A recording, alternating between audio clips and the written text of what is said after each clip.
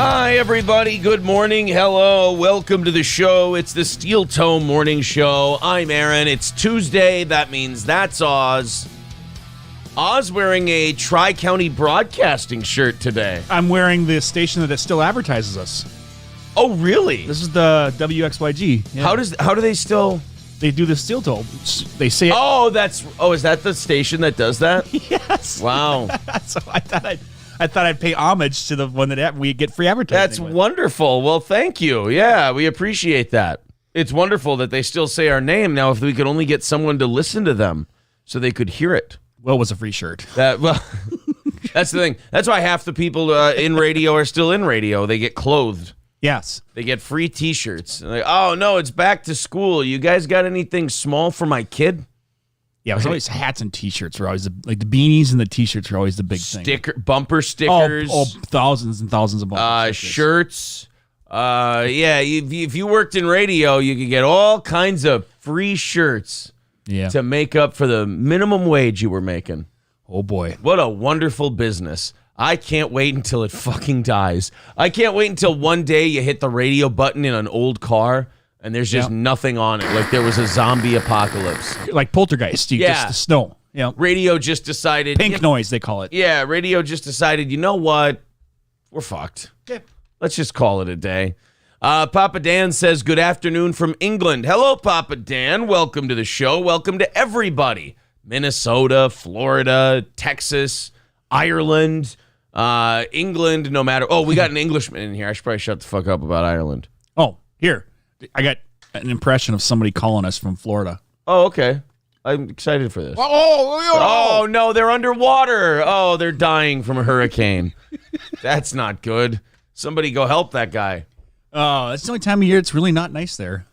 Is when there's a giant earth-shattering when everything's hurricane. Underwater. And like that, somebody's brand new McLaren was underwater a week after he bought it, $3 million car. Yeah, $3 million car. And then there was another guy who had his Maserati stolen in the hurricane looting. So his his Maserati made it through the hurricane. Then some asshole kids stole it, flipped it, and wrecked it. Oh. So like, even if you get your Maserati what happened? back. Remember the good old looting days where you see somebody floating with like 4 12-packs of beer they stole? Like that's the most important thing. But now they're resorting to cars. That's how you loot. You don't steal multi-million-dollar cars. No. First of all, who's going to fence that for you? Right. Get me some natty ice, bro. I mean, if you're going to steal a car and you can legit get rid of it, and you got some shady dude who's going to, fence the car for you, get like a Malibu that you can get a couple of grand off of. For sure, yeah. You know how hot a Maserati is if you fucking steal it?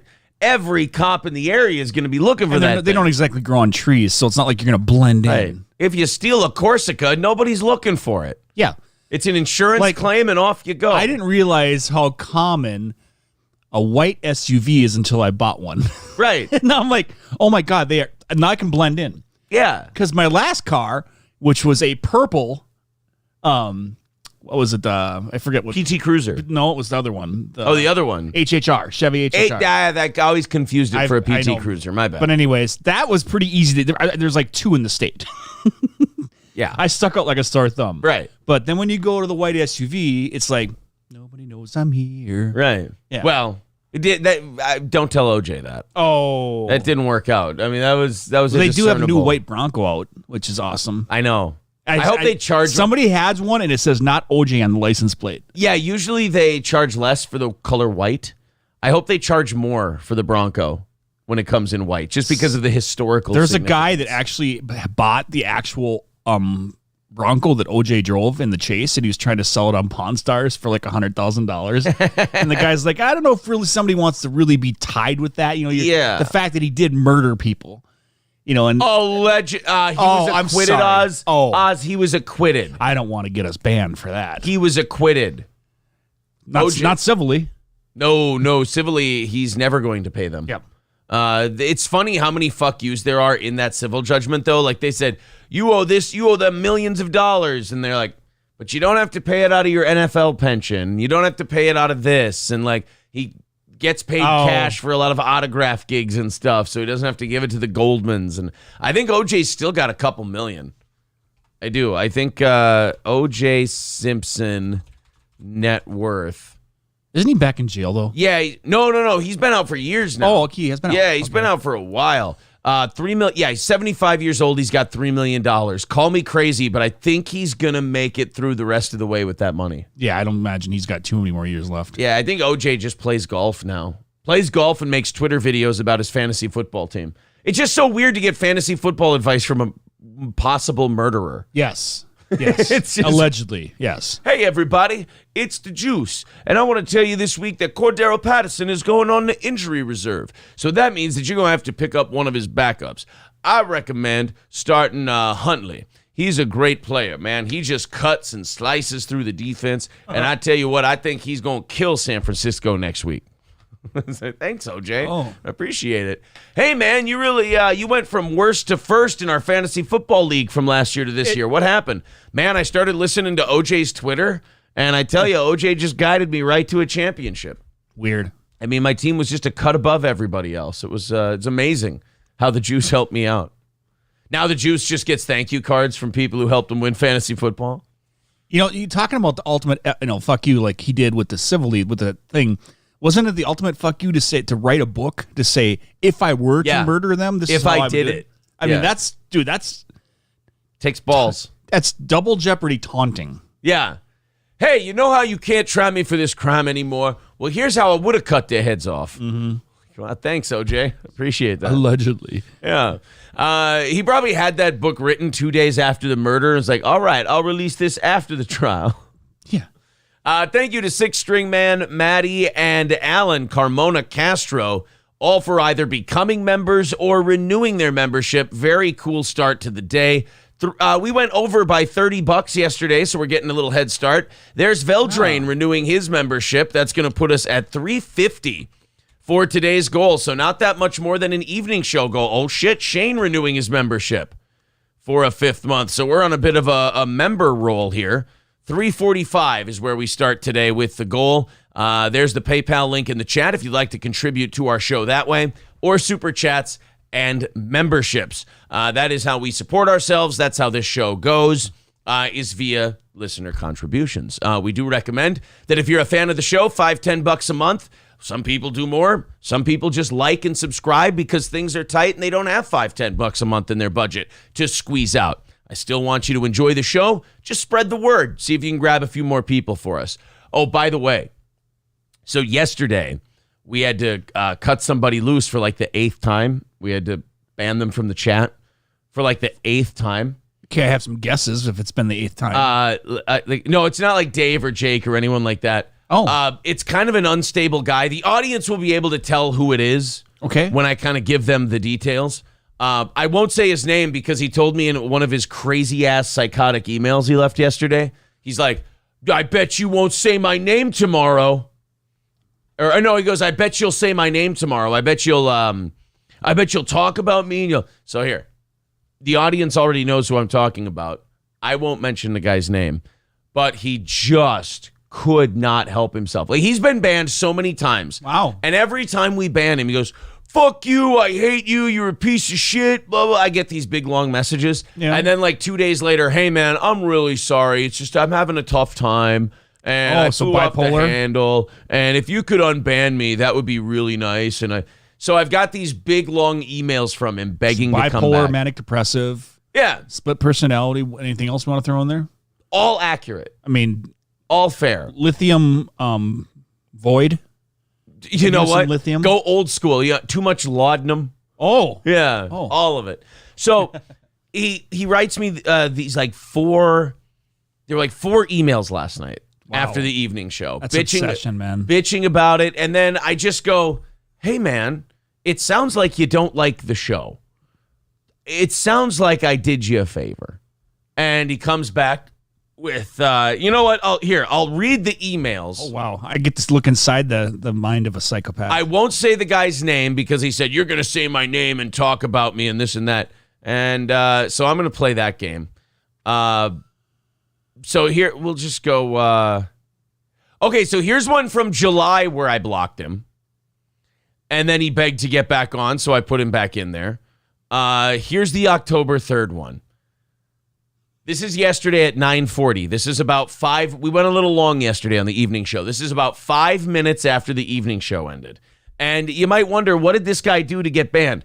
Well, he keeps doing this thing where when we're well short of our goal at some point in the show, and we're like, hey guys, if we could do anything, that would be great. He does things like, what? Now we're back to begging? And he'll go like, how many times do you think Aaron mentions the goal? And it's like, dude, the goal is an uncomfortable thing we have to do. Right. We don't really like shining any more light on it than we have to. That's why all of our plugs for it are, hey guys, the link's in the chat. We're this far away. If we knock that out, we get 30 minutes of overtime. If you feel like chipping in, please do. It's a quick 10, 15-second mention about 8, 9 times a show. It's, it makes up for 6 minutes maybe of a 4.5-hour show. Well, it's better than full commercials we used to do in the old station. It's a pretty decent deal. Yeah. But this guy just wants to be a dick. Okay. And we've warned him multiple times, like, hey, don't do that. And then he just decides I'm going to do it again. And I go, come on, man, don't do that. Be cool. Don't be a dick. Whatever. Yesterday morning he did it. I let it go. Last night he does it again. And I'm just like, you know what, dude? You're just never going to learn. At what point am I just an asshole? Yeah. Imagine... Like, at what point do I just have to do something just to show that I'll do it? So I cut him loose, and all of a sudden I start getting crazy, unhinged emails. Oh, boy. First of all, if you've begged to get your spot back on the show, you can't then shit on the show and say it sucks. You clearly love it enough to beg to come back. So here's, this is that guy's emails to me. He sent me, oh my God. 1, 2, 3, 4, 5. So I got 5 emails last night. The first email, done with me? ? Yeah, that's kind of what hiding you in the chat means. Buddy, I've given you at least around $100 plus counting memberships. All right, well, let's see. In 2 years, that'll be 24 months. So you've given us a little less than $5 a month. I appreciate that. That's awesome. But there are people who have given us $250 who have become VIPs. And they don't think that buys them the ability to be an asshole. Like this guy thinks, oh man, I've given you $5 a month. Why can't I be a piece of shit and shit on you all the time? It's like, because I don't want you to. That's fucking, it You need a lot derails more the money chat. than that. Yeah. I mess with you because you fuck with everyone else. At least take it back. We make fun of people who are public figures on our show we're doing. Yeah. If you want to do a show and then shit on our show, that sounds great. But if you're in the audience, you're not doing a show. So therefore, you're not shitting on us. You're purposely doing something we've told you not to do in order to get attention. You're like that for annoying yourself. heckler at a comedy show. Right. He's the heckler who ends up going, yo, I'm making the show better. Yeah. Yeah. No, you're in the audience. I'm giving you content. No, you're not. I don't need your content. I got plenty of content. I got leftovers every day. I mean, if your content was AIDS, I suppose. Yes, then you could give it to us. You're a nerdy pussy that doesn't deserve a good... Whoa. Like I said, he gets banned from the channel, and now all of a sudden I suck. I'm terrible. I got bad news for you, dude. April wanted you gone long ago. The other guys wanted you gone long ago. They don't think I should have. I know Corey didn't want me to unblock you. April didn't want me to unblock you. Most of the listeners didn't want me to unblock you. You don't deserve a good-looking woman. Oh, so he's one of these incels who can't get a chick, and every other guy's a dick. He's the kind of guy who would talk to a girl when she's drunk about her boyfriend and be like, oh, you should definitely leave. That doesn't sound very good. I treat you so much better. Oh, yeah, you deserve so much more. Guess what? She's going to go back home and hate fuck her man after that and not think of you again. Sorry. Yeah. By the way, I promise you that you don't make it long term. Struggling every day for 3 years. Struggling, I think some days are an absolute joy in terms of the goal and consider whatnot. the studio or this house struggling. Yeah, I think we're doing okay. He says, think about it in 13 years. Liked the show and paid for it. Well, then you should have been nicer. I see you can give shit but can't take it. If you want, let me chat on YouTube. If not, we see who you are. Wow. That's very Boy, I don't know what I'm going to do with these mind games this guy's playing. It's almost like you're repeating something that maybe, I don't know, a professional psychologist might have said to you. Yeah, right. Might be kind of interesting to get a look to inside see who that you old... really are. You know, it's like, that sounds like something that you've been told before. Yeah, if you don't let me on your chat, I see who you are. Yes, you do. Someone who doesn't want you in our chat anymore. I mean, buddy, I promise I wasn't keeping it a secret. And by the way, he's like, I gave you this much money. The only time you ever chipped into the show was after you got banned from the chat and you were begging to come back. Sorry, pal. Struggling every day for 3 years. Think about in 13 years. Well, here, let's do that. 13 every day for 13 years. Right now we're what's 13 times 12? That's 156 months. Currently, we're growing at a pace of 600 new subscribers a month. Let's say we just keep that pace. Let's say it never increases from there. Okay. That would be 93,600 subscribers. I imagine there's not going to be a goal around that time. I think once we're at 93,000 subs, we'll be good. But thank you. Liked the show and paid for it. So then I said, I started leaving him like little 2-sentence response. Oh, no. Like I was his dad talking to him about why he'd been punished.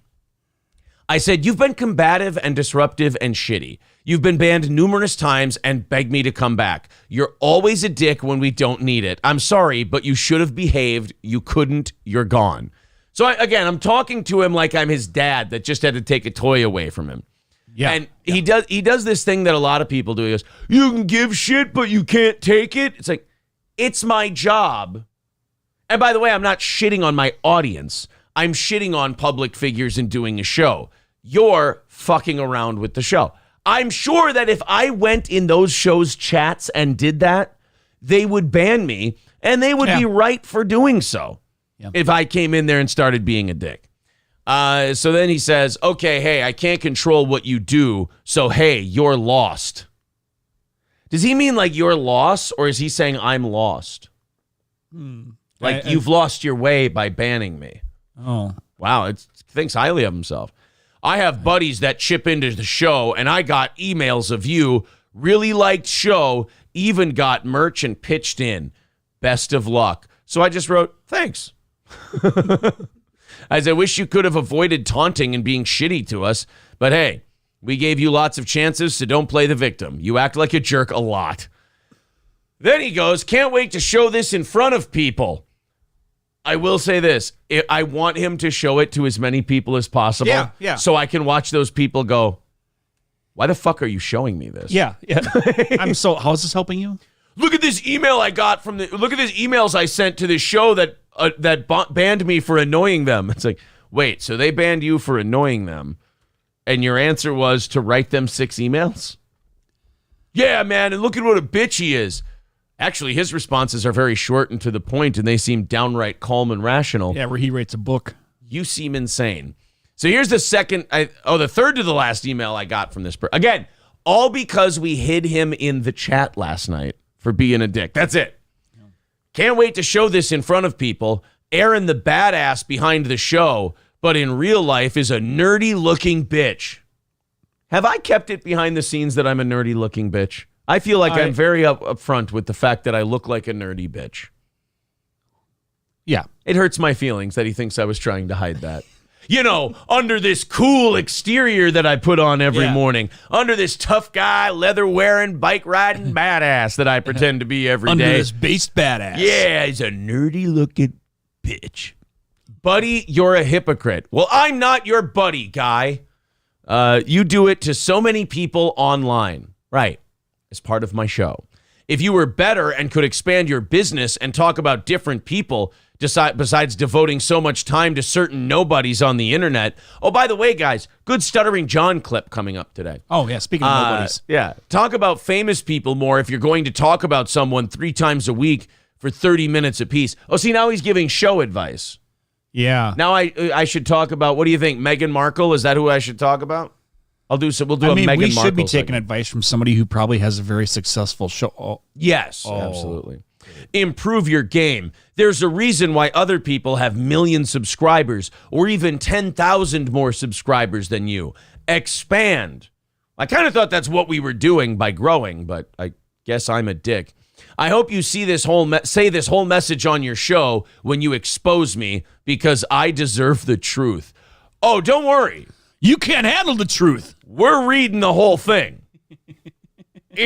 I'm sorry. You thought this made you look good? And that I should be reading all the okay. All right, so I wrote back to him, dude, you're spiraling. You were a jerk. Just own it. We warned you this morning. We don't like stressing about the money goal, and you were being an ass about it after we warned you. Now you're lashing out. If we suck so bad, why would you ever listen? See, that's what I love about people like this, is you ban them, they're a fan, and then all of a sudden, you know what? You suck anyway. You're not any good. I'm like, is that what the 6 emails are for? So then he says, better say the truth, Aaron. We all know your show is so boring you have to talk about haters. Well, no, this is just fun to me. Think if someone with like 100,000 subscribers devoted time to haters, they would have no time. Since you're so small, you have nothing better to do. Buddy, I feel sad for you. Begging for $400 a day. That's funny. I thought I was doing a show and then asking people to chip in, but I guess I'm begging. Most of go out and make $400 a day and don't have to pay anyone or any business fees. Good luck to you, Aaron. Oh, thank you. So I didn't respond to that one. And he then, when he didn't get a response, he sent another one. I can go head to head any day with you. What, like docking? Yeah, I don't know if he means like he wants to put our dicks together. Oh. He wants to go head to head. Does he want to fight? I don't know what, but he wants to go head to head. I think you're right. I think he wants to touch dick tips. But I mean, yeah, I could do that too. I'd rather not. So I just wrote back to him, okay, sounds good. You sound like you have it figured out. I suck and I do a bad show. You should be able to move on easily and certainly have never given me this rant before 5 other times. And that seemed to satisfy his curiosity. So there you go. All right. Oh, man. That was fun. Well, I hope everybody enjoyed that. Yeah, I hope you guys liked that. No, it was not Citizen M, by the way. Citizen M's very cool. Thank you to Chris Reese for renewing your Yeehaw Club membership and Turtle for becoming one. Very cool. 335 away from today's goal. Let's go ahead and see what the audience thinks. Turtle says, been watching this show, the DSP, and self-acknowledging, knowing this is a self-funded show. And self-acknowledging this is a self-funded. Yeah, I mean, we don't run from that fact. It's a listener-supported show. So Turtle also says, okay, so fuck this guy with this. Yeah, I mean, it's fun to get 5 emails in the middle of the night of a guy just shitting on you. Wow. Because he's mad you blocked him. Turtle Turtle says, see the hate typing? yeah, I mean, just sweaty fingers and everything. Oh, yeah. UFC gloves are getting on for the keyboard warrior. Turtle, thank you for all the, he says, had to give the support. Love this show and how Aaron doesn't give a fuck. Oh, well, thanks, buddy. Appreciate that. Always nice to have nerdy ass people. bitch. And I'm a nerdy ass bitch. That's the other thing. You might be chipping in because you like that I'm a nerdy ass bitch. Mizzle T Shizzle says, exposed. Yes. Yes, this is very TMZ of him. Little Lemmy says, this guy thinks he's somebody for real. Cringy. I know. Yeah. I've dealt with this guy many times. You nailed it. Papa Dan says the Riddler needs to calm down a bit, I think. Oh, Gray Idol says, sounds like Red Bar has an alternate account. No, that's not who it is. Loaded Wrench says, unban him so we can ride him like a fat girl. Oh, that could be fun.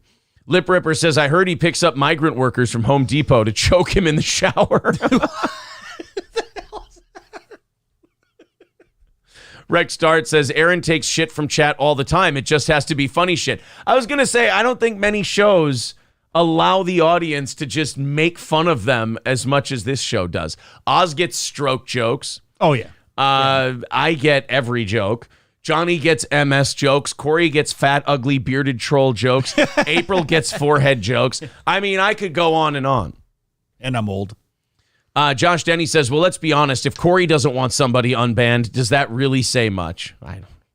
Leonard Caldwell says, need the incest song to dedicate to him. Oh, well. Oh, yeah. I do like the idea, though, of unbanning and then letting the audience have their way. This is for our buddy. It would be funny. Incest's a good thing to do. Ryan the Garbage Man says, I don't get upset when you tell me my food takes are shit. I just ignore you and listen to the show while enjoying my delicious B-dubs burger. Citizen M says, guys, it wasn't me. The emails I send Aaron are much worse. I'm a cunt and I should be killed. And there's pictures of my house with a knife next to it. I mean, Citizen M sends me the real shit. Turtle says, Aaron is great at talking shit if the shit talking is taking shit if the shit talking is fun and funny. It's kind of what I thought too. Somebody says, who's he going to show this to? His mom and dad when he goes upstairs? Skeezy says, wait, you're lost? Gather a search party. J-Dub says, his hip star behind all this, a Machiavellian puppet strings puller. Oh, no, I had no idea he's working for the enemy. Somebody got big butt hurt. As if the back tickles wasn't a dead giveaway. I love my back tickles. Missile T Shizzle, somebody got my I'm not your buddy guy reference. He goes, I'm not your friend, buddy. Yeah. Skeezy says, what gave it away, the chainmail or the Vikings helmet? Yeah, what gave away that I'm a fucking dork? Six String Man says, Uncle Rico's show was fire yesterday. Thanks, I'll have to check that out. Turtle says, hot damn, shitty chat people don't realize their retardation is content. I guess. Oh, no. Thank you, Dirty Major Woody, for $5. He says, that's why I like you. We nerdy-looking bitches need to stick together. Well, I am a nerdy-looking bitch. We've discovered that very much today. like the movie Role Models. We're going LARPing. World's Worst Artist says, you're not any good, Aaron, though. They right. That's true. Mm-hmm. They do. They is right. They is right with the grammars. They right. Little Lemmy says, I've donated money to your show, but it sucks and you're a pussy nerd. I know that. It was so weird to read those emails and like, wait, you like me or you hate? I can't figure it out. Yeah, it's like if you're going to a strip club and you're throwing money at the ugly girl. Yeah. And expecting a date. And then when she doesn't date you, you're like, well, you're an ugly fat whore. Yeah. Like, why'd you give me money? Why'd you just give her $300 for lap dances? Balls Deep, quoting this person, says, I fucked up. I'll improve my life and try back in a month. Yeah, that's not going to happen. World's Worst Artist says, this dude sounds like an ass. To the point. So. Rusty Grammar says, wait, so you aren't even wearing steel toes? I'm so not listening anymore. Somebody says, next email should probably ask where his uncle touched him. He might just answer that. Maddie says, sounds like Aaron has a crush. Well, Trucker 18-wheeler with $10. Oh, Oz, fire off a dad joke for Trucker 18-wheeler. And Captain Panhandle, thanks for renewing your membership. Nice work, guys. 320 away from our goal this morning. You guys are remarkably generous. We appreciate it. People are saying that guy is definitely a beta. Canyon cunt joke, says Butchies. Yeah, they told April she had a canyon-sized cunt the other day, and we laughed our balls off. I think we're okay with being made fun of. I think the whole issue with you is he wants to bang April obsessively. That could be it. All right, Oz, for Trucker 18-wheeler, what do we have? What kind of street does a ghost like best? What? Dead end. That book really is a roller coaster, isn't it? If you're new to the show, on Tuesdays, since Oz was doing shitty, awful dad jokes and entertaining himself with them a while back, we said, all right, anyone who goes over $5 on a Tuesday in contributions, we throw them some dad jokes. So there you go. Turtle says, found you from Revenge of the Sis and Who Are These Podcasts? Waited to see. And yeah, worth the support. Linger longer. Thank you, buddy. Also, you did it perfect. We always tell people, if you're new to the show, give it a month or two. See if you want to contribute $5-10 a month. Yeah, let it marinate. Yeah, let it marinate a little bit. He did. And there we go. Thanks, buddy. Appreciate that. We've had nearly entire episodes where you get referred to by the audience as Tit Polo. says Mick Marshall. Oh, the good old days. You know what? Turtle's brand new, and he's a $5 a month guy. He does it exactly the way we ask people to do it. He's asking for a dad joke. I think we can do that in this case. We can accommodate, sure. Why the hell not? Absolutely. Let's hook Turtle up. What do you get if you cross a tall green monster with a fountain pen? What? The Incredible House. Or home. You fucked up your own joke, you idiot. Hulk. The Incredible Hulk. Give him another one. You fucked that one up. All right. A little customer service here, for God's sake. What do you get when dinosaurs crash their cars? What? Tyrannosaurus Rex. I like that one. I actually enjoyed that one. Another knee slapper. Slap your knee, Aaron. Oh, there you go. That was a good one. All right, thank you, guys. 320 away. World's Worst Artist says to the person who sent those emails. And I got news for you. That means you're gay. There you go. All right. We got a great show coming for you today, guys. It's going to be a fun one. Thank you very much for all the upfront support. Appreciate it. PayPal link is pinned to the top of the page if you'd like to chip in that way. Otherwise, super chats and memberships count as well. I'm going to start the show on... Now, I'm not saying we won't get to comedy out of this story, but the story itself, the topic itself, not exactly the funniest story. Okay. But I've never really gone on a long rant about this, and we've never really divin. Wow. Divin. House, Hulk. Divin? I see where you're coming from. Dived? Hey, it's like a Tuesday or something. Dodge, dip, duck, dive, and dodge? Oh, yes. Is that what I was trying to say? We've never delved into this particular story very much, and that might surprise you that we haven't delved into this very far. It's the 5-year anniversary this month of the Las Vegas shooting, the deadliest mass shooting in U.S. history. Oh, yeah. I just watched a couple documentaries on this on YouTube. Yeah, it's been 5 years, and not to sound like a crazy conspiracy guy or anything, I still have no idea what the fuck happened, and they will not tell us. I can tell you exactly what happened. What? Paddock shot him. How? Knocked the window out of his he got a comp to suite. He's a high roller. Yep. He was there gambling like 12, 16 hours or something like that before he went up and decided to go shooting. Okay. And he rolled in tons and tons of weapons. Right, how? So he's such a well-known guy there that he can just walk right into the hotel with multiple basically Canvas bag. He had canvas bags. Those and big then army canvas and he had bags. Those luggage carts full, and he went up there multiple times, and then he had thousands of rounds, laid them all out, and then knocked it out, and then shot for X amount of minutes. Wanted to shoot a bunch of people, and then the shot SWAT team himself. finally got there. Yeah, and if you look around, you can actually find where an actual picture of him that he shot himself. Like you can see the mess. It just never made sense to me. Like this guy's gonna wipe. He just all of a sudden one day he's gonna wipe out. He was worth millions of dollars, and he just was that unhappy. Where he just why he did it? That's never. Yeah, I do, but that's my thing. Like that's your job. There's the government supposed to investigate that, give us a motive, find out why he did it. They made a 3-page report on the thing and then closed the case. You know the worst thing about that whole thing, though, really, honestly, all those innocent people, and you couldn't hit Eldine. Jesus, I didn't know where that was going. But not a Jason Aldean fan. He's not. He doesn't get moved when he hears Amarillo Sky. Yeah. Come on. That's the one that was playing when they started shooting. What? Whatever that one song that he does. I don't remember. Oh, because in the audio of the shooting. I forgot that stupid lick, but anyways. It's something like Wait, that. how does that song go? That sounds good. That sounds like a Jason Aldean song. That sounds just... I just now want to get that sound clip as Oz's intro every single Tuesday. Yep. Like this Greg Price tweeted, a multimillionaire retired accountant with no previous criminal record committed the deadliest mass shooting in American history 5 years ago today, and the FBI closed the case with a 3-page report that never determined a motive. So, I'm sorry. There's a lot of unanswered questions about this Las Vegas shooting. And it's just one of those, fuck you guys, you're not getting the answers. We don't care.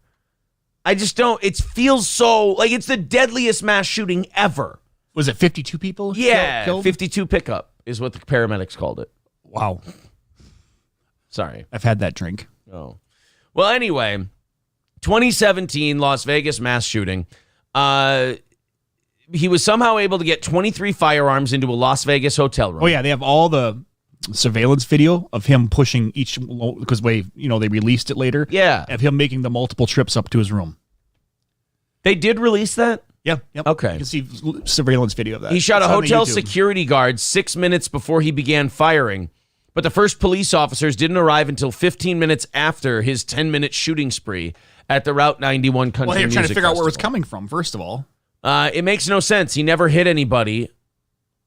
He's never hit anybody. He had a safe with a few handguns, but had no automatic weapons that I knew of at any time. It makes no sense, his brother said. Oh, that's the video of him, his brother getting interviewed afterwards. Yeah, that's the He brother started being all, interviewed. like crying and stuff. And Yeah. he's like, I don't know why you would do such a thing. I'm like, well, He was the most stable, even-keeled personality, says Lisa Crawford, who worked as a property manager in Texas for the shooter. oh yeah, especially afterwards. From 06 to 2012. He never even got frustrated.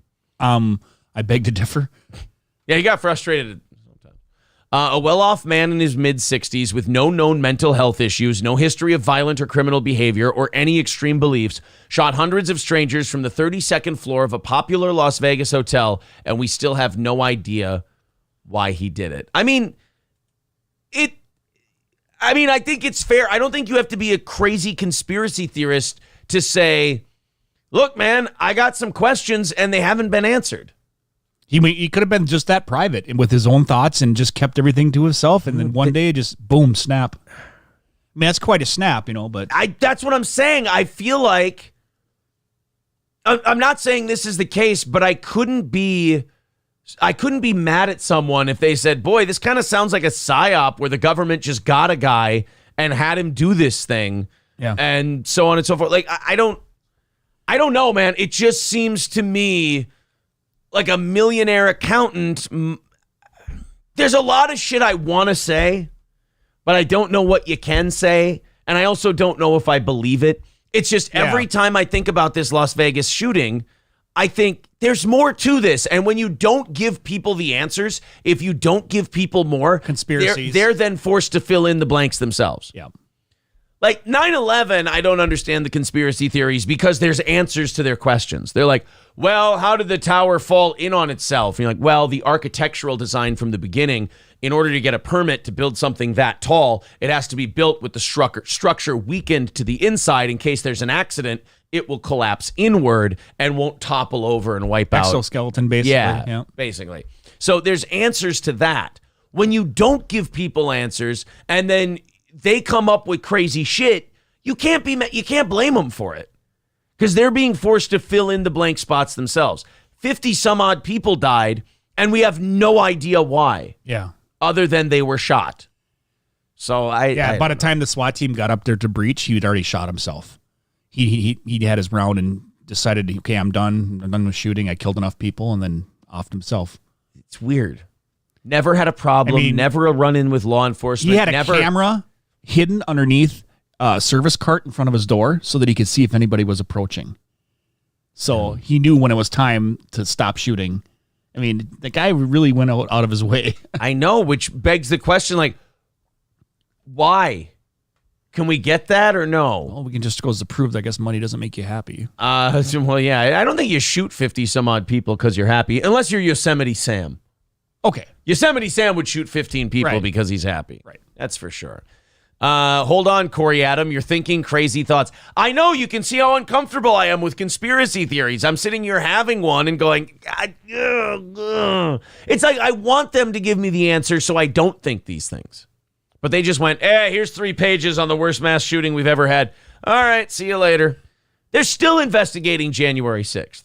Oh, yeah. Like, they're still doing congressional hearings and everything else, but with the deadliest mass shooting ever, which is way worse than January 6th. 3 pages, done. Out we go. Electric Shoes says, if cop dramas have taught me anything, there's probably a sinister senator involved. And I got news for you. That means you're gay. There are no Democrats and Republicans, no Sunnis and Shiites. Let's find out who the real enemy is. There's only haves and have-nots. So which side are you on, Gunny? I'm out, old man. I'm just a peckerwood who lives up in the hills with too many guns. Turtle says Yosemite Sam was logical enough to randomly shoot ammo into the air. That's true. You know what? Good point, Turtle. Yosemite Sam would not have shot 50 people. He would always shoot them straight up into the air. Have you ever seen that time Yosemite Sam was a slaveholder? Was a slave owner? Oh, no. You haven't seen this? I'm assuming it's an older cartoon. Oh, boy. Bugs Bunny. With a boogie beat? Yeah, it's Bugs Bunny with a boogie beat. This is the scene I'm talking about. They don't show this one. Oh, well, I can imagine why. No. It's a Confederate officer. Well, it's one of our boys. The sun shines bright in my old Kentucky home. So whenever you hear me sing that song on this show when referencing blackface, I'm referencing this clip. Wow. Hey there, boy. How about giving out with something peppy on that there skin box, huh? Yo. Yankee Doodle went to town riding on a pony. Yankee Doodle? Stuck a carrot in his hat and called it the carrot. You traitor. This part. Okay, guys, I have to prepare you for this part. They don't make cartoons like this anymore. Oh, boy. Don't beat me, massa. Please don't beat me, massa. Don't beat that tired old body. Oh, whoa. This was a Bugs Bunny cartoon. Wow, to think what even a cartoon would think would be appropriate back then. And then, well, look at who heard him say that and who's going to lecture Yosemite Sam here. What's this I hear about you whipping slaves? But, never mind the buts. Here's my card. Look me up at my Gettysburg address. Wow. That's rolling a little bit too much history in. Please, massa. Please don't beat me, massa. Please don't beat this tired old body. Wow. Fucking based Bugs Bunny. Oh. WOW is all I got to say. Turtle says, well, now I'm lifelong. You immediately knew the reference. Oh, God, if you don't know a Yosemite Sam reference. I got news for you. That means you're gay. Exactly. Exactly. It means you're I do know. super, super duper gay. Razor Tip says, set up, he was dead before it started. But I don't know what happened, but I don't like having to look for answers for myself. Feed me the answers, goddamn you. I'm the least likely person to have a conspiracy theory that there is. Yeah. So all you have to do is feed me some bullshit and I'll go, oh, thank God, quiet these disgusting thoughts I'm having in my head. But they didn't do that. We could all agree that he was disturbed. Ooh, Yeah. Sorry. Oh.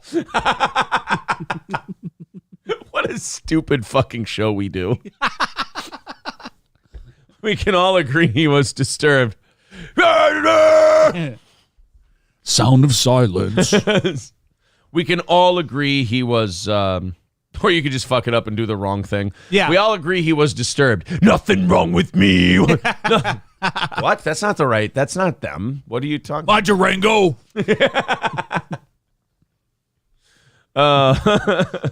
Yeah. We can all. Dig through the ditches and burn through the... What? That's not disturbed. That's not the way. We can all agree that guy was disturbed. Tiptoe through the tulips. Talk about the polar opposite. I got to tell you, if you're listening to Tiptoe Through the Tulips by Tiny Tim alone by yourself, that concerns me more than if you were That's listening to actually disturbing. Yeah, that's disturbing. Yeah, there's a difference. Disturbed is a band. Disturbing is being alone and listening to Tiptoe Through the Tulips. Or that guy with the ukulele who sings Somewhere Over the Rainbow. Right. That guy you got to look out for, too. That was disturbed. Just beat it, beat it, beat it. Oh, man. No. That guy is totally disturbed. She blinded me with science. Thomas Dolby? Do the safety dance. You can if you want to. Oh man, that guy's disturbed. There's a flying money in the That guy would disturb. Gregorian chants. Yeah. Man, that guy's disturbed. My dick's all shitty. Or the Who, you know. Or the Who, is that what it was called? Is it the Who? HU, right? Yeah, HU, the Who. The Who fucks, by the way. Yeah. I mean, anybody who's doing that voice with a thing that's a stringed instrument that looks basically playing like a violin. Mongolian throat singing to metal is maybe the most innovative form of music we've received in the last 50 years. Yep. Hey, Oz, it is the election season. Okay. I got to tell you, I'm half excited to be done with election season, but I'm half sad to see it go in a month because we're not going to get any more campaign ads. And you see, campaign ads. Some of them are amazing. Are fun. Yes, they are. This is a Michigan. I couldn't even make it to the end of this one last night to get it ready for you guys. It is a Michigan governor's race ad. Okay. All right. And in Michigan, they have Governor Gretchen Whitmer. Gretchen Whitmer locked down Michigan tight during the pandemic. They didn't like that. But also, Gretchen Whitmer was the one who the FBI created a plan to kidnap her and then tried to plant it on a bunch of guys in this group in Michigan. Okay. And as soon as they said yes, they arrested them and said, these guys planned to kidnap the governor. And then they had to reveal that, no, actually, you guys planned to kidnap the governor. They just said they'd take your plan. So all those guys got acquitted. Okay. Well, they made an ad, and for the life of me, I could not tell right away if this was pro or anti Governor Whitmer. As you can see, it's a bunch of people in biker gear. Okay. And they're going to talk about the upcoming election. You know, as bikers do when they get together and ride. Yeah, I don't think really, but Yeah. I mean, this is out of the ordinary. Bikers are not getting together talking about the election when they get together. They're talking about where they're going to drop the meth. Here we go. Hey, have you seen the TV ads with the governor talking about the great things she's done for Michigan? First of all, great acting. I think we can say right off the bat. Okay. This guy's real estate business is going to get a lot of hits because of this commercial. About the great things she's done for Michigan? She's a liar. Whitmer can say what she wants, but we live here. Well, why is Roseanne in this fucking biker There's ad? a lot of miles on that one. Talk about rode hard and put away wet. How did you guys get Roseanne for this spot? That's a rough looking biker bitch right there. Just look around, man. During COVID, Whitmer locked down businesses like the Owasso Barber and put one woman from Holland in jail. Oh, yeah. 3,000. Oh, you see, that guy was all pro Whitmer, but he forgot about that stuff. Oh, man. He forgot that. He's gotten corrected. Oh, man. And that's how biker arguments work, too. One guy just relents and he goes, oh, you guys are right. I stand corrected, Wyatt. You're an oak. Restaurant's closed. And she's pro-business? Yeah, right. And what about those higher gas and food prices? Our schools were closed for almost 2 years. Oh, my God. Holy crap. This is great. See, this is why I don't want the election to end. I want more of these to come out. Please. Because the closer they get to election time, the less money they're going to have. So the commercials will get more and more low budget. Poor kids. Speaking of kids, Whitmer says she's going to work like hell to keep killing babies. Whoa. She said that? Is that a quote? That's a monstrous thing to say. I don't believe any official since Genghis Khan has made that campaign promise. Right. We will smash their heads on the rocks. It's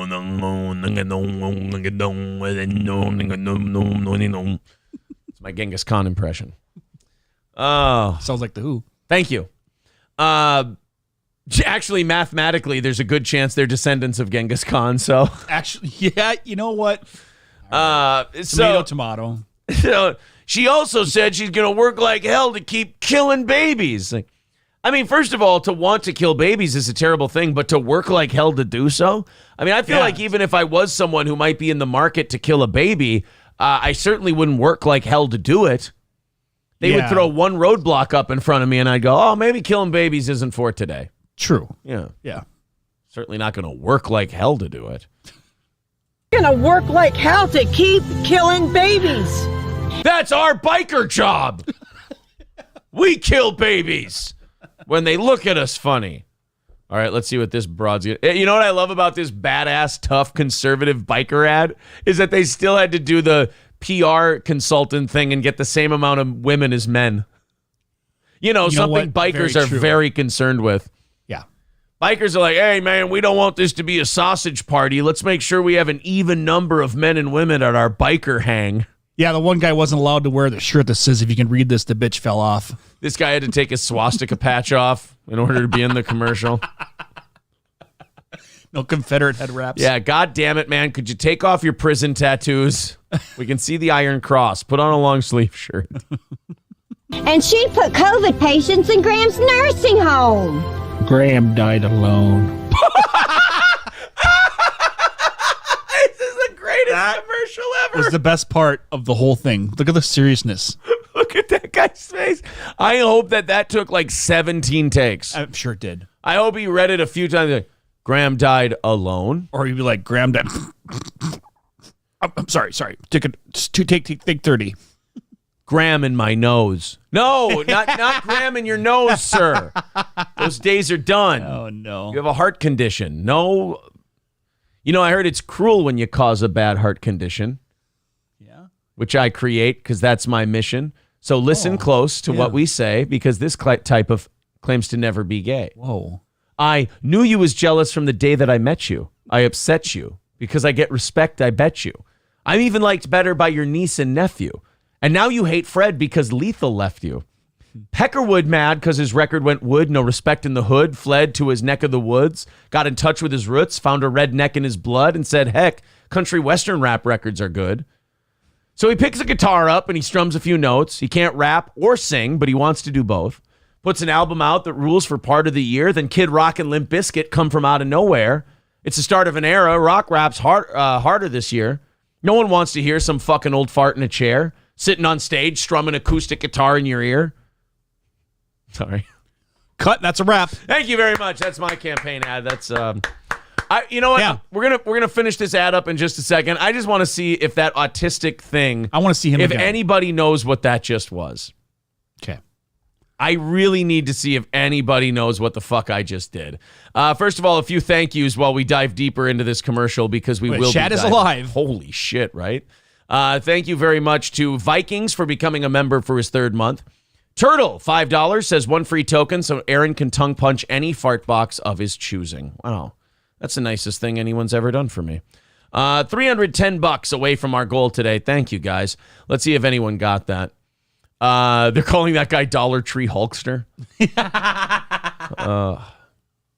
What kind of asshole was Graham that Whitmer targeted him personally like that? No, Graham, like their grandma. Oh, I see Hulk Hogan and the guy next to him looks like Rick Steiner. There we go, Declan. Eminem. Yes, Quitter. The song Quitter that he made for Everlast. The diss track he made for Everlast. 8 Mile? No, Quitter. Oh. All right, let's continue on. Let's go back to our I got to see that serious look again. Yeah, oh, for sure. We're going back. Work like hell to keep killing babies. And she put COVID patients in Graham's nursing home. Graham died alone. It's poetry. You know who it reminds me of? Droopy Dog. Oh, yeah. Graham died alone. Yeah. He's always unhappy. Yeah, it's like a very Eeyore thing. How many times do you think we're going to play that part? We you know what, Victor? Yeah, Victor, can we get that clip, please? Because I just want Graham died alone. Wouldn't that be great for the Stream Deck? Oh, my God. Keep killing babies. And she put COVID patients in Graham's nursing home. Graham died alone. Home and alone. Dude, Yeah. it's definitely poetic. I got it.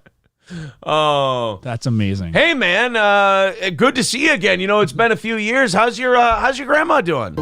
Graham died alone. Oh, we need that drop in the worst way. Sorry, bud. I apologize. I didn't mean to bring it up. Hey, man, you got stuck in traffic the other day. You said your grandma was real sick. How'd that whole thing pan out? Graham died alone. Oh, no, that's not good. Hey, Oz, would you like to hear some audio from my 3rd grade book report on Alexander Graham Bell? Yes. Okay. Graham died alone. Oh, that's not good. Hey, after the Vikings were done with running back Scotty Graham, what happened to his career? Graham died alone. Oh, that's no good. Oh, man, I heard your grandma was talking shit about you, man. How'd you take care of that? Graham died alone. Oh, man. that's terrible. Not going to fuck with that guy. No. I'll tell you that much. Holy shit. Hey, man. It's good to see you again. How's your job going? Graham died alone. I didn't ask, but thank you. I appreciate you feeling comfortable in telling me something like that. Excuse me, sir. Just wondering, would you like a soda with your fries and burger? Graham died alone. It's It's not really a yes or no answer, really I guess. wasn't what we asked, but okay. Yeah. All right, let's get to the end of this ad. Like how to keep killing babies. And she put COVID patients in Graham's nursing home. Graham died alone. You know what I love best about it? He looks right into the camera. He's not looking at his other friends. Oh, no. I have a theory in the storyline of this commercial, and we'll see it in a deleted scene. This guy's actually dead. And he's a ghost, but he's still hanging out with his biker buddies to hear their conversations. Okay, sure. And so we're the only ones he can talk to. Oh. Because he was so bereft by Graham's death that he killed himself. Okay. And so now he just stands in as a ghost in his biker buddies' conversations about politics and talks to us instead. Oh, okay. All right. That's my theory. I could be wrong. M. Night Shyamalan made this campaign head. Okay. I'm voting for the other chick. Wow. What's her name? Way to stick to your convictions. Didn't that guy just 30 seconds ago talk about how great Whitmer was? But you know that Graham died alone. You let your fucking friends talk you out of it in 30 seconds, you spineless cunt. God. I see why You're you're like the guy fat. who always goes with the flow no matter what. If you disagree or not, you're Yeah. just like, yeah, whatever. That's not how bikers work, by the way, to persuade your vote. It would be like, I think Governor Whitmer's doing a great job. Take it back. Yeah. Take it the fuck back. Exactly. All right. She sucks ass. And then all of a Yeah. sudden, Graham died alone. Tudor Dixon. Okay, let's roll. Watch out for potholes. Whitmer never kept her promise to Fix the damn roads. If you ever come across this biker gang, look out because they got a laundry list of grievances. Wow. And this guy lost his grandmother, apparently. God damn. It's very powerful. Very powerful. Look, man, I don't want this season to end. It's just it's well, if too we can good. get more gold like that. Yeah. Graham. Well, what kind of asshole was Graham then, says the flying minister. Right, if she died alone? Yeah. What a bitch. Mr. Sane Caesar says, and then he says, what you gonna do, brother, when Gran die? What you gonna do, dude, when your Gran dies alone, man? John Satera says, she didn't die alone. There were plenty of old people dying next to her. That's a good point. That's true. Yeah. That's a good point. Nick says, how long it take you to use that Graham the other night? Oh, I closed the window. I'm sorry. That would have been a good one. Grandma married a younger man and cut you out of the will. What happened? Graham died alone. Flying Minister says, Orange County Choppers crew looking mighty rough these days. Yeah. D. Gulag says, yeah, we need a director's cut of that ad. Oh, for sure. I need to know the backstory of all of these people. I want to see the outtakes. It's just that guy going, Graham alone was dead. Yeah. They had to do 33 takes for him. Died alone, Graham did. No, Yoda, we're not fucking reading it like that. Zeke Kyle says, I didn't know Graham was sick. None of us There's did. a throwback. Turtle says, we got some chocolate and marshmallows, but I'm missing an ingredient. Graham died alone. Oh, that's terrible. That's going to be the messiest s'more ever. Thanks for the $5, Turtle. You're very generous today. We appreciate that. 3:05 away from our goal today. There's the PayPal link in the chat. You guys are right on target. We always say 300 by 7 o'clock, 200 by 8 o'clock, 100 by 9 o'clock, out the door by 10. We do an extra half hour of overtime. Thank you guys very much. We got a lot of people chiming in today. They liked that one. The guy on the left looks low-key like Jesse Ventura. This is a wrestling parody promo, right? Probably. I don't fucking know. All I know is we're saving that one. Oh, yeah. Michigan ad. Graham died alone. The guy, I just can't. Oh, man, I'm going to think about that guy so many times today. The Graham Fair. died alone guy. Thank you very much to Samuel. He just said he gives $10 on PayPal and just writes, ha, ha, ha, ha, ha, ha, ha. Thank you very much, buddy. And it is officially 1 minute before 7 o'clock, and we're $2.95 away from our goal. Thank you very much, guys. Oz, hook Samuel up with a dad joke there. All right. And then we'll move on to the next thing. Here. Where did I leave off? Okay. Oh, yeah, you got to make sure you keep the integrity of the continuity. Very true. Yep. I already read that page. Okay, never mind. Next page. Jesus, Oz is really taking this very seriously. I like it. What's the first thing the taxi driver said to the wolf? What? Wolf? Fucking stupid. Hey, guys, I got something for you.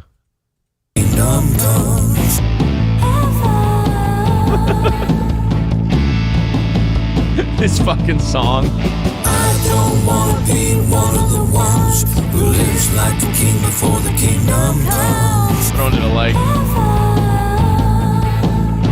By the way, did you know that Lemmy got in touch with Kel Marie from Right On and that she's going to be on our show? Yep.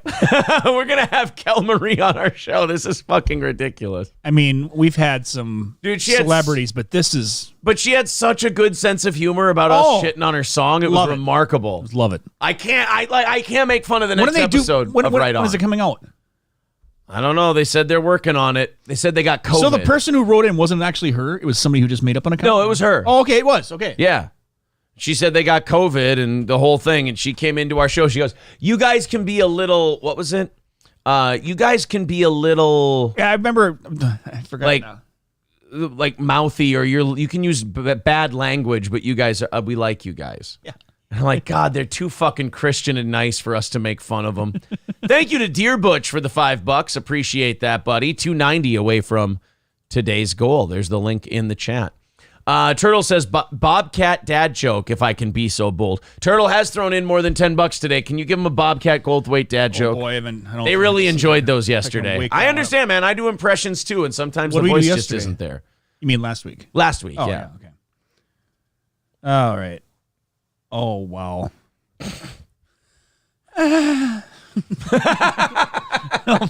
Well, it's okay. You're going to get to do two because Ryan the Garbage Man just threw in $10 on PayPal, but he, instead of ha ha ha, he wrote he. Okay. That's pretty good. There you go. What is a monster's favorite drink? What is it? Lemonade! It's fucking terrible. All right, Bobcat. One for Ryan the Garbage Man. And again, we're doing Bobcat dad jokes. Bobcat dad jokes. There's got to be a better way to say that. Bobcat dad jokes. Yeah, way too many Police Academy movies for me. That's all right. What it is. What do you get when you cross Bambi with a ghost? What's that? Bamboo! It's so much better when he's doing it. They're so fucking terrible usually, but when Bobcat does them, it's so much better. Yeah, I guess. Thank you guys very much. What is that? 280 away from the goal today, and a very fun way to knock it down. Let's continue on. Oh, you guys, guys especially, men, males, people with penises, are going to love this next story. Finally, someone getting held accountable for their bullshit. All Care Towing, 320-253-5203. For All Care Towing of St. Cloud. That's All Care Towing. Of course, if you go in the ditch, if you get in an accident, anything like that, All Care Towing, nobody better. That's All Care Towing. 320-253-5203. Jesus, people really do like that Bobcat. I'm telling you, Bobcat, they really love the Bobcat dad joke. I didn't think it was that good. $280 away from the goal. If you guys want a Bobcat dad joke, it's anything over $5 on YouTube or PayPal. There's the link in the chat. So far we have a donation chain going between Samuel and Ryan. Oh, look at that. They have a ha ha ha he. And now Gray Duckling with $10 says, I love the impression. All right, throw Gray Duckling little Bobcat there. He's coming. What do you get when you cross Bambi with a ghost? You just did that one, stupid. Oh, sorry. I'm too busy about worrying about. I know you're so worried about the impression that you fucking don't care about the dad joke. Okay, what? Why did Stalin only write in lowercase? Why did Stalin only write in lowercase? Because he hated capitalism. That was actually good. Oh, boy. Labglass says, after the dad joke, we need Bobcat reading Hedberg. Oh, that could be a fun one. Holy crap. That could be interesting. Well, thank you guys very much for chipping into today's show. 270 away from the goal. People fucking love the new wrinkle on the dad joke segment. I don't get it. All right, guys, we'll check PayPal and all that stuff after this next story here. I remember when it comes to like fake crime hoaxes or like accusing someone of a crime they didn't do. One of the ones I remember are like remember the Duke lacrosse thing? No, I do not. So back in like 2005 or something like that, the Duke lacrosse team had a party. And it was a bunch of rich white kids, and they invited strippers. And a couple of the strippers, you pay enough money for the strippers, and they'll let you fuck them. Some of them do. Okay. I've heard. Well, at this Duke lacrosse party, they had sex with these strippers. Okay. And the strippers, afterward, one of them made this elaborate, violent rape story up. And, said that these Duke lacrosse players did all this. These Duke lacrosse players lost their spot on the team. They lost their scholarships. They lost everything.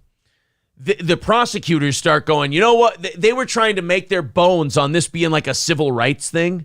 Mike Nifong, the prosecutor, was like, this is terrible, and it shows the holes in our justice system where poor black people are always going to fall victim to the rich, spoiled white kids and this and that, but we're going to make sure these rich, spoiled white kids get justice and that this poor black woman gets justice. Okay.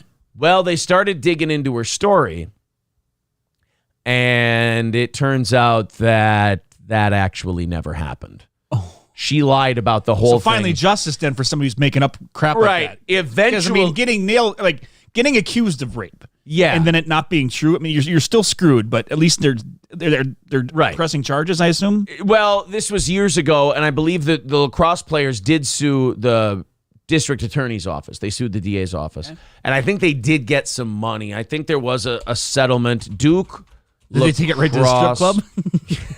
How great would that be if they called that same Just making stripper? It rain at snippers are always like, hey, I got all this lawsuit from one of your types. The three players received $20 million each in a settlement with Duke. Oh, it was with Duke. They sued Duke because Duke kicked them off the lacrosse team, expelled them from school, the whole deal. And then when it all turned out to be fake, the players all went to Duke and went, I believe the word is pay me. Oh. Well, we didn't know at the time that she was lying. Fuck you, pay me. Oh, so Duke had to take a Duke. $20 million each. Yeah, they had to take it right in the old Duker. $20 million each. I mean, would you take a false accusation for $20 million? I think I would. Yeah, you'd have to go through like a year of hell. Everyone thinking you're a rapist and everything. $20 million. And then $20 million at the end. Yeah. Because you're not going to be able to work. No. And not at anything, that's going to do really well for you. So yeah, you're going to need that $20 million to just live, I suppose. Don't worry, the government will get half of it back right away. Oh yeah, true. Turtle says, wait, someone lied about their victimhood? Why, I never. Giving me the vapors. Weckle fan says, don't gangbang a regretful slut. No offense. That's a good point. That's a good part of it, which is King Yeti says, everyone thinks I'm a rapist right now. Yeah, you might as well have the $20 million. Right? Everyone's going to think so. I'm already a loser. Might as well be rich and have money. So after that story, people were like, oh, these poor guys and the fake rape accusations and everything else. But there's a lot of guys who get in that situation, and even though they don't deserve that charge or that accusation, you could still look at them and go, bro, next time use your fucking head. Don't put yourself in these situations. True. It's interesting that you're allowed to tell guys that. You're not allowed to tell women that. Like if you tell women, hey, you guys, you should probably be safe and not go to certain areas and not do this and not trust these guys and not do that, so on and so forth. And if you do that, it's like, oh, are you blaming the victim?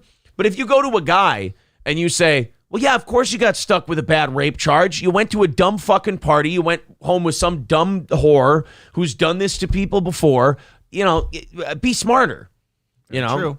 Well, when it comes to fake rape cases, this might be the most crazy one I've heard since the Duke lacrosse case. What's the chick from Letterkenny doing in this? Oh, Katie, you've really fallen on hard That's why I times. really appreciate about you, Katie.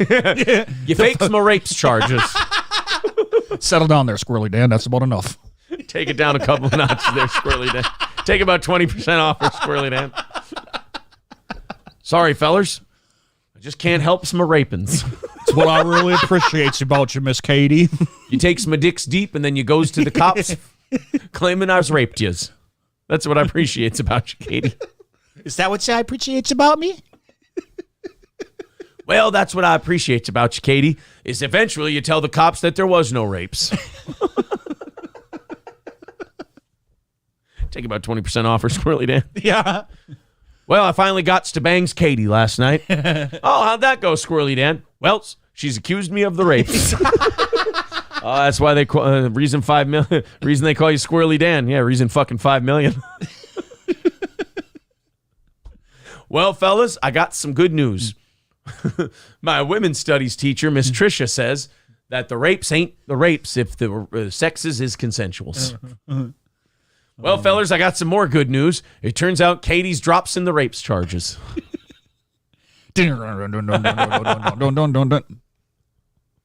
Oh, boy.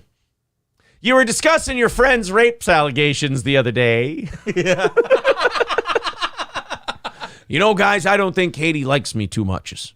Oh, really, Squirrely Dan? What gave you that idea? Well, she served me with this here paperwork and says that I got to show up at the municipal's court next weekend. Ooh. Oh, that's a tough one there, Squirrely Dan. What for? Well, she says I've been rapins. What the fuck?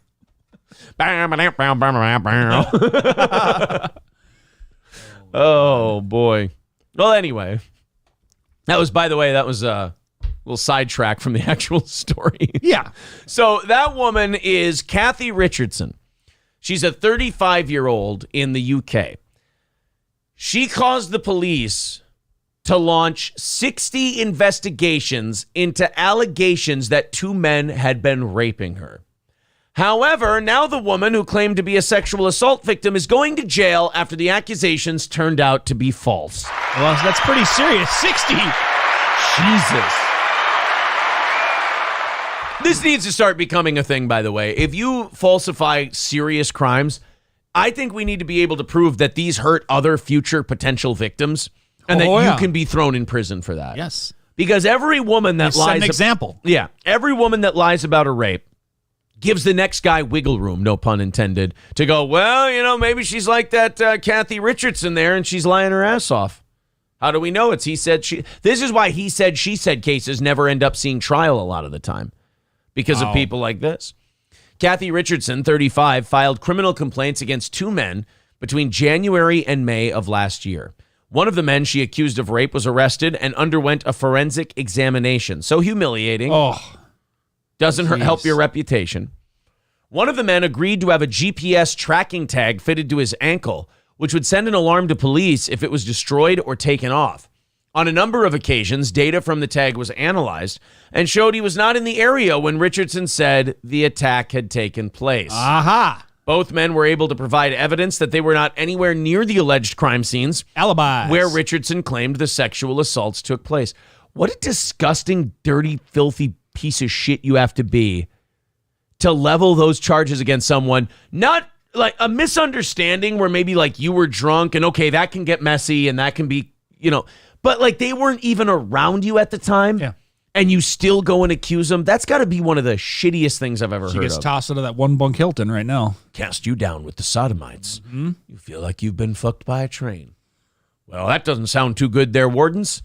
Squirrely Dan, what are you doing in the Shawshank Redemption? Well, I went to Modine's, and I forgots to pay my tabs. It takes it very seriously up here. That's what I appreciate about you, Dufresne. Squirrely Dan is the warden. Oh, you laundered that money real good. That's what I appreciates about you, Andy. Now, could you address this, pies? Mamas can't bake for shits.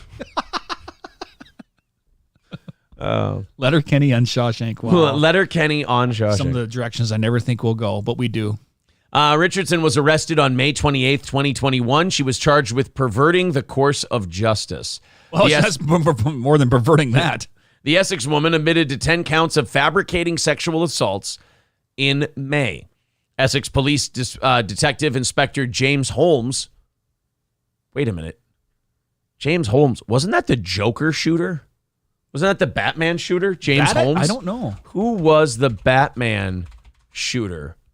James Holmes. Holy crap. Oh, what an unfortunate fucking name to have. Jesus. Although, if you're going to be a detective in the UK, there are worse last names to have than Holmes.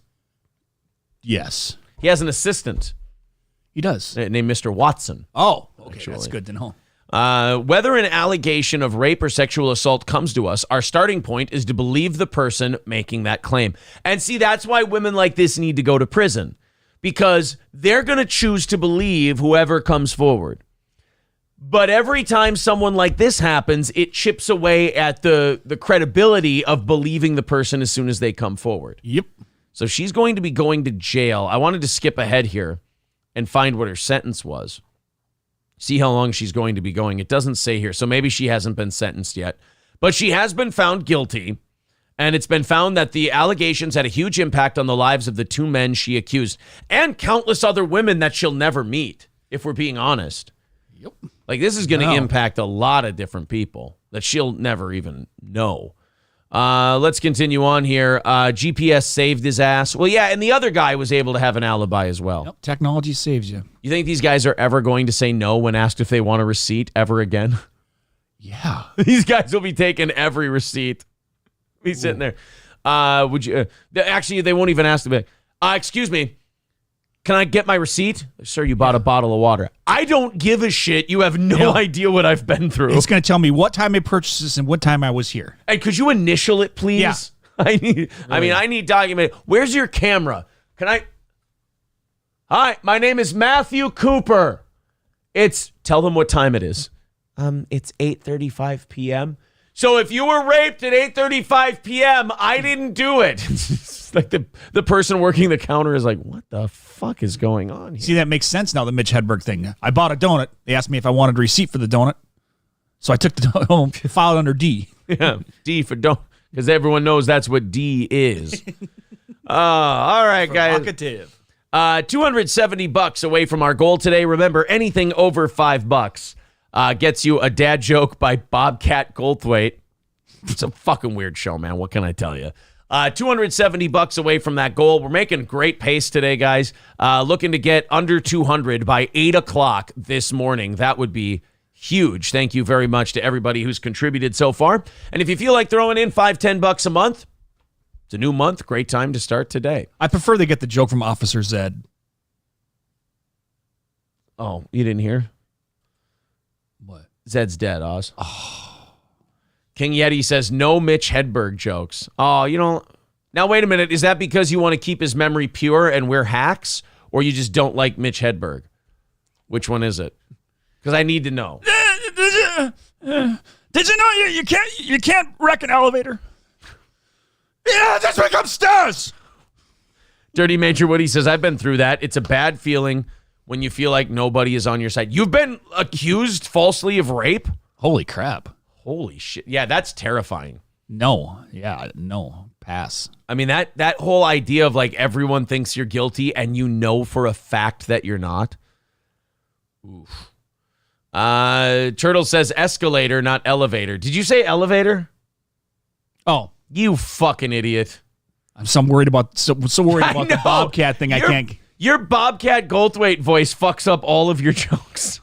I mean, it'd be weird though if the elevator became stairs. I think in China they always collapse. Flex says, guy got off murder. Larry David was filming his show, had this guy on film at a baseball game. Oh, I remember that one. Yeah, this guy was accused of murder, and they had to go to an episode of Curb Your Enthusiasm to show that he was in the shot. Oh. At the time the murder was committed. Saved his butt. Technology again. Certainly Cameras did. save you. Yep. In more ways than one. Glitched One says, my brother did 6 months because a chick accused him of rape. Then she never showed up to court, and all he got was a sorry. You know this was nothing personal, right? Like it's like Smiley and the guys in Training Day. Max says, I'm just glad I've never been accused of having a circle jerk with my buddies. All right, it wasn't a circle jerk. Mr. Approachable says, Jesus Christ, you monsters. He's had a stroke. He's only working with 3/4 of a brain. Give him a fucking break. M.A. Mahalik says, okay, I saw a picture of my all-time favorite NHL player. What did Sean Avery do now? Do you guys want to skip the Senator Kennedy commercial and just go right to the show? You know what? Let's do the Senator Kennedy thing now. It's a 30-second campaign ad. Is this another good one? One more campaign ad. Oh, boy. But this one is from a guy who I think is hilarious. I love Senator Kennedy. He's from, I believe, Louisiana or Mississippi. And he is just...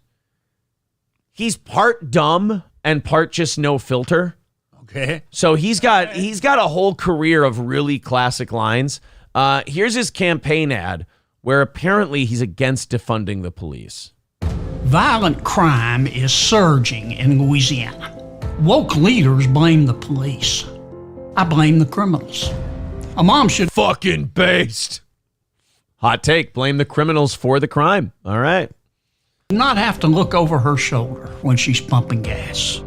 I voted against the early release of violent criminals. See, I disagree with him there. I like the idea that senior citizens are getting a little fucking humbled and having to look behind their shoulder more often. I think they should stop behaving like they own the fucking place and have a little bit of humility. So I disagree with John Kennedy here. Okay. I think John Kennedy's full of shit. I want old people thinking that I'm coming for them each and every goddamn time they go to a grocery store. Yeah. Yeah. You will give me half your shit or I will fucking kill you.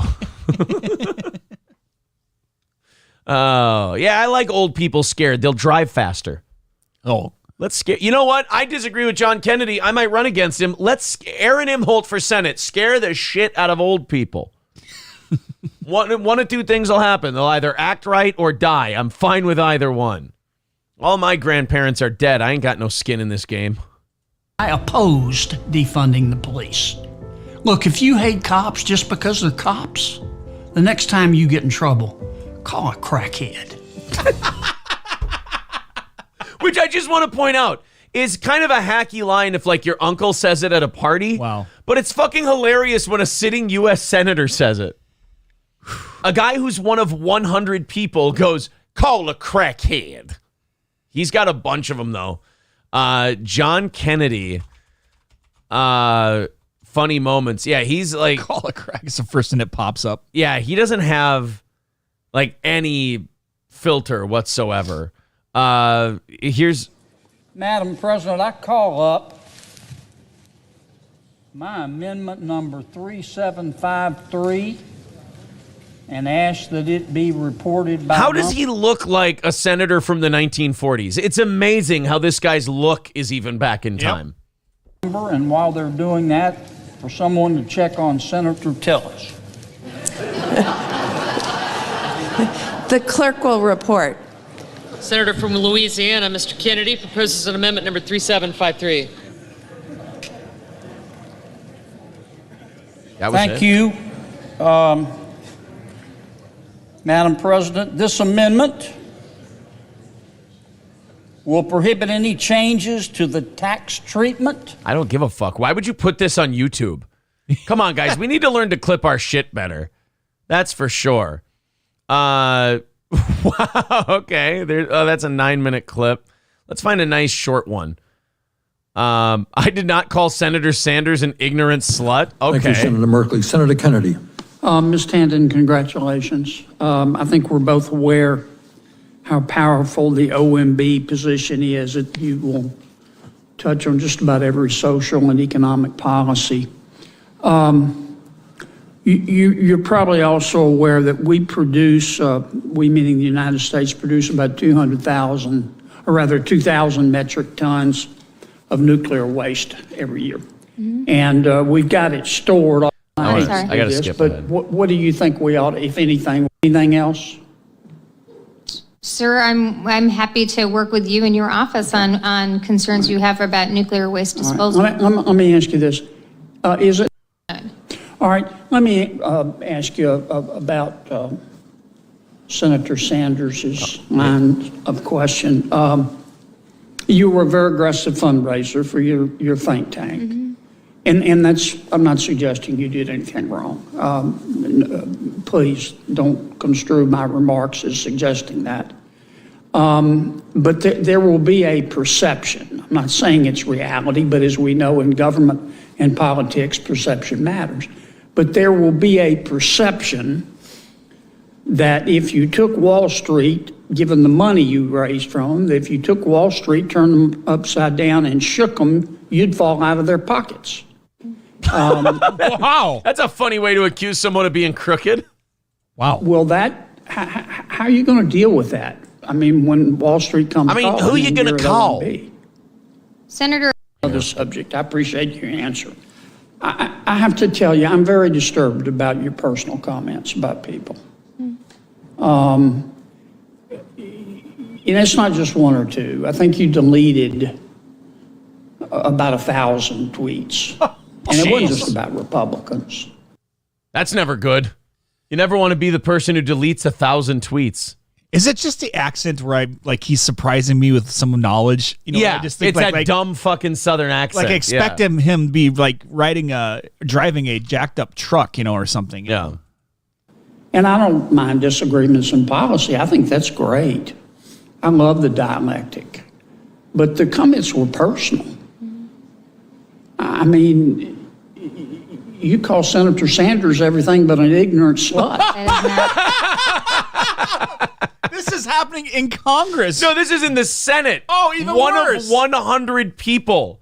And he's in there going, you called him everything but an ignorant slut. Is that the first time that word slut has ever been used in that room? It might be the first time anyone's ever said slut in the Senate. Wow. I think you might be right. That might be the only time someone's ever said slut. I've seen it all, man. In the Senate. Someone says his grandpappy invented the N-word. Probably. Yes. Oh, man. I bet he says thank you during sex. Yeah. I love that he's probably the first guy to say slut in the U.S. Senate. That's fantastic. Wow. Now, go on your own time and look up a bunch of Senator Kennedy stuff. He's fantastic. 270 away from our goal today. Looking to get under 200 by the top of the hour. Let's see if we can get there. If you feel like chipping in, there's the PayPal link in the chat. Super chats and memberships work as well. And everything over $5 today gets a dad joke with Oz as Bobcat Goldthwait. Show's getting very fever dreamy. M.A. Mahalik was asking earlier what one of his favorite hockey players did. Sean Avery got into it with a teenager in a road rage incident, and, it got physical. Yeah, but we don't want to mess with hockey players. Don't fuck with a hockey player. No, they know how to fight. Very well. And they're known to be a bit temperamental. Yes. Fight a soccer player. You can step on their toe and they'll fall down like you cut it off. You just touch them like this, and yeah. then they fly. Actually, I was at the grocery store once, and Ronaldo was in front of me. Ronaldo, yes. And I needed him to grab me something. I wanted him to grab me a Diet Mountain Dew out of the cooler. And so I tapped him on his shoulder, and he went, shit, oh my God. And I got arrested for assault. Yeah. They're really good. People think they're just floppers. There's an art to it. Mm-hmm. This is Sean Avery, professional hockey player. I don't know, but we've already told one of your buddies, so don't play fucking dumb. They're like not it's our like, cars, whose car is it? They're not our cars, bro. What's your issue, man? What's your problem? What's your problem? What the fuck are you gonna do? What's your problem? Oh, God, so he's already bowing up to start. Okay. He walks right up to these kids and goes, what the fuck are you gonna do? Hold on. Involved in a spat with his neighbors. TMZ has learned the dispute went down last Thursday in Hollywood Hills when the former NHL player confronted a couple people, including teenagers, over some vehicles that were stopped on the street. All right, so he probably lives in a nice neighborhood. Can we be a better cameraman? I don't need the crotch shot. Well, I don't think they want the angry hockey player to know that they're filming him. Okay. What are you going to do? What's your problem? The next time one of you guys park your cars there, I'm going to snap your windshield wipers off. Are you crazy, boss? 100%. Are you crazy? 100%. Ask around. I like how he owns it. I like this guy. What are you, crazy? Yep. That shit. I'm going to snap. What a weird, soft threat, though. You park here again, I'm going to snap your windshield wipers off. I know. You'll have to go to Menards and pay $14 for a new one. You park here again, I'm going to clean your windows for you. Listen to me. You park here again without my permission, I'm going to slightly tilt your side mirrors. Doesn't sound like much, but it's going to annoy the fucking piss out of you, and you'll never get them right there again. You park here again, I'm going to put a $100 bill underneath your windshield wiper. You park here again, and I'm going to write who farted in the window with my finger. And every time you wash your car and the steam comes in there, it's going to say who farted. Everybody's going to laugh at you. That's right. It's going to be fucking hilarious to everyone but you. Just letting you know. You park here again, I'm putting truck nuts on your tires. I don't know why they go on your tires. I'm going to teabag your tires. For some reason, I didn't know how to say trailer hitch in time to make the joke work, so I panicked and I said tires. All right? Fuck you. Escalator, I know. The goal's not 800 Elevator. a day, it's 400, so you get what you pay for. You guys come here again, I'm putting fuzzy dice in your rearview mirror. Girls will think you're gay. I'll tell you that right now. Here's a threat. I'm coming to kill you in Los Angeles at your house. Or in the ring. No, in real life. Now that's a threat. You park here again, I'm going to hang that new car scent from your rearview mirror. You park here again. I know how much you boys hate coconut. You're getting a coconut air freshener. I'm going to leave you an Almond Joy. That's right. Guess what? Bag of black licorice in your driver's seat next time you fucking park here. Bag of mounds for everybody. No. Your windshield wipers off. Are you crazy, boss? 100%. Are you crazy? 100%. Ask around. Are you nuts, bro? 100%. Let me tell you something. I've been accused of raping 6 of my neighbors. None of them are chicks. You let that sink in. Let you know right now. You know, one thing is apparent. He's keeping it 100. He is keeping it 100, as the kids say. No cap. He's straight bussin' for real. Don't speak to people like this. They're little kids. You don't talk to little kids. Oh, fuck him. You know what? I'm going to tell you exactly what happened. You got famous hockey player neighbor. They're filming. This guy doesn't know they're filming. They were being dicks to him, and then as soon as they set him off, they turned the camera on. Yep. And now they're doing the victim thing. We're like, don't yell at them. How could you be so mean? That's all these videos work the same way. You never get to really see what happened before the camera starts rolling. Right. So then instead of getting defensive, though, you don't realize you're talking to Sean Avery, and he'll just lean the fuck in. Yep. What are you going to do? You don't talk to little kids like that. I'll give you the first one. You can kick me or you can punch me. No. See, this guy, that's definitely a hockey player. I want to live next door to Sean Avery. I can't afford it, but I want to live next door to Sean He's literally Avery. one of the Hanson brothers. Yeah. I'll give you the first fucking punch. Go ahead. Yep. Go ahead. I'm out of my fucking mind. I'm not going to touch kids are teenagers. You don't talk to them like that. There's a no You don't parking talk to sign. people like that. You don't talk to people like that. I know, but why do we have to Ignore ask him. you? Ignore him. Ignore him. Don't talk to people like that. So when you see, how's a car supposed to get out of the driveway? Just answer a logical question. The parking side, no parking signs on that side of the street, which means it's illegal to park on that side of the street. Hey, kid, shut the fuck up and move your car, all right? This is not an argument. And quit that's going wearing to end. socks with those stupid sandals. I think we should be allowed to cut his feet off at the sock line. I agree. Right there. We should just be able to saw him off right at the sock line for doing that. Come and explain this to me, because that no parking sign that you're parked No, I under. can just move it, brother. It's not a big deal. You want money? You want like? No, I just want you to use your fucking brain, because you're gonna have to do it in life. I love Sean Avery. Just, I'm not a hockey guy, but he's... Yeah. I know he doesn't play anymore, but he's my favorite hockey player now. And have an ounce of fucking In life, respect for you have to people. yell at people in life like Yeah, that for that's no the only reason, way- and that's then the only threaten way to hit people them, get it through their and head. then threaten to hit them. That's their only way they get it through their head. What's up with your chip Dude, on your you're shoulder? too fucking What's up with you filming his cock? I Yeah. mean, I'm getting really nervous about the this cock goes on for filming.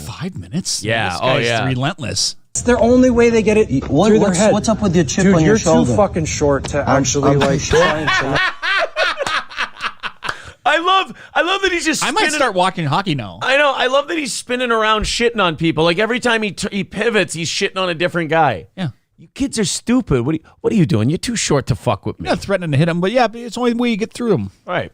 Now it's about my height. Bro, Now it's about my height. I've dealt with this for a week, and I don't even live here. Oh, you don't live here? I'm watching this house. Where do you live? 2 streets over. Oh, 2 streets over. Yeah. Why don't you go back there? Because I'm here right now. It's kind of racist. Yeah, I was going to say. Jeez, why don't you go back to where you came from? Wow. I didn't know we were dealing with an alt-right neighborhood. What is this, the Outsiders? God. Fucking based. Oh, because you're here right now? I'm here right now. Yelling at people?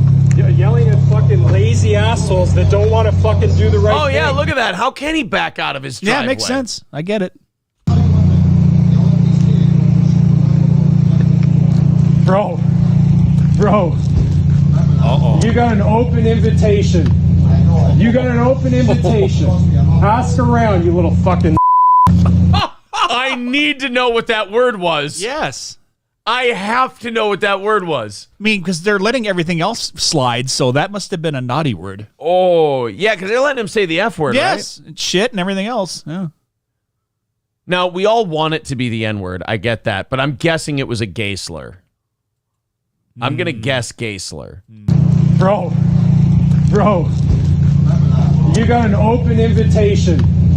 You got an open invitation. Ask around, you little fucking... Oh, too. I'm gonna kind of agree with you Gay on that F? one. Yeah. You think gay F word? Yeah. Can't cancel him now. He's retired. What are you going to do? Take away his local car wash commercial? Snap your windshield wipers. What's your problem, bro? He's worth millions, isn't he? I don't care. I don't know. We'll check. I'm fucking here right now. I'm here right now, bro. Jesus. Bro. So quick here? If you just ask No, just don't do it in the first place. You stupid fuck. Just don't do it. I just love... I am 10,000% on his side on this one. Just don't do it. We can clearly see he's in the way. Yeah, we get it. And teenagers, we all did this when we were teenagers. You need the last word. You won't shut the fuck up even though you've lost the argument. Like in school when you got in trouble. Yeah. You're not talking yourself out of this. Yeah. They're not going to change their mind. Or like when they talk to cops when they get pulled over. You're not going to argue your way out of this. Yeah. You haven't gotten in enough fights or lost enough or got beat up enough to realize that it's not worth it. Right. Hey, just don't do it in the first place. 16. I don't give a fuck. You're swearing at a 16? Do you think I give a shit, not your bro? Kid? If this was my kid, I'd have him. I'd pull his fucking hair into the house, and I'd tell his dumb fucking friends to go home. Okay. All right. If Sean Avery doesn't have kids, it's a crime. Wow. Sean Avery should get the most beautiful woman in the neighborhood and be allowed to get her pregnant. He fucks. You think he fucked? That's what I'd do if this was my kid. Really? Yeah. Bro, you ain't gonna do shit. Okay? How awesome is that? He's just in total confidence in this situation. Yeah. Bro, you ain't gonna do shit. Yeah. Let's be honest. Oh, he does. And he doesn't look like one of those hockey players who scored a lot of goals. He looked like one of those hockey players that got in a lot of fights. Yeah. He did Fair to say that. He did some get back at you checking and threw some lefts and rights. Oh, yeah. Yeah. He pulled some jerseys over the head. That's for sure. High sticking for sure. Yeah. Right in your fucking ear. No? You know what I'm going to do? You know what I'm going to do? I'm not walking towards you. You know what I'm going to do? I'm going to send this video over here to my friend with 10 million followers on TikTok. You're going to be famous. Go ahead. You're going to be famous. Go Google me already, you little fuck. It's like the Joker. You have nothing to threaten me with. Yeah. I'm going to send this to my friend with 10 million followers. Really? I'm a professional hockey player. Nobody's going to give a shit. Yeah? What am I Googling? What's your name? Ask around. I'm going to send it my friend with 10 million fucking followers. Oh, you'll get a billion followers. You'll get a billion followers. Just make sure you tag me, you little shit. You'll get a billion. I love this guy. He just owns it. You know what? It's election season. Do we have time to get Sean Avery into a race somewhere? Should be a governor somewhere. Oh, man, I love him. I don't give a shit. Google me, you little fuck. What's your name? Tell us your name. What's your name? What's your name? Sean. Yeah. With a capital S. Yeah. Last name Avery. Yeah. Sean Avery. Avery. Got it. Thank you. Yeah. He's laughing at him. He's like, yeah, okay. There's still 2 minutes. What the hell? Because the guy's got to get the last word in, right? Yeah. Yo, shut up, bruh. Oh, you dumb shit. Yep. He was leaving. And you go, yo, shut up, bro. He's going to kill you. Now he's coming back again. Well, you guys tripping balls. Yeah, he got some bad money or something. This is wild. Film it straight, you dickhead. You're going to have to use your head light at some point. Your parents didn't do a very good job. You're a adopted parent while you park in front of your house. Go fucking up the street, park it, and use your feet. Papino. Bro, this ain't even your crib. Hey, bro, this ain't even your crib. He's just taunting them. This is great. Dude, do it again. you are never going to get laid. You dress like that. This guy's the best. Sean Avery is my hero. God, is this guy great. He's just firing them out. Usually you run out. Even if you're really good at this, you run out of jabs. Yeah. And he just, every time he turns around, he's got something to fire back at these guys with. You're never going to get laid dressed like that. If I win the lottery, he's a personal bodyguard for me. Oh, man, yeah, whatever he wants. I want him to be a bouncer in a club I own. What? Do you know what he's wearing? What's he wearing? The guy's got the chrome hearts drip. What up? Ew. Oh, these kids, I want them waiting hit for the by pit cars. vipers. Ew. Oh, he's wearing that drip. Shut up with the drip. What it do? Bro. You guys get laid that stuff? He's now. This guy's great. You like talking to 16-year-olds about their sexual lives? About their sex lives? With 10 million followers. Do you like Tell your buddy with 10 million followers. That's great. These guys are outgunned. talking to 16-year-old little boys about their sex lives? Do you like talking to 16-year-old boys about their sex lives? Yeah, exactly. You don't like it. You love it. Uh-oh. What's he getting? Oh, no. This isn't good. Oh, I thought he was getting You a got a bat. hockey stick? And you're a fucking Democrat. And you're a fucking Democrat, he says. I like that. Figure it out. What? Really? That works. Really? Who's the president? Who's the president? And you're a fucking Democrat. He starts asking him. Oh, basic this isn't the questions. first time he's gotten in a road rage incident. Well, then We've got more maybe see Sean another one, Avery. please. TMZ Sports.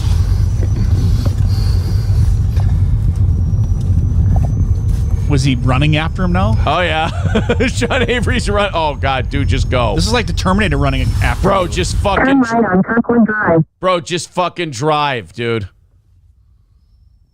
Drive. This isn't going to end well for you, bro. Oh, you can't go any faster. There's a there's vehicle a bus in in front of him. him.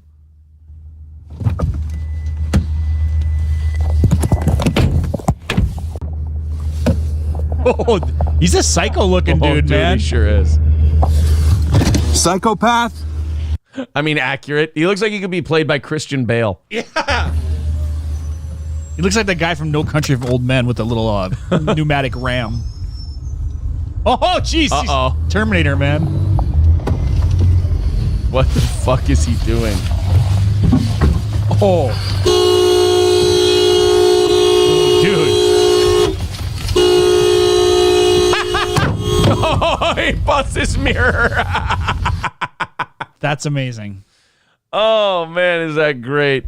Here's the deal. When he asks you to not park in front of his driveway, just don't do it. And then walk away. Yeah, you might want to listen to Sean Avery. Wow. God, is he awesome. Jesus Christ. I'm writing that one down, too.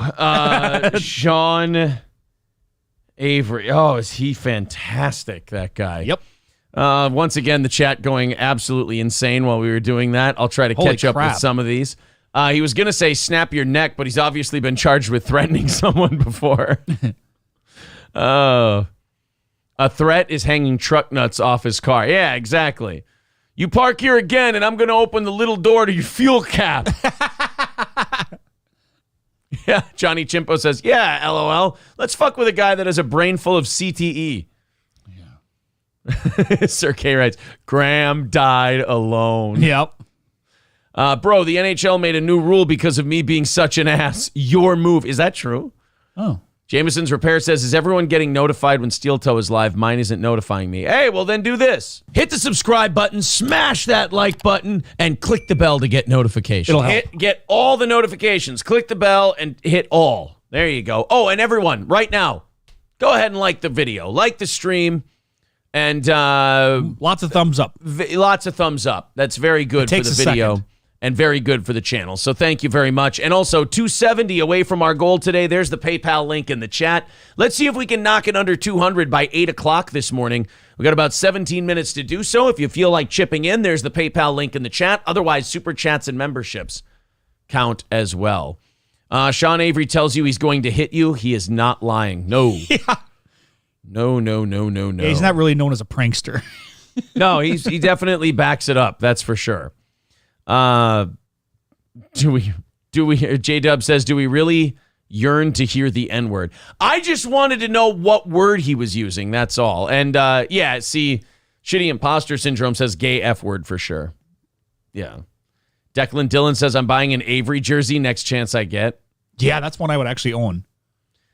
Sean is huge in the world of New York fashion. I recommend you watching his sloppy seconds clip. Sean Avery, all right.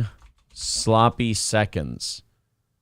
Calls Elijah Cuthbert his sloppy Oh, fucking, this guy is great. This is 2008. Sean Avery is getting exactly what he wants. His parents must be so proud. Quick background for those who missed it yesterday. This woman doesn't like him. Sean Avery is the douchebag currently playing for the Dallas Stars, acquired in the offseason from the New York Rangers. The most hated piece of shit in the NHL. Avery is no stranger to controversy, having made racist remarks in the past about blacks and French Canadians. And last year, ridiculing a fellow player suffering from cancer. Oh, Jesus. Avery used to date Elijah Cuthbert. She's been in a bunch of stuff, but The Girl Next Door, good. Where she played the porn star in The Girl Next Door, that movie. Oh yeah, that was a great movie. Yeah. By the way, Paul Dano in that fucking movie. It's weird that he became what he did. Yeah, that's true. They broke up in 2007. Cuthbert has a thing for hockey dudes. After Avery, she supposedly hooked up briefly with Montreal Canadian Mike Komisarek before becoming seriously involved last summer with Calgary Flames defenseman Dion Phaneuf. Avery and the Dallas Stars played Calgary last night. During an interview, video unavailable. There's video of this? We're fucking... I'm not reading about this. I'm watching this shit. Sean Avery, sloppy seconds. Oh, fuck yes. I have a feeling we're amongst gold. Sean Avery is something of a contradiction, tough guy and menace on the ice, intern for Vogue magazine off of it. But at his core, he's tried parking in front of his driveway? With something of a jealous streak.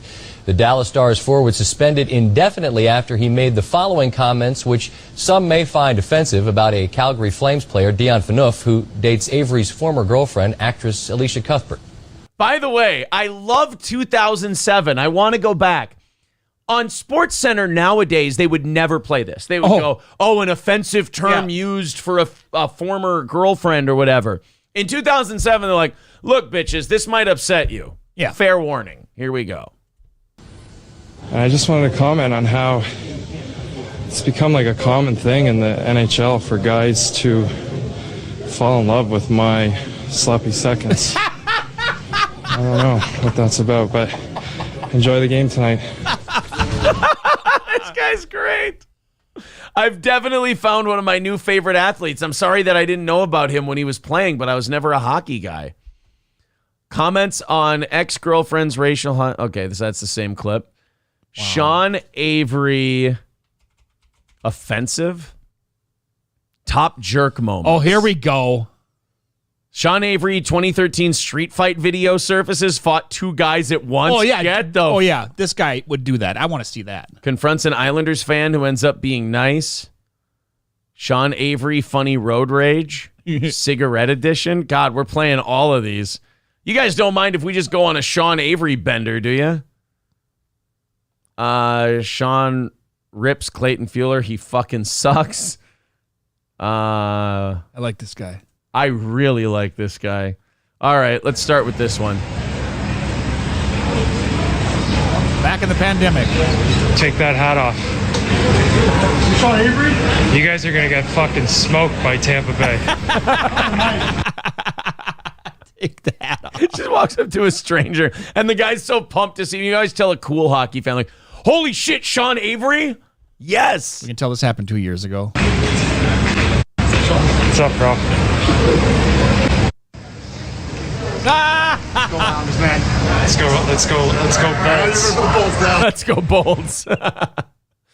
Oh, okay, we got another one here. Right there, you're buying cigarettes.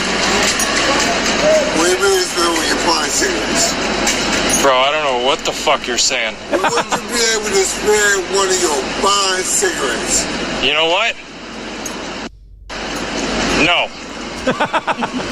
I'm sorry. I mean, you would say no, but I know you're not sorry, but... I am sorry. I promise you I'm sorry. Sorry, what? You have a cigarette for me? Do I have a cigarette for you? No. You need to work on your approach. My boss don't think I want you so hard. Oh, me too. But you didn't come and pay check. No, but you have to ask me. You have to say, may I please have a cigarette? Oh, may I please have a cigarette, mister? I like the mister. Okay. Unfortunately, I don't have one. Okay. But next time, I promise you, I'll give you one. Must be a rough part of town if everybody's asking for a cigarette. Clayton Keller. Hold on. There's one other. You want to watch his street fight or top jerk moments? I would like to see him on the ice, actually. All right. Arguably the most controversial player to ever play the game, Sean Avery was loathed by many and loved by very few during his days in the NHL. But it was much more than just the usual cheap shots and dirty plays that made Avery naturally a villain on skates, but also his off-ice conduct, which was just if not more controversial. In this video, I'm going to go over the biggest jerk moments displayed by Avery himself throughout his career. And with that, here are Sean Avery's top jerk moments. During a regular season game in 2009 against the Vancouver Canucks, Sean Avery, while up to his usual pest routine, had officially gotten into the head of Shane O'Brien. While the two were verbally going back and forth behind the bench, O'Brien then quickly escalates the situation by jabbing his stick into Avery's torso multiple times. But before he could go any further, O'Brien's stick was snatched out of his hands by, you guessed it, Avery himself, who then threw it to the ice. Following the game, O'Brien received a one-game suspension for high sticking, but for O'Brien, getting his revenge was possibly worth every penny of the $8,290 in salary that he forfeited. Just saying. Because he poked him with a stick? Well, I guess they have. Wow, you showed him. Yeah. You hit him where it hurts in the pocketbook. Yeah. So if you know anything about Avery, you're probably aware that the forward was usually all talk. But when it came to dropping the gloves with a select few, he was nowhere to be found. And during a postseason match against the Washington Capitals, also in 2009... You know how I know that I love this guy? Women hate him. Yeah. Women think he's terrible. He's like the Stifler. Yeah. After having words with Russian netminder Semyon Varlamov, who, by the way, spoke very little English, he doesn't care how big Avery these guys was are. confronted by the defenseman John Erskine. But instead of retaliating towards the blue liner after he was hit, Avery decided to take a jab at Varlamov instead, which conveniently happened in route to the What a little box prick. with a ref escort. And as you would expect, following his misbehavior, he was promptly ejected from the game.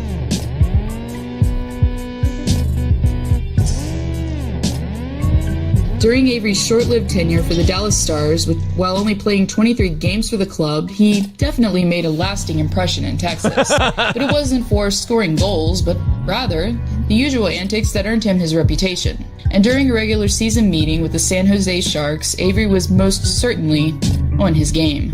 After chirping back and forth with Jody Shelley while on the ice and later on the bench, Avery decided he was done talking and let his liquids speak for him. Forward, while standing behind the bench, sprayed Shelley from a distance, who also sprayed Avery in return. That's not so bad. Come on, let's get some bad stuff in here. And yet another classless act, compliments of Avery while avoiding a fair fight. The incident took place during a regular season match against the Edmonton Oilers that quickly took a turn for the worse. Fuck it, let's get to the good ones. I don't like this lady. She thinks too many For a things are guy that offensive. was delivering cheap I like him on the shots street just better. about every game, Avery had Yeah. He's funnier on the street than Before his time with the New York Rangers, Avery spent several seasons playing for the LA Kings. And it was during that time, throughout a regular season match against the Arizona or Phoenix Coyotes at the time, his oil there. he decided his target in this game was on forward Mike Sillinger. After a brief tussle along the boards, Avery partially headlocking Sillinger throws him to the ice before taking multiple headshots on him while he was down. Avery, of course, was penalized but received no further disciplinary action in result. What happened to letting him fight for a while? He threw a few punches at the guy on the While ground. facing no harm probably his biggest rival, at least outwardly, Martin Brodeur, in the postseason, Sean Avery, as many players do in the playoffs, decided to up his antics just a little. During the second period, shortly prior to a Rangers goal, Avery could be shown standing stationary right in front of the Devils netminder. Avery, with intentions of distracting Brodeur, was waving his stick and taunting the three-time Stanley Cup champ. After receiving the puck back into the zone, Avery scored, but with his success came a no, that sucks when he's being a dick to you and then he ends up scoring too. Back, as the Avery rule was quickly implemented league-wide shortly after, which prohibits players from intentionally distracting the netminder. He was such a dick they had to make a rule. I love this guy. God, how have I never... I'm a sports fan. How have I never heard of him? I don't give a shit about hockey, but... Yeah. Following the series end between the two teams and the Rangers coming away with a W, Martin Brodeur decided that, for obvious reasons, he wanted to skip the team pest in the handshake line. Avery, of course, took no exception to this, and later, when asked about the incident, said, "Well, everyone talks about how unclassy I am, and Fatso there forgot to shake my hand, I guess." That's it? Wow. God, I don't like this lady's fucking countdown. And possibly the most memorable Avery moment to date took place following a morning skate in Calgary, Alberta, shortly before the Stars were to play Jarome Iginla and the Flames. Avery, who reporters put in the spotlight in order to expand on previous comments thrown at the Flames captain, calling him boring, the forward quickly turned his attention towards another player this instead. is the sloppy seconds one. I just want to... She's not even playing the actual audio. God, she's no fun. Hit the subscribe button, smash that like button. It's good advice. And click the bell to get notifications. Yeah, you guys should definitely do all of that stuff. Oh, man, he is awesome. 5-0 in the 320 with $10 says, didn't Sean Avery kill someone in Wisconsin and have a Netflix series made about him? Oh, I'm sorry. That would be, oh, God, what was that guy's name? Avery. Oh, Stephen Avery. Murder or whatever it's called. Sean Avery, Stephen Avery. That is pretty close. 260. Making a Murderer? Is that what it was called? Making a Murderer, yeah. Oh, thank you very much, guys. 260 away from our goal. Wanted to get under 200 by the halfway point. We're 4 minutes from the halfway point. Not quite there, but we're still making some pretty good headway today. 260 away from our goal. And there's the PayPal link in the chat. If you guys feel like throwing in, feel like chipping in a little bit, let's see if we can keep pace with that goal today. 260 away. There's the PayPal link in the chat. It's also pinned to the top of the page. We are a show that runs on listener contributions, if you will. Donald Trump is suing CNN. All right. For defamation. Yeah, I don't know how you can do that, seeing as you're a public figure. And you're like the public figure. Unless you're they a former said like president. something he didn't do. You know, that kind of defamation. Like, oh, he murdered 5 people or something like that. Yeah, it would have to be like, oh, God, who's the guy who just or won Sandy Hook? Who's the guy who oh, yeah, there's the Alex Jones thing. Who's the other guy who just won a bunch of money? Johnny Depp. Oh, yeah. Who just won a bunch of money that way. Yeah, just because you're a public figure doesn't mean you can get away with saying anything about them. But if you're the former president of the United States, I mean, it's kind of tough. People can kind of say whatever the hell they want. In the lawsuit filed Monday, Trump's attorney claims CNN has sought to use its massive influence, purportedly as a trusted news source, to defame the plaintiff in the minds of its viewers and readers for the purpose of defeating him politically, culminating in CNN claiming credit for getting Trump out in the 2020 presidential election. The former president is seeking $475 million in punitive damages, according to the lawsuit. I don't think they even have that much anymore. Yeah, I don't know. You might want to check the bankroll of CNN. They might not have that in the couch They don't have cushions. too many bands anymore. I don't know. I just feel like if he wins this one, then everyone can sue every news organization for everything that anyone says about them. So I don't know if this is going to go anywhere. I really don't. Be fun to watch. I don't think this. Yeah, I mean, why now? All of a sudden, bored. Yeah, I don't know. $435 million. Yeah, you can't sue CNN for money they don't have. Yeah, but we'll see where it goes. This. I don't know. Why now? Like, of all the things CNN has said about him, like, why all of a sudden? Is it just like to keep his name in the news? Just to keep yourself out there? Get He some asked interviews? his lawyers, like, hey, do we have a shot? You guys want to go for this? I mean, 400 million, and you're going to get a a nice cut. Let's say I pay you $100 million. You think you guys can pull it off? Either that or it's a spite deal and he just wants him to pay legal fees for a little while and then drop the lawsuit. Right. That could be it. Stevie J says, I'm suing Steel Toe because I want Aaron to notice me and fall in love with me. Oh, man, that's not... I don't think that's a good way to go about it. Balls Deep says he's been suing since the Steele dossier. Oh, has he really? See, I didn't know that. His massive ego needs to go over their massive influence. Yeah, this just kind of sounds like two people who... have you ever had, friends who hate each other and, they just keep going after each other and they keep wanting to tell you about it and you're like, dude, I don't care. Yeah. I don't... Oh, yeah. Whatever. That's Trump and CNN. You're just kind of like, all right, you two are... Maybe you should just split up, I know they can't stop talking about him because A, it's ratings, and B, he's newsworthy, but it's like, maybe you guys just need to leave each other alone. Yep. For a little while. Ryobi says, I'm suing Steel Toe. He needs to stop begging for money.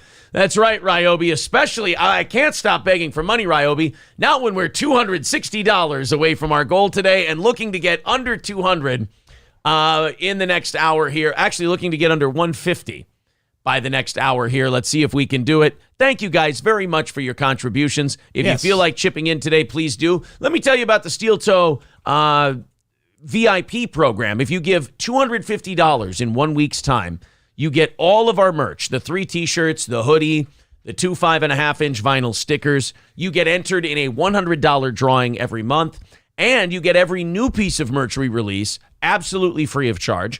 And you get 2 tickets to every live event we do, including our anniversary show. Hit the subscribe button, smash that like button, and click the bell to get notifications. Including our anniversary show that we do every August. So that's the Steel Toe VIP program, $250 in 1 week. There you go, Ryobi, if that makes you happy. $260 away from today's goal. Flex says, I was going to VIP, but I live in Australia. Bro, we just mailed a package to Australia last week. It's on its way right now. So if you want to be a VIP, we send all that shit to you. The only thing you miss out on is the live event thing, unless you fly to Minnesota, which, whatever.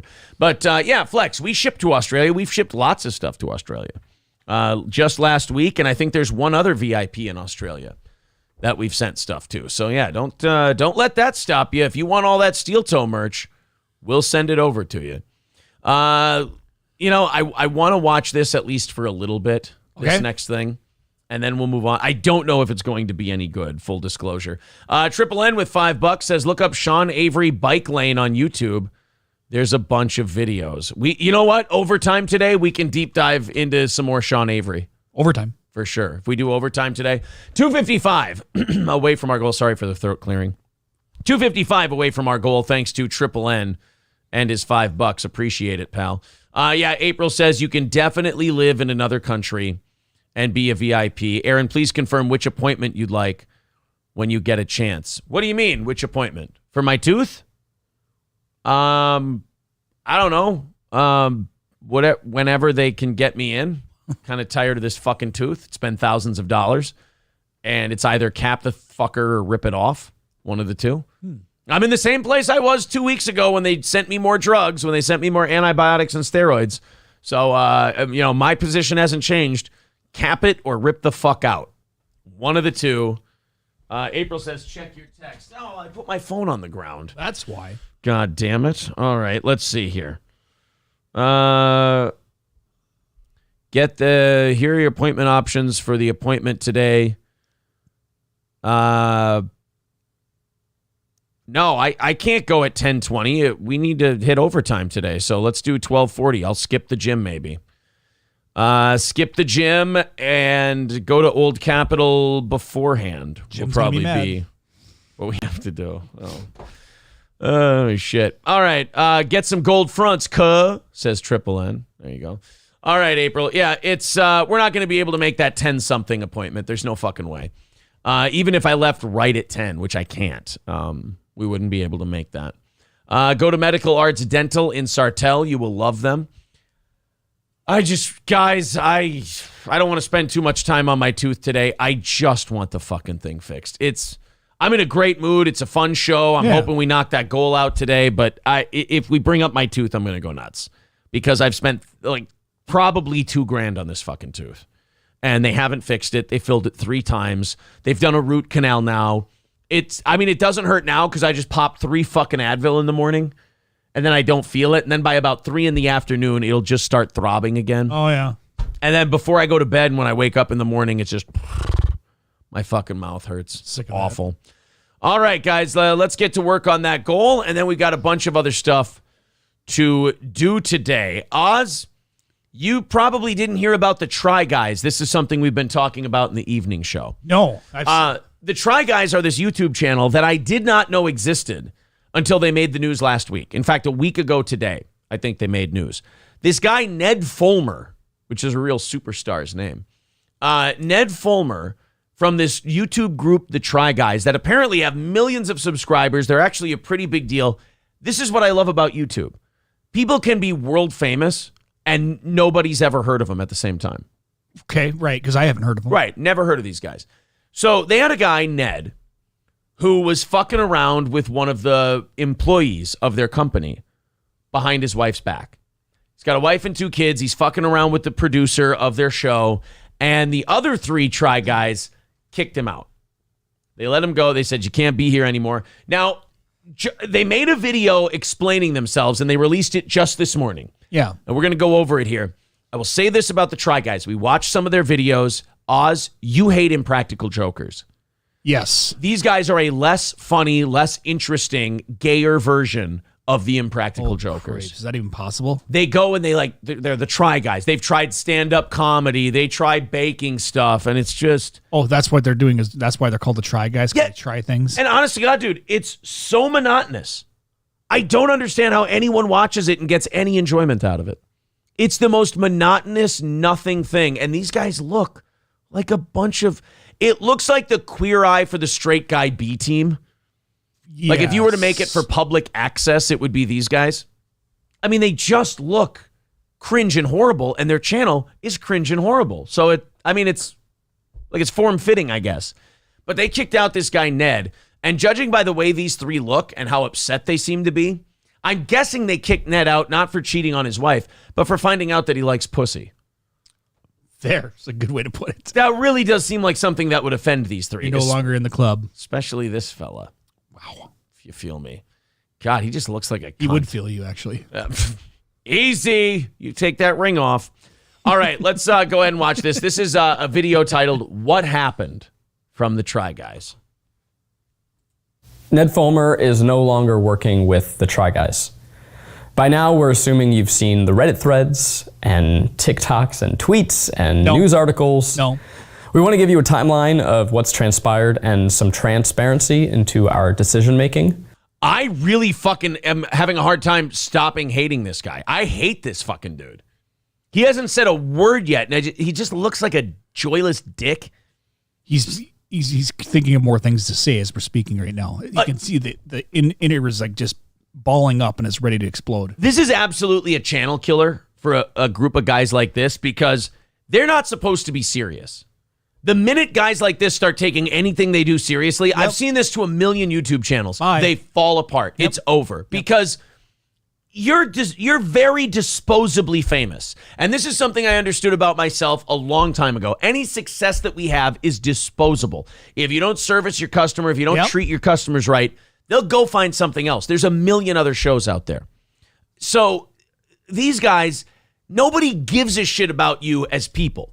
Nobody cares about your actual lives, or they don't take it seriously. So if you're going to do this 5-minute docudrama about Ned and what happened, we know what happened, guys. He stuck his dirty dick into one of your producers and you had to let them both go. Yeah. We know it. All right, move on. Do your fucking goofy, wacky videos. Now you're going to do this serious, here's what happened, our explanation. And nobody believes that you're not doing it for views. Right, yeah. Because we don't. But people are going to see it and go, okay, well, that's it. That's not fun anymore. Right. We don't need your guys' spin because that's all it is. It's covering your ass spin. We don't need the cover your ass version of this story. We already know the story. So you're doing a what happened video for views while also pretending to be serious. This kind of douchiness is a channel killer completely. Throughout this video, there will be things that we want to say or go into further, but as I'm sure you're aware, there are some legal issues we have to consider as we go through everything. Oh, is he suing them? Good for him. I hope he does sue them. Fuck these guys. He fucked around on his wife. He didn't kill anybody. Yeah. You know, he didn't embezzle money from the company. He didn't do anything to you guys. He fucked around with one of your producers. Oh, well, moving on. Make your stupid videos. Who cares? On Labor Day weekend, multiple fans alerted us that they had seen Ned and an employee engaging in public romantic behavior. We reached out to check on that employee. Ned confirmed the reports and since confirmed that this had been going on for some time, which was obviously very shocking to us. And we just... This guy, I cannot stop looking at. He is a fucking resting bitch-faced asshole. I don't know who he is. He's just a joyless cunt. Oh, I don't like him. I want you to know that we had no idea this was going on. All of that information was just as shocking to us as all of this has been for you this week. And thus began a 3-week process of engaging with employment lawyers, corporate lawyers, HR, PR, and more, in order to make sure we were taking all necessary steps. From the jump, we were acutely aware of just how contrary this was to the values of the company we've built and those of everyone who works here. Oh, God, you got a little YouTube famous and he wanted to stick a chick that he never could have fucked back before he was YouTube famous. Guys, let's relax. Again, I hope their channel rots in hell because of this, because just taking this seriously. Look, he's going to buy his wife something expensive with your YouTube money. They're going to make up. They'll probably have another kid, and then it would have been fine. You could have kept making your videos. This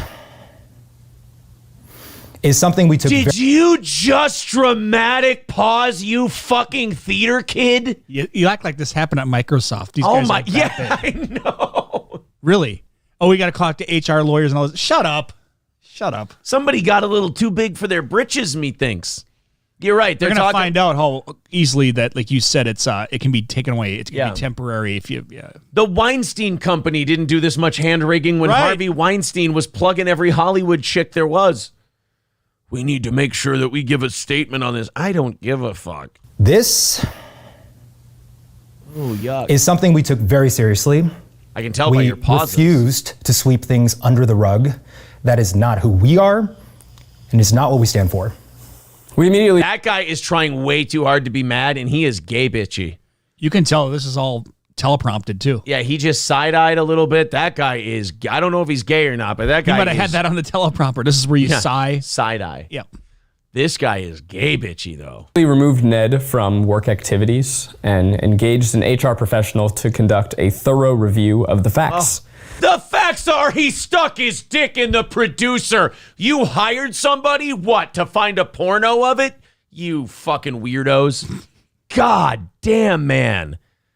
A guy fucked around in the workplace. Let it go. He probably should still be making the stupid fucking content you guys make. We also opted to remove Ned from our releases pending the results of that review. Over a few weeks, that's included removing... What'd you find in your review? Well, we found out his dick smells like her pussy. Wow. That's amazing. His section from videos, digitally removing him from others, and choosing not to feature him in our merch throws. Honestly, you took him out of your video? Like you Chris Benoit him? I want you to understand.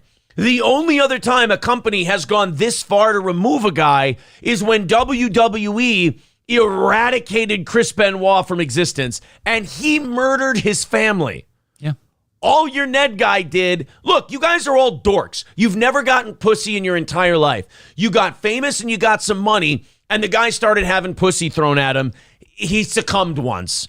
Oh my God, he's Hitler. We need to wipe him out of our videos. And I can understand why you three look at it and go, oh my God, girl's vagina, icky. But that doesn't mean we need to remove him from everything. Oh, these guys are unbearable. The sanctimoniousness with which they're, like you said, like they're at Microsoft. Yeah, like it happened there. Yeah. Like Steve Jobs was fingering broads at board meetings. Okay, that would be, an issue. That's something we need to talk about, especially since he's been dead for at least 10 years. Yes, that's very true. It would be very stinky finger. It'd be very weird fingers. Be bony. Major props to our editing staff for how deftly they've handled that. There are several videos that Major props to our editing department for carrying out our execution orders.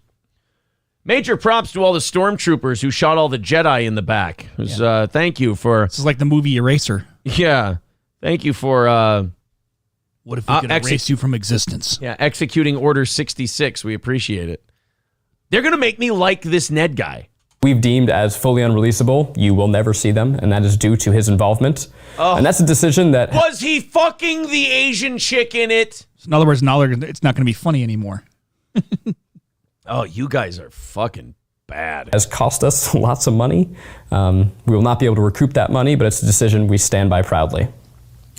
Now, we can't talk about the details of the review, but suffice to say, we found that Ned had engaged in conduct unbecoming of our team, and we knew... Yeah, don't slip up on the teleprompter there, Jack, to this heartfelt statement that you have. This shit that you mean. Lawyer.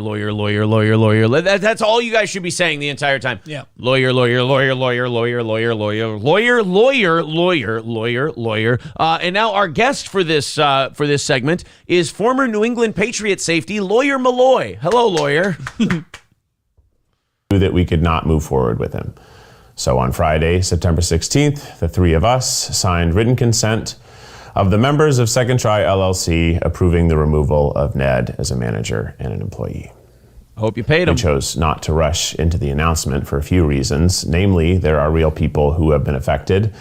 And while we consider this... Oh, you know what? The four of them owned that LLC together. So they had to buy him out. Yep. They have to vote him out. Oh, shit. That is damaging to their company then. Because he probably dug in with his lawyers and said, you get rid of me. You're buying me out. If they're worth $10 million, he's getting, his cut. Yeah. Yep. So this cost each of them probably at least a cool $1 million. I don't know what they're worth. How many views do they get? Quite a few. Okay. High hundreds of thousands, I think.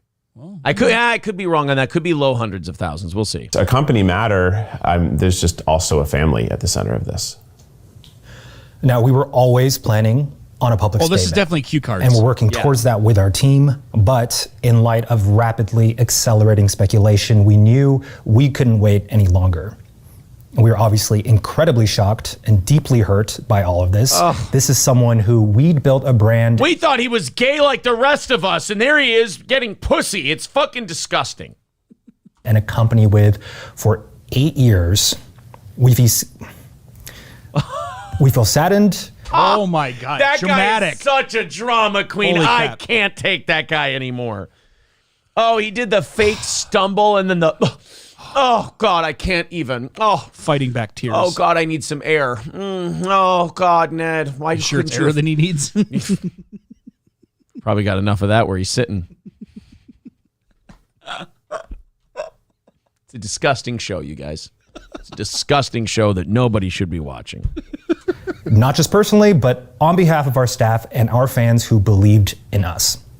I don't know that we'll ever be able to fully articulate the pain we feel at this moment. It's hard to rewatch old videos that we love and are proud How of. can you not be laughing? Guys, he didn't commit genocide. He fucked a girl. Oh, my God. Yeah, his last name wasn't Paddock. Yeah, right, exactly. Jesus. He didn't shoot the windows out of a Mandalay Bay. He's not in a Pulse nightclub thing. Jesus. It's just sad that it hurts so bad to watch it. Why? Because you think of him shooting ropes of cum into your intern's face? God, you guys, get a hold of yourselves, you fucking pussies. How do you guys behave exactly the way you look? It's impressive to me. There is no change in your character from your appearance to the way you're talking. Losing a friend. The gay one is the bitchiest, meanest, most alpha one out of all of you, and that ain't a compliment. We're losing someone we built a company with, we have countless memories with. We just made a TV show together. I'm sure many of you feel the same way. It's weird. We're sorry that this ever happened, and we don't know what more to say. Then bring him back. That'd be the easy fix. Yeah. Bring him back. If you're this fucking miserable over it, bring him back. Don't hire any more women. It's a win-win. Yeah. This is definitely the lesser version of Impractical Jokers on a whole new level. Oh, really? I didn't think it could be worse, but you just proved to me that it is. Fucking terrible. And there's also our staff of 20 strong who they just don't deserve the negative attention our brand is now getting. Negative attention? They got cum shots. What could make you more happy? They're getting laid. Now there's no dick. Yeah. Oh, man, they got rid of Ned. He would always come by and deep dick us when we were having a rough day. She was getting perks. Now I got to hang out with the 3 butthole twins? Oh, this sucks. I don't want to work for this company anymore. Oh, no. If I was having a stressful day, I could grip Ned's dick and give him a handy in the broom closet.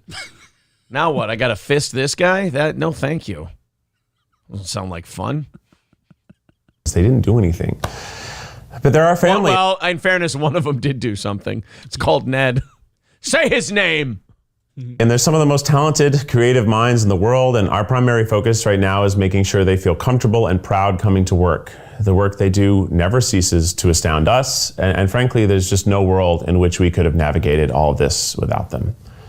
Now, there are videos that were shot ahead of You know all what's really cringe about this is that they're all taking turns.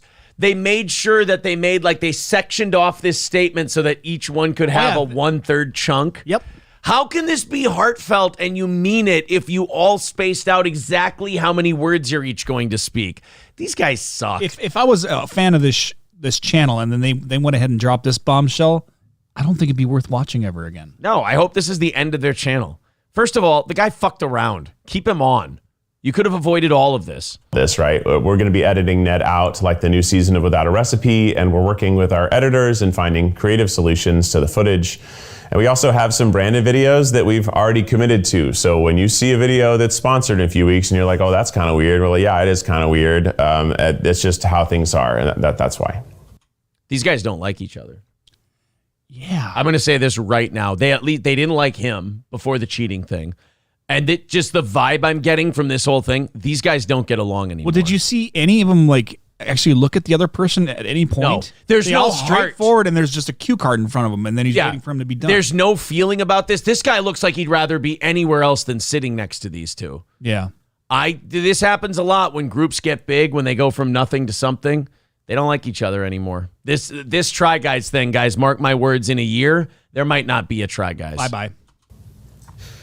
Look, I get It'd be that more when like stuff Tried like this Guys. happens, there's going to be speculation and gossip. And Yeah, we that's ask what that I'm you doing. respect the privacy of the family members and employees who may be caught up in this. No. We also want to remind you. You didn't respect Ned's privacy when he's trying to get some pussy, some strange puss. Ned's trying to fuck around, and you guys are outing him. Yeah, the cock blocking. You little cock blocking fucks.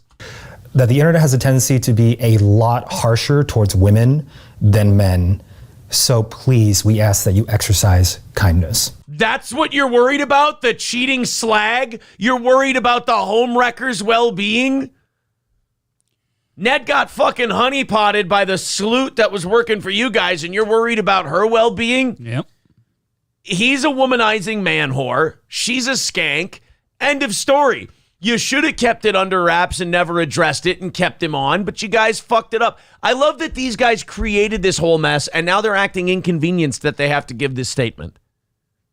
You could have just let him be a dirty dick guy. Do you know how many statements bands would have to put out if they had to put out a statement every time somebody got some strange? Oh, no. There would be too many press conferences. You wouldn't be able to keep a drummer for a week. Yeah, that's true, actually. Things will change here. What we hope is that within this, there's also the opportunity for positive growth and better videos ahead. Rub your it's gonna pants be hard. harder. This whole thing is going to be really fucking hard. Oh my God. Oh, he said fuck. He means business. Hard. His favorite candy? Twinkie. And we imagine you have lots of questions, a lot more questions right now, and we're going to have more to say in the Yes, you know what my number one question is? Why are you gay? future. Just right now, we're focused on bringing the best content possible between now and the end of the year, and then figuring out what the future of this channel looks like from there. Just say your day. Just say your day. That's it for now. Again, more to come. Some things may change. We're just sort of figuring it out all one day at a time. Thank you for your support. We appreciate you. And what a bitch. We look forward to introducing you to the next era of the Try Guys ahead. Shame on you! There you go. There's the end of. Boy, that was just too much. Oh, those guys are dreadful. Just fucking dreadful. those guys. A lot of Try Guys stuff. World's Worst Artist says they've tried gay sex with each other. They got to try a lot of things then. It's an ever evolving organism. Triple N says these three are in a software company, right? I know they look exactly like it.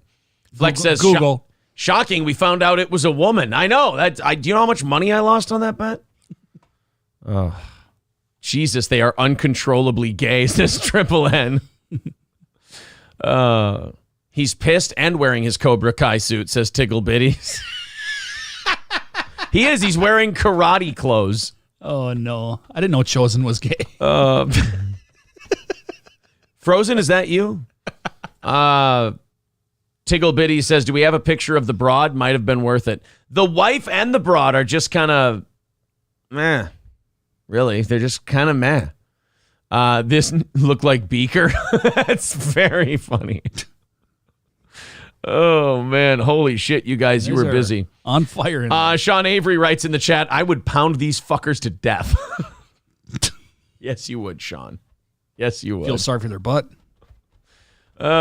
Shane F says, line Aaron up with the two on the right and go around to women asking, ma'am, can you point out the Twin Cities chronic masturbator? Oh, come on now. Guys, 2:55 away from our goal today. Let's go ahead and check and see if we've got anybody to thank on the old PayPal knocking this thing down. Nope, nothing. 2:55 away from our goal. Flex says, so VIP is just donate in that month. No, it's a 1 week period. $250 in a 1 week period.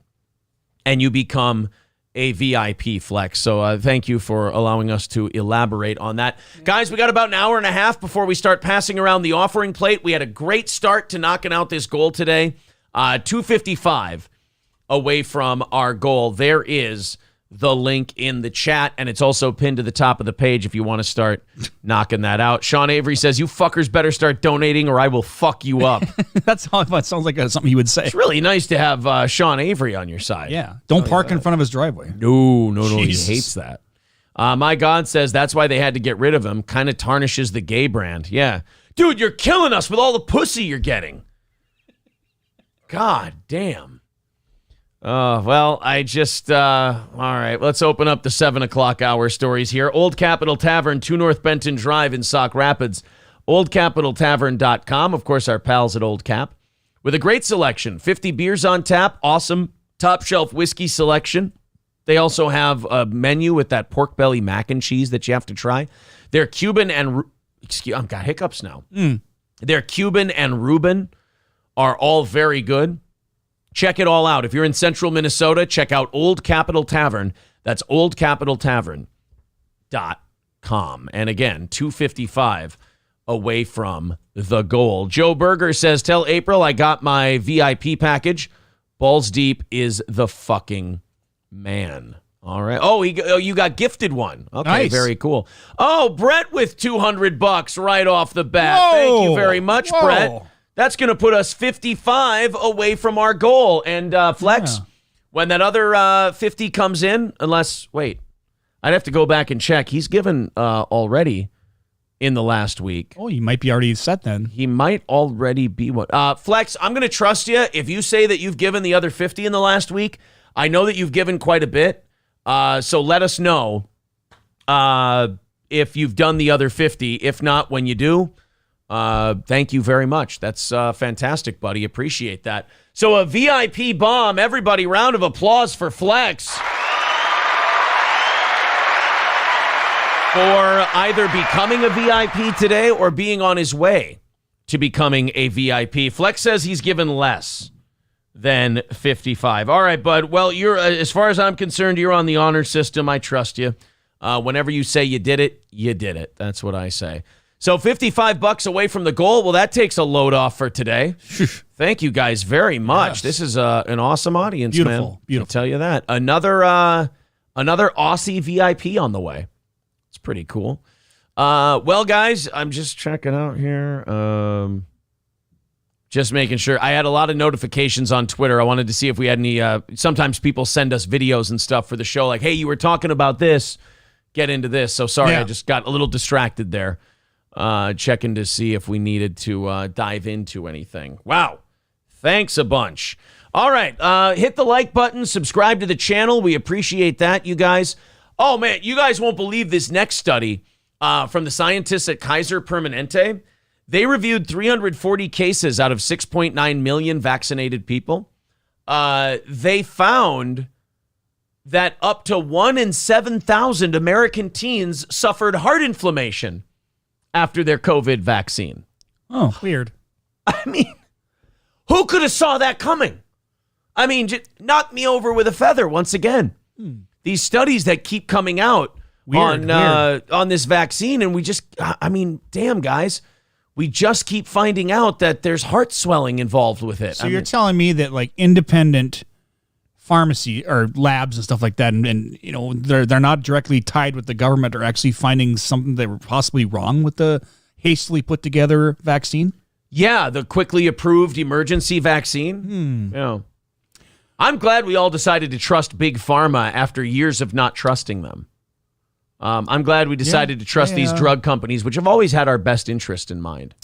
No COVID, no vaccine for me. Oh, man. I tell you what, the whole side effect vaccine thing, well, it's every week now they're coming out with something new. And the information they come out with is information that would have got you banned from YouTube, Facebook, and Twitter a year ago. Oh, yeah, they weren't messing around with that. They don't want you spreading misinformation or what we believe is you saying that something is it's not true, which because we're the government and it's true. It's the Trust God, the science, Fauci. Jesus Christ! You know what I just realized?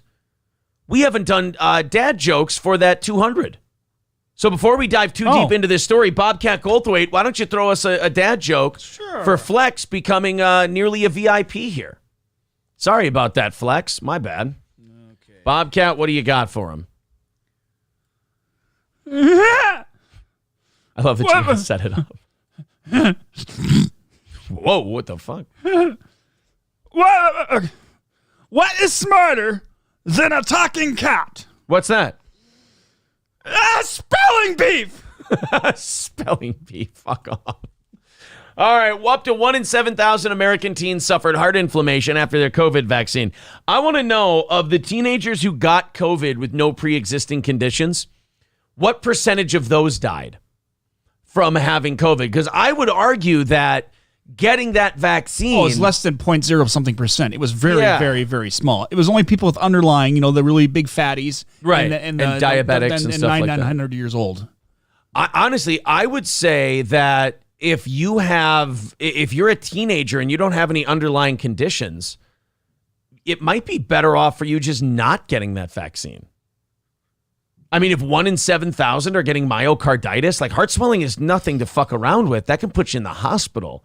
And how many teenagers go to the hospital with COVID? Not many, if any at all. No. So, I mean, we're just getting more and more information about this vaccine. And by the way, there's nothing you can do to get money back or anything else. You can't sue them because it was released under an emergency basis. So we all basically, the government signed the waiver for us that said, oh, no, we won't sue if anything goes wrong. That's nasty, man. So covering your ass. You got people getting that Bell's palsy shit, too. And the stroke face and all that. It's awful. Mr. St. Caesar says, not had it for that reason. One of my friends had a stroke who is in his mid-20s, and that would not have happened before the vaccine, and my friend is not obese. Well, and the thing is, like, one of the side effects is blood clots and myocarditis. Well, what is a stroke? It's a blood clot in your brain. Yes, it is. What would you know about it, fuckface? So, I mean, all of this stuff that's coming out now, it's just, I can't tell anybody they're wrong. Like, if someone tells me some crazy shit about COVID or the vaccine, I'm no longer in a position where I can tell them, that's crazy talk. Yep. Because all the crazy talk now has been confirmed not crazy talk. 1 in 7,000 teenagers. Imagine you're a perfectly healthy kid, and then all of a sudden your heart starts swelling. So what happens then after that? I mean, so does the heart permanently swell? Well, I got questions too. Because now you got these people who are. Does it go away? Are they going to survive, or now they're going to have a weak heart because of it? You have all these people who are dropping dead at marathons. You got kids dropping dead at high school football practice, and you've got They're calling it sudden adult death syndrome. When you have to make up a new syndrome to explain something, wouldn't it just be easier to go, hey, guys, we're looking into this possibly being now the we fault have an of the adult vaccine. version of SIDS? Yes. They're calling it SADS. Wow. Stevie It J. is sad. Yeah, it's remarkably sad. Poopa's Lube had a funny one real quick to go back to that Try Guys thing. He says they're called the Try Guys. Ned was just trying pussy. Hey. Perfect. I want to play the field, right? Poopa's Lube, by the way, I want to give him a shout out because he has a near 100% hit rate with his shit. Poopa's Lube is one of those guys who waits back and doesn't comment every few minutes. Yep. He just waits like an hour, And then he waits 2 until he has hours. the gold. Boom. Yeah. And he hammers it in every time. Perfect. Stevie J, yeah, we should check out what Stevie J's talking about. That woman at the UN who said they own the science. That was kind of disgusting. What? Yeah. There was a woman who said, we own the science. World Economic Forum, here she is. We partnered with Google, for example. If you Google climate change, you will, at the top of your search, you will get all kinds of UN resources. Great. So they partnered with Google and said, only show our shit up top. Only show the United Nations. I'm thinking there's a little bit of How dare you? advertising there. How fucking dare you? Because when has the UN ever been corrupt or put countries with massive human rights violations on the Human Rights Council? Oh, let me get my list. When have they ever done? I mean, if I can't trust the UN on science, I mean, who can I trust? Oh, nobody. It's not like it's a global conglomerate of nations trying to control the world. No, come on now. Now you're just talking silly. So now UN partners with Google. So now when you Google search climate change, you won't get anything but what the UN says. And she's celebrating that. She thinks that's a good thing. And other people are going to celebrate that and think it's a good thing, but only because it agrees with them. Did she also hire Greta Thunberg on this one? Yeah, well, Greta can work for this one for sure. Climate change, you will, at the top of your search, you will get all kinds of UN resources. We started this partnership when we were shocked to see that when we Googled climate change, we were getting incredibly distorted information right at the top. So we're becoming much more proactive. Global we warming? own the science, and we think that the world, should know it. And the platforms themselves also. We own the science, and we think the world should know it. Oh, believe me, we do. Oh, boy. What a sociopath. Do. She's so convinced that what she believes is the right thing to do that she can force it on anyone or manipulate search algorithms, and it's okay because it's in the service of the thing she wants to do.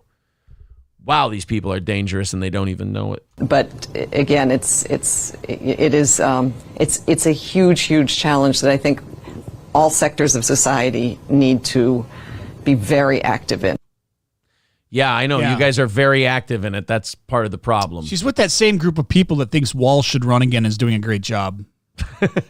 Well, I mean, when you run the dipshit against him that we're running, I mean, what hope do we have?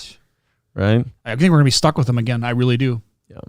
Oh, for sure. He's not going to lose to that fucking dickhead that we nominated. That guy yesterday just went and repeated that. You talking about that doctor? Yeah. Oh, yeah. He went and repeated that, the lie that school had kids identifying as cats, so they gave them litter boxes in the school. Did you know Cold Spring actually did that?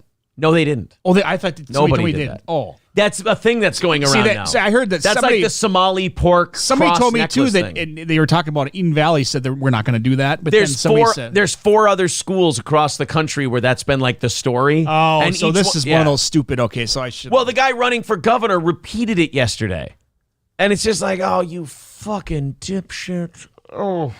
But what if they identify as a cat? Well, yeah, I mean, what the school's saying is we're not putting down litter boxes. I mean, it would be ridiculous. Why? Because they identify as a cat. If you don't That's meow back true. at them, if you don't meow back at them, you are disrespecting them. I hiss at them because I figure that's. Oh, still now you're threatening? Yeah, you're still acknowledging they're a cat, but at the same time, it's you're shitting on them.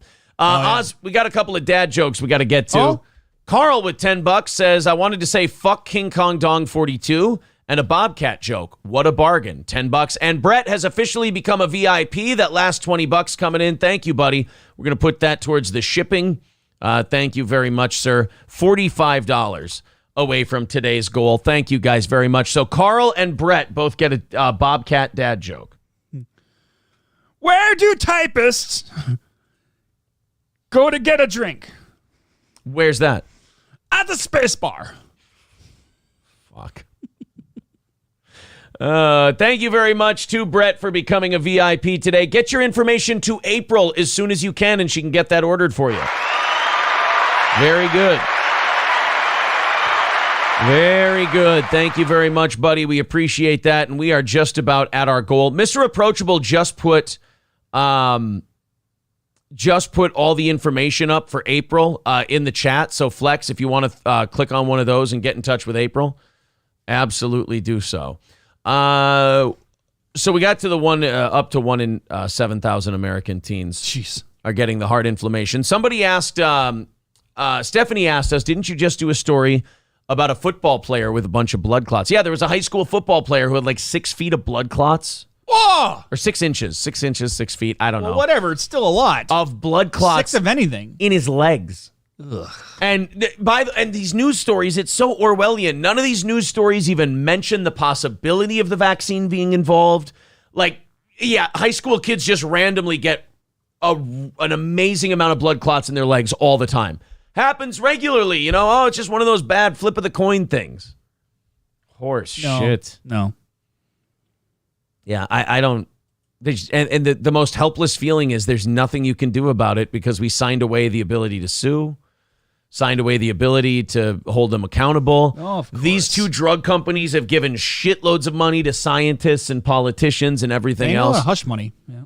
This is why, like, when people say, "Oh yeah, I bet you we're going to hold Fauci accountable when the Republicans win the election," guys, there's nothing to hold him accountable for. Everything he did was legal because Trump and Biden let him do it. And then also, it's over. Like, he won. I know that's a hard pill for some people to swallow. It's over, and he won. It's done. There's nothing you can do about it. All right. He's going to retire. He's added $5 million. They found out yesterday he's added $5 million to his net worth since the pandemic. Not made $5 million. Oh, you mean when everybody else was not allowed to work? Right. Not made $5 million. Added $5 million to his net worth. So he made more than that. Alone. Oh, yeah. Skeezy says, begs the question, is it evil intentions or is it unforgivable incompetence? I don't think it's evil intentions. I think it's selfish intentions that produced evil results. This is all business. This is all money-based. This isn't like, I want to hurt people. I want to kill people. I want to make sure that people get blood clots. This was, there's so much fucking money on this train that we cannot stop it. There's so much riding on this. We're going to make huge money. We're going to make a fuckload of money. We're not going to care what happens to anybody else. So it's not necessarily evil intentions. There's so much money on the table. We're not going to give a shit about anybody but us. Whoa. I think that's the best I could kind of theorize it, if I will. Shane F. says, why even report the story if there's no info as to how or why? These reports just appear to create the drama. Well, I mean, 17-year-old kids getting ready for their football season just don't all of a sudden come down with blood clots. I'm sorry. It has to be a cause. It doesn't happen. Let's do this story. Let's check in with Florida for the first time today, shall we? Oh, yeah. Had a fun show. We took a little detour there for a second, but we can get back to the fun. This is a woman in Florida who does not like being cut in line. This isn't an audio one. This is just music, and it shows you the bloody knife. That sucks. Let's just read you the story then.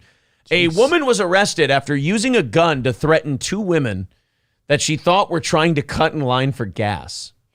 I mean, we all know how annoying that is, but so annoying. So annoying, I could just pistol whip a motherfucker. Was this Sean Avery's mom?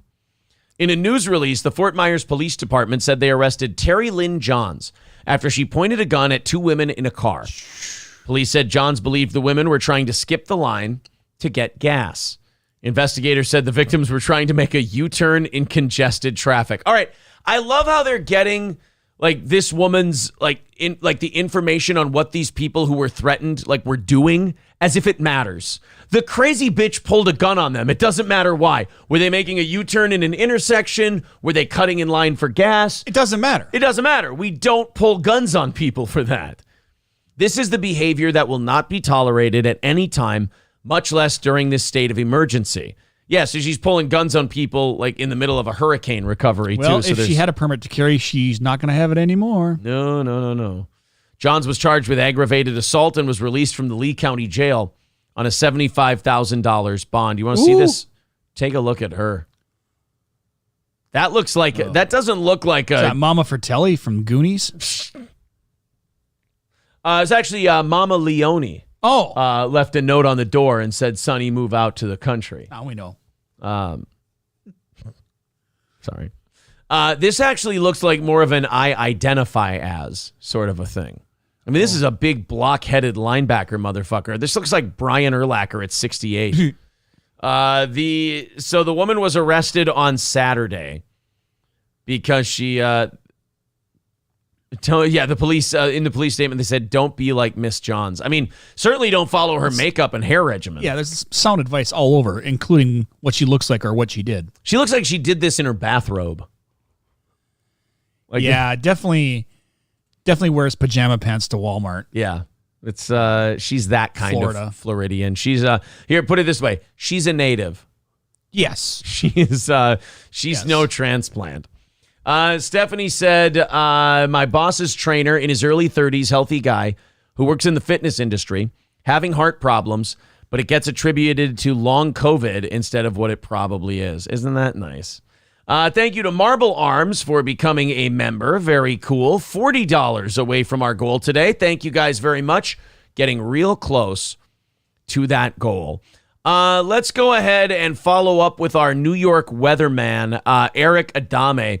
Eric Adame is the guy who started a chatterbait or some kind of online jerk off in front of a camera profile. But he was also the weatherman at New York Spectrum New York 1 News. Well, okay, take it easy because I'm still in a little bit of post-traumatic after seeing the Jake Hudson thing. Oh, did you watch it? No. Oh, okay. When you showed me the screenshot, I'm like, that's still. Speaking of which, I don't want to talk about it. I got an email from Jake with some audio on this. No, you did not. He says, if I had the money, I would buy Rockin' 101 and bring you back, Aaron. Fuck Gary and Randy. Oh, Jake's trying to be our friend again. That's adorable. It's such a roller coaster, man. Jake sent me a recording. What's up, Aaron M. Holt? It is your boy Jake checking in from the great state of Mississippi. Easy on the word great. Yeah, he's jerking off while he's saying, hi, Aaron. This is Jake. Just letting you know I'm checking in from Mississippi. There's a visual that I'm just never ever gonna get out of my with those head. Coke fingernails. Oh, my name out of your fucking mouth. I'm sick and tired of hearing you talk about me. Am I talking about him? I mean, other than his jerk off video he made for Xvids, I really haven't said his name at all. Did you just get virtually slapped? I think I did. I've been served. You and that stupid punta of a wife. Oh, what happened? Even the computer can't handle it. Yeah, even the computer doesn't want to hear Jake. It just stopped. All right, we'll download it. We'll download Jake's recording and then see if we can get somewhere with it. Let's open it with Windows Media Player.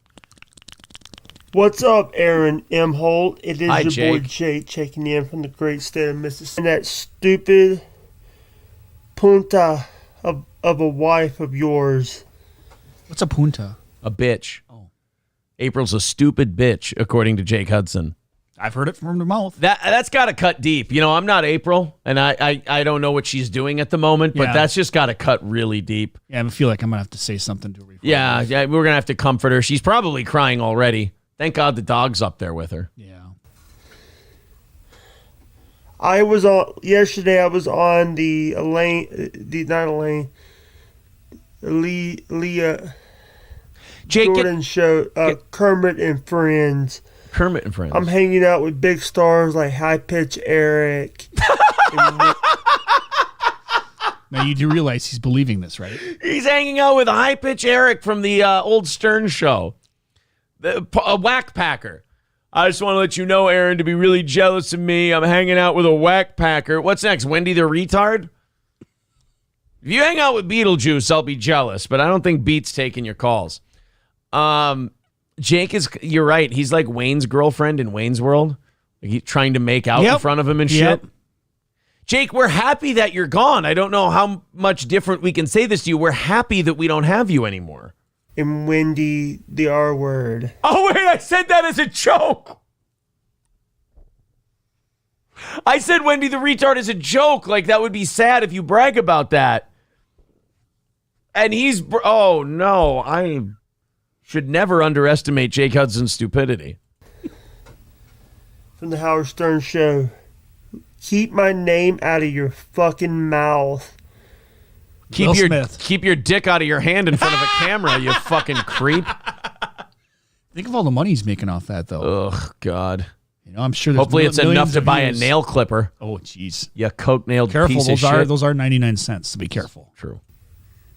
Keep my name out of your fucking mouth, Aaron. You said it. Stop. Bye-bye. Bye-bye. Nice little bye-bye. Oh, my God. Oh, Jake. Oh, that's everything I needed to know. Well, I tell you what, it really grinds my gears to find out I've been replaced by Wendy the retard. Yeah, you know what? You just been told. You're brute. You know what? You need to go to the burn unit, bro. I think you're right. Yep. So anyway, that brings us to another guy who jerks off on camera. The Eric Adame, the meteorologist from Spectrum New York 1. Well, they found leaked audio of him talking about it, and I gotta say, to get into the thought process of a weatherman who decided to have a ChatterBait account is too perfect. So apparently, on the webcam site, he told an audience of 700 men his full name, his address, his job description. Jesus. All of it on ChatterBait. Well, that's not going to go. That's not going to end well. I mean, at what point do you want to get caught? Because I don't think there's any television network that's going to find out that you're jerking off for dudes on camera and go, oh, yeah, you can still hang around and do the weather. Why not? I don't think you're going to be able to hang on to that gig, buddy. That's all. So there's leaked audio now of him telling somebody like the way he did it. Let's listen to this. He also said it would be hot if my boss saw me. Oh, please, guys, I'm f***ing begging you to me out, dude. Whatever it takes. Oh, he did the Jake giggle. Oh my God. This is him like on the ChatterBait thing. Dude, whatever it takes. I bet you can't fucking imagine your weatherman saying that. I have something to say. My name is Eric Adame. I'm a nasty fucking slut. I've been addicted to being out by internet pimps for about the last decade. And tomorrow there's going to be a cold front coming in over the eastern seaboard, and that's going to cause the humidity to drop, and our temperatures will also be coming down as well. Yes, I do believe they call it hoarfrost. Yeah.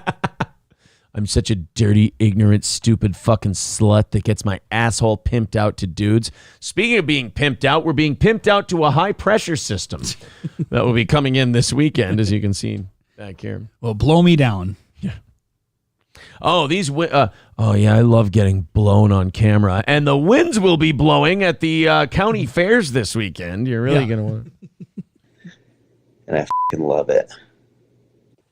I'm trying to get someone to me on cam. That's the whole idea. It's fucking aggressive, dude. Maybe you could do it during the 6 o'clock news when I tell everyone what the temperatures are going to be. I don't care if it's raining or not. The forecast calls for mud. Oh, shit. It is raining men. It's a rain and stuff. Hallelujah. It's rain and things. For you guys to me out. Well, it's past 5 in the morning, and I'll try when I wake up and get back on camera and get out during the day tomorrow. How's that sound? God, dude, fucking chill out. People do they just one day just snap? Or I mean, are they always like that and then just find like, this is the time I'm letting it out? Gay dudes stereotypically are way more into degenerate sex shit than heterosexual people. Like in terms of the percentage of the population, like there's a lot of just gross shit. Like I'm going to get whored out on camera. It's never like we're going to have sex or anything. It's always like, I'm going to get my butthole punished, my ass blasted. I'm going to get whored out on camera. I'm a dirty slut. It's like, sounds very aggressive. Bro, there might be some mental illness creeping in there. You might want to get checked out. I mean, or you could just turn your anus into a fucking wind chime. Your call. I think it'd be hot if my boss saw me. I would love my boss to f me on camera. Jesus. Well, you got your wish. He saw. Yeah. And I don't think it was the result you wanted.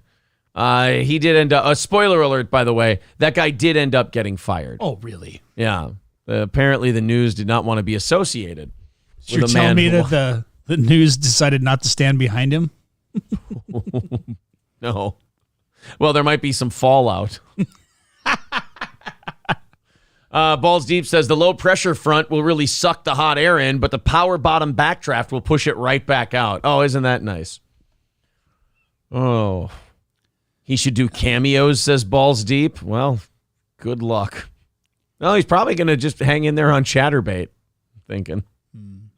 The lots of pee and poo poo in that community, says D Kuleg. Are you saying he's going to get rocked like a hurricane? Flex 316 says should apply to the try guys. Yeah, there you go. He could be the fourth try guy. Yeah, exactly. And it's gonna be fit in quad right then. there. Curly Adams says so. Gay guys are mentally ill degenerates, according to Aaron. New boot goof. Yeah, I'm just saying that you might have a couple. That's all. You might have a couple.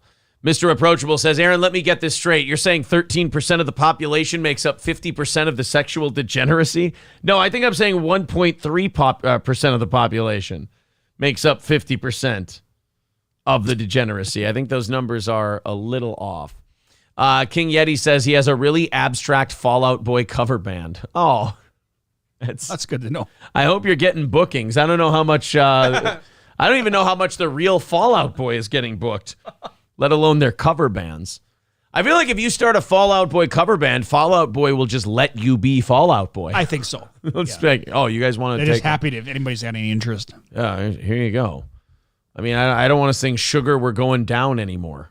I've just fucking had it. It's the only one people ever want to hear. All right, guys, $40 away from our goal today. I think we're going to knock that out pretty soon. There's the PayPal link in the chat, super chats and memberships. Memberships.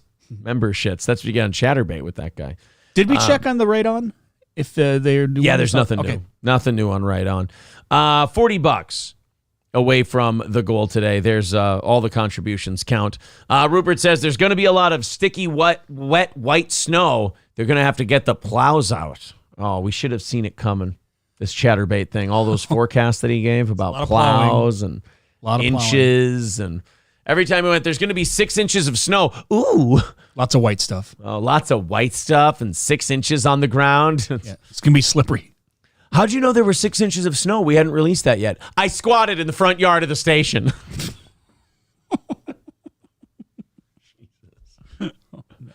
Little Lemmy says, you don't want to dance? No, I was never a big Fallout Boy guy, unfortunately.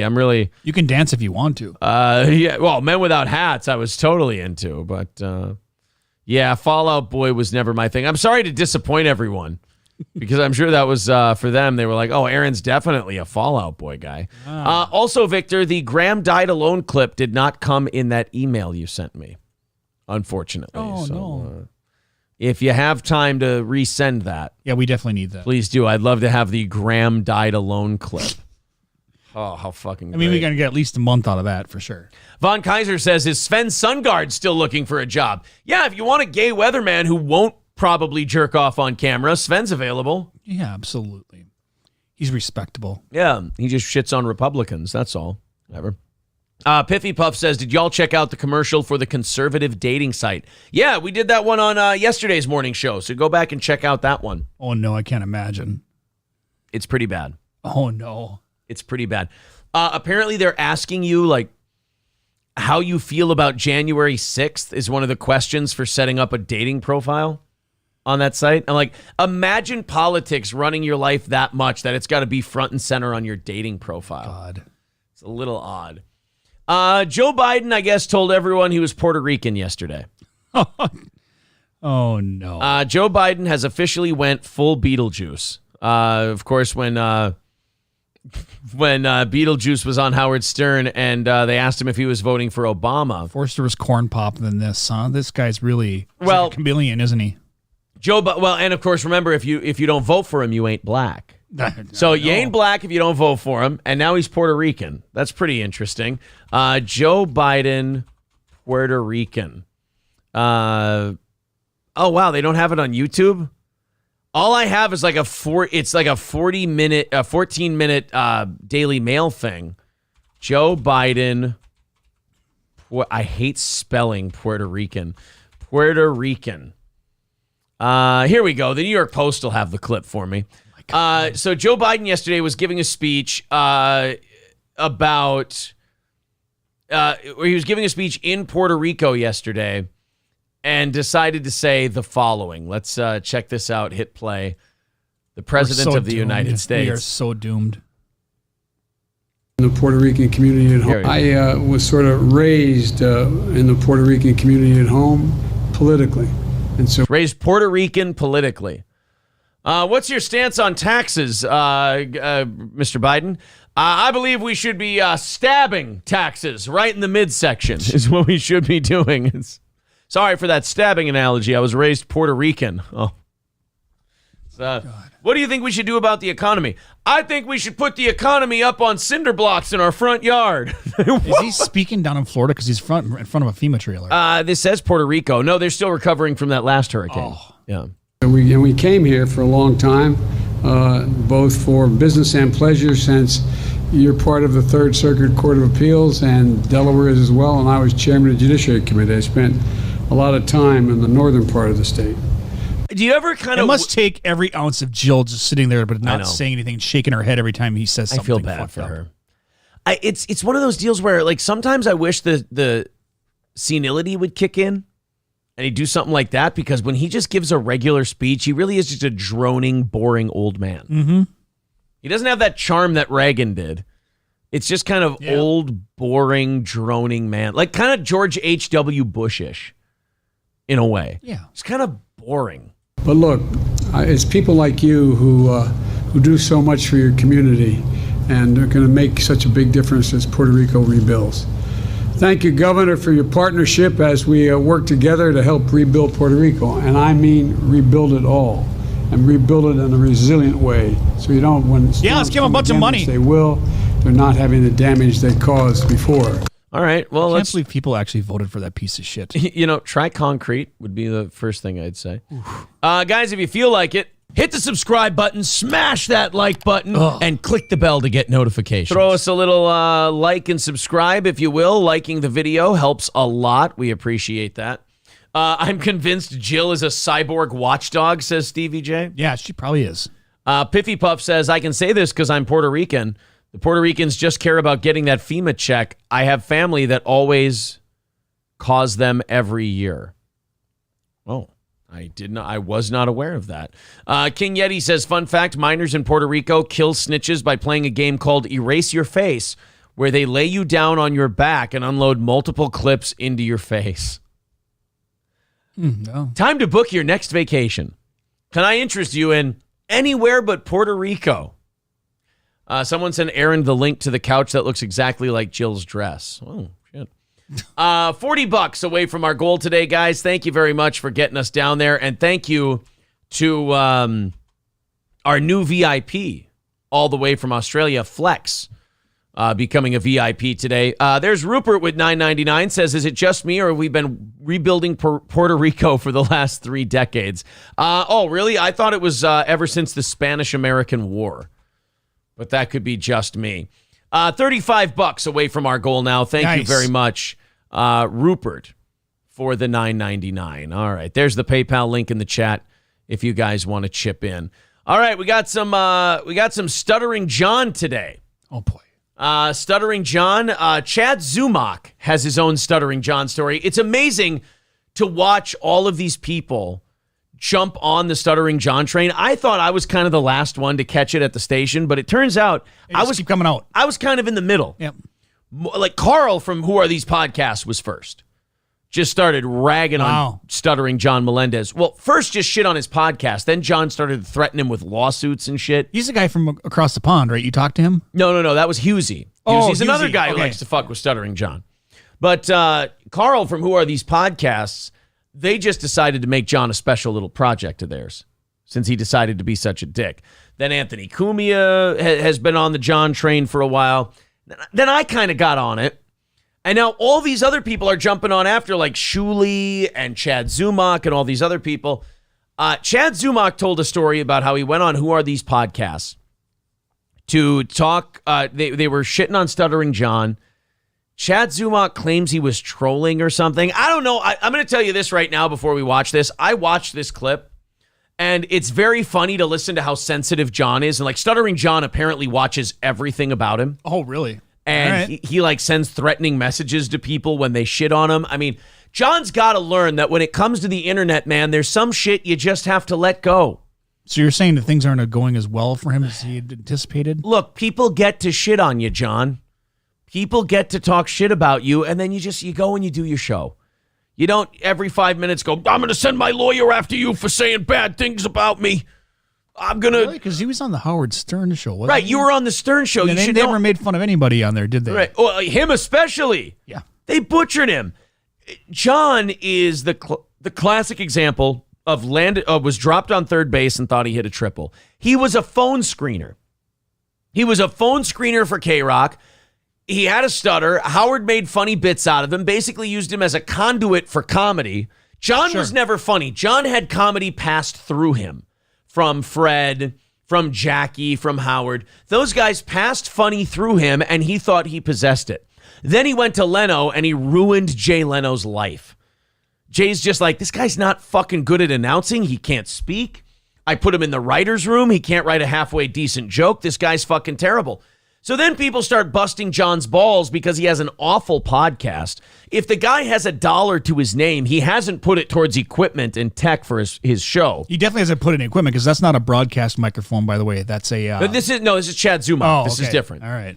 But as far as John goes, he hasn't put a dime towards his own setup or anything like that. It's fucking terrible. A kid in high school could set him up with something better.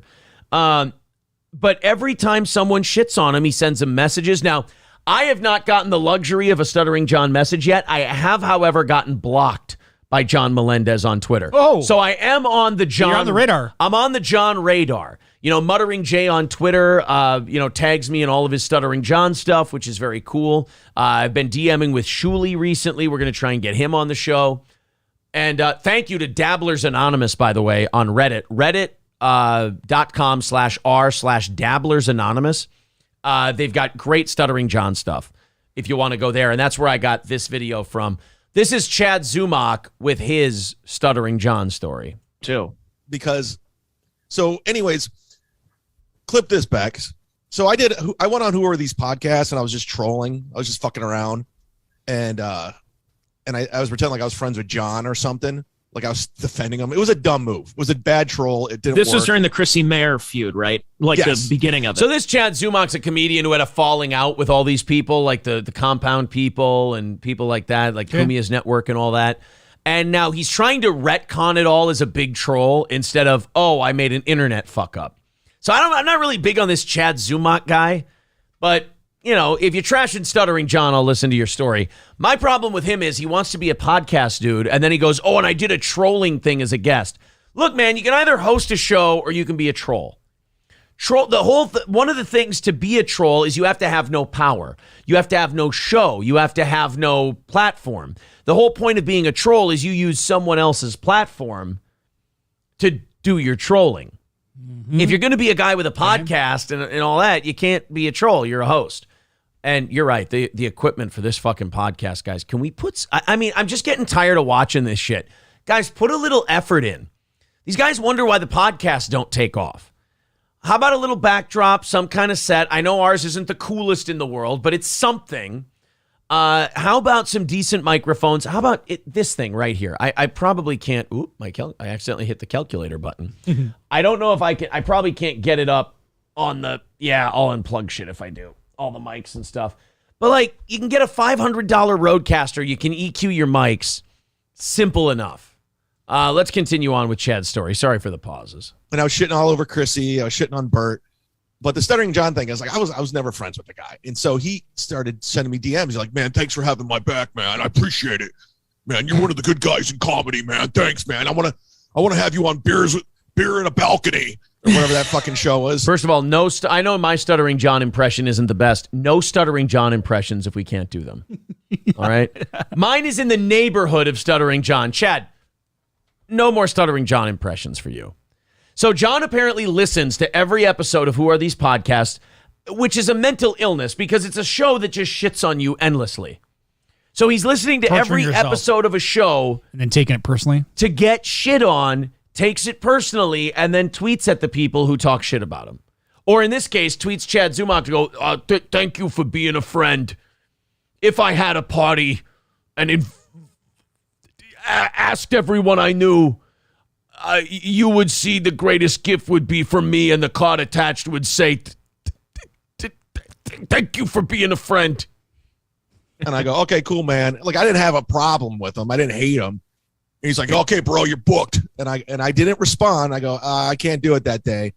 And next thing you know, he's promoting on Twitter that I'm coming on Beers with the Balcony on Tuesday. And I sent him a DM. I go, dude, you're a fucking idiot. I said I couldn't do it. I'm like, take that down. I told him to take down the tweet. I have a theory about this. I think Chad Zumock really was kind of sticking up for Stuttering John, but then he got a bunch of hate on the internet and a bunch of people. He found out how hated Stuttering John was and then tried to distance himself from it. Rope-a-dope. I don't trust this guy. I'm sorry. I don't trust Chad Zumock. I think this guy he won't be honest about his clout chasing. He says at the beginning of this, clip this, because he knows, like the rest of us do, when you talk about Stuttering John, you get a few extra views. Sure. We talk about Stuttering John because we find him funny. We clip him out of our show because it gets you more eyeballs on your channel, which is, guys, you don't have to be ashamed of this. You know, people try to comment on other people's videos and say, oh, you know, they'll try to say to people, you only talk about Brendan Schaub or Stuttering John or DSP or this person because you want to get more views. And then people get scared of that and they back away from it like it's something to be ashamed of. The name of the game is getting views. So, yes. Yeah, I could put the funniest shit we do on this show up as clips. It won't get any views. But if I put a Stuttering John or a DSP or a Brendan Schaub up there, so then when they search it, that name will come up, right? Basically. So guys, don't try to have your cake and eat it too. Don't try to sit there and act like you just stumbled upon some Stuttering John shit and you throw it up there as a clip like, oh, look at that. Just admit, look, we're doing this for views. You know, here's some Stuttering John. I don't trust this Chad Zumock guy. Oh, I was trolling on Who Are These Podcasts. All right, well, that's kind of shitty and lame that you do that to Carl. You go on his show just to sandbag it. You're kind of a dick. So was it that? Or were you actually standing up for Stuttering John because you thought it could get you somewhere? And then when it turns out you find out everybody hates Stuttering John, you went ahead and you ignored his tweets and his texts and everything else and wouldn't go on his show. I don't know. This Stuttering John or this Chad Zumock guy seems a little bit too, like, clout chasing without admitting he's clout chasing kind of a thing. Like, I'll admit I clip these out so that people will view them. So it's a form of clout chasing. That's totally fine. You got to grow your channel and get views. But don't sit there and I don't like the excuses he's coming up with here. But also, let's not bury John's desperation. So then he fucking DMs me. And I never put this shit out there, but I'm enjoying fucking what Shuli's doing. I'm enjoying Who Are These Podcasts, what Anthony's doing. Right. So right, so you want to jump on not just say that from the beginning. You want to jump on the John train because it's good for views. There you go. Liberate yourself. He goes, you're a dumb fuck. And I go, have your producer take it down. Fucking calling me an asshole. Meanwhile, you do Carl's show. I took it down, dumb fuck. Fucking asshole. Jesus. That's the other thing with Stuttering John Melendez is that if you just do a small slight to him, he comes back with, you're a fucking dead man. I fucking hate you, you piece of shit, fucking asshole. It's like, John, I said touchy, your hair looked funny today. It's touchy, huh? Yeah. Hey, John, you're getting a little gray, are you? Well, I hope you fucking die in a car accident. Whoa, John. I would think we would have him on the show, though, if he wanted to come on, wouldn't you? Oh, I'd have Stuttering John on in a heartbeat. Yeah. I bet Carl would, too. But here's the thing. With like Stuttering John, the reason he goes from 0 to 60 so quickly is it's like it goes back to what I said earlier. John was a conduit for comedy on Stern. He never came up with funny things. He was always the thing that they used to pass their funny ideas through. So then when he starts trying to talk shit with other comedians, they find out John's not a comedian. John's a phone screener who got lucky. John's a phone screener who got a winning lottery ticket. So this idea that Stuttering John is like one of the boys and one of the comics and can hang, that idea goes away as soon as he starts trying to do the dozens and talk shit with people. Then I wrote, I don't need this or want this in my life. I love this. There's no punctuation. You're just like, just shut the fuck up, John. He's like, you want it now, calling me shit? You got it. Game on, you dumb fuck. But this is like, I don't even know this guy. Isn't that funny how that text exchange started as Stuttering John going, hey, thanks for sticking up for me on Who Are These Podcasts? Yeah. And then this Chad Zumach finds out that Stuttering John is universally hated and nobody liked Chad's appearance on Who Are These Podcasts. And then he goes, oh shit, I better not, defend Stuttering John anymore because that'll send me into obscurity. I'll be a laughing stock. So then he goes, I'm not going on your show. Take it down. Have your producer take it down. He's like, well, fuck you then, you piece of shit. It's like, John is so clearly using people and so clearly manipulating people. He doesn't mean it when he says, thank you, I appreciate you did that. He's just trying to get that person on his side. So he goes to this Chad Zumach and he said, thank you for getting my back. And Chad's like, oh, that's fine. You should come on my show. No answer. Well, then fuck you, you piece of shit. I hate you. I mean, he should have went ahead and did it right away because he would not be in the situation he's in now. John? No, this guy. This guy should have went on John's show? Yeah, it would have helped him.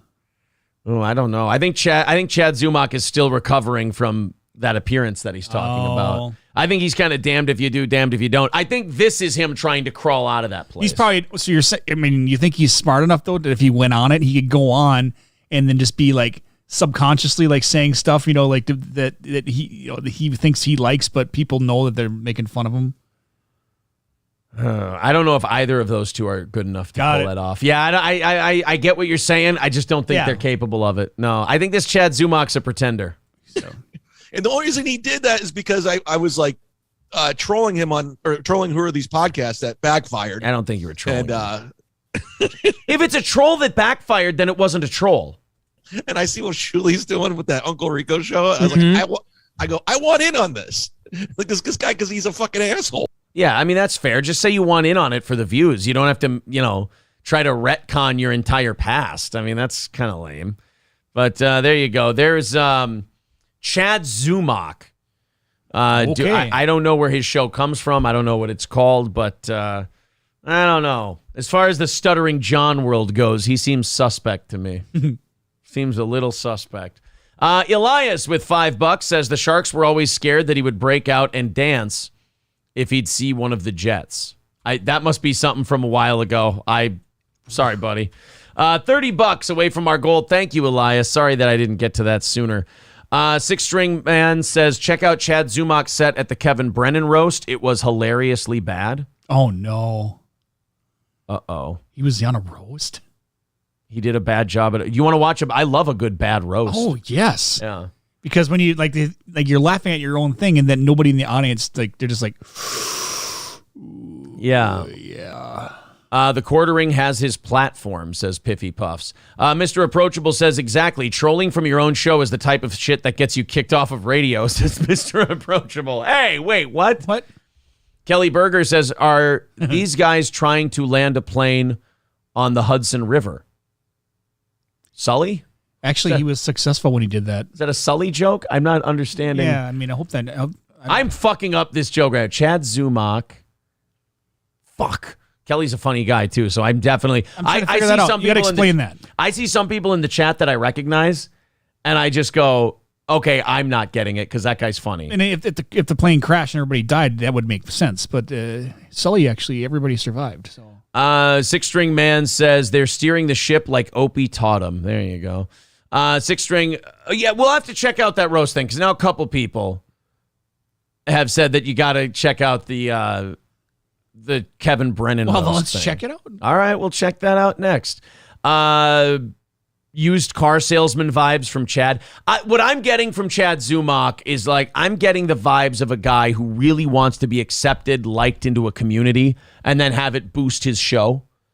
Like, I'm seeing a guy who's desperate to get onto a bandwagon, and, All right. I don't. Whereas, I've always thought Stuttering John was funny, and before I was on Who Are These Podcasts, we started talking about him. The reason I clip him out, 1,000% for clout. 1,000% to get more views on this channel so people come and watch our show every day. You're damn right. Let's go ahead and find this. Let's go to, I'm sure YouTube is the easiest place to find it. Chad Zumock, Kevin Brennan. I like Kevin Brennan, by the way. Good one, boss, with Anthony Cumia and Chad Zumock. Chad's House of Lies. Okay, we have Kevin Brennan shitting on Chad Zumock. Chad Zumock quits the Misery Loves Company podcast dramatically. Oh, this could be fun. Kevin Brennan on the controversy surrounding Chad Zumock. Oh, that's from our buddy Husey. We could play a Husey. I like Husey's stuff. Put Chad in jail. Cumia clowns Chad. Chad at the Brennan roast. Here we go. Oh, boy. I haven't talked to Kevin, to be honest with you. I just told him yesterday. Oh, it's a local roast. It's not the actual comedy. I stand up to these people. I'm not your fucking feature. I'm not your sidekick. Go fuck yourself. I'm gone. So wait a minute. He was a sidekick on Kevin Brennan's podcast and got mad, so said, fuck you, I'm not your sidekick. Yeah, but you kind of are. Good luck.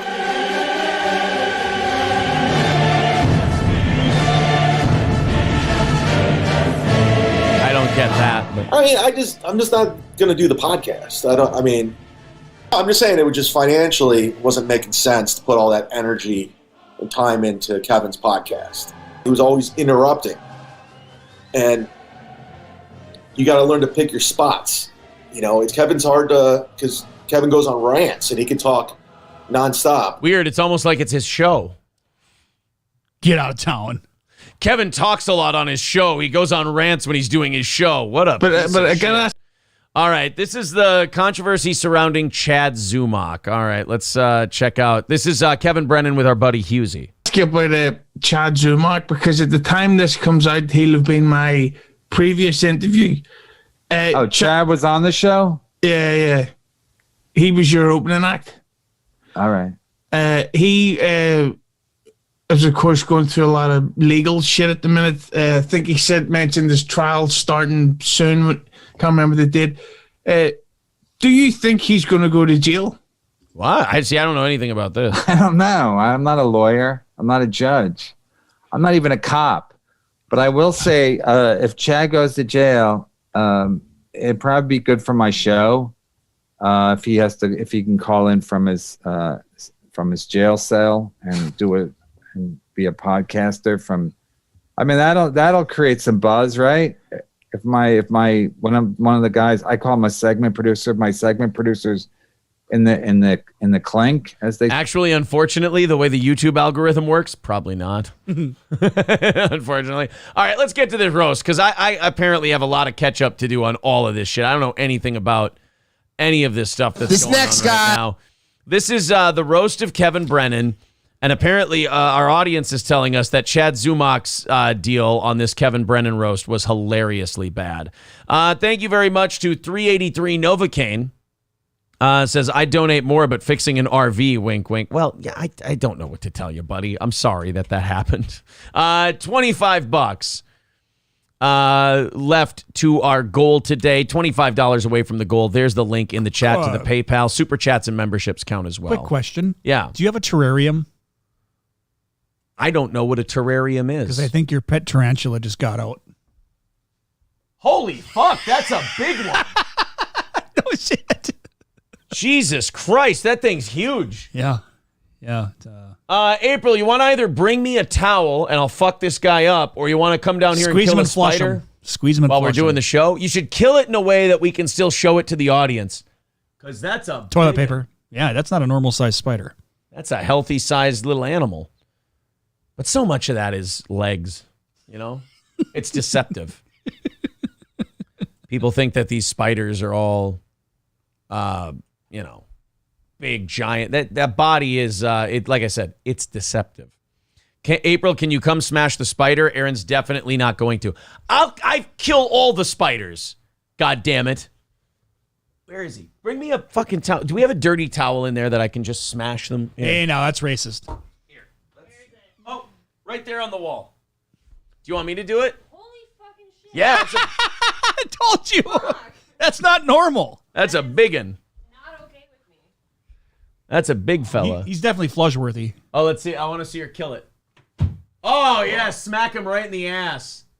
Did he come off on your towel, or did you just knock him into the carpet and he's going to crawl around? Where is it? Oh, I think, okay. You smash him to pieces? Now I'm going to have weird powers. Is that a cum rag you're using?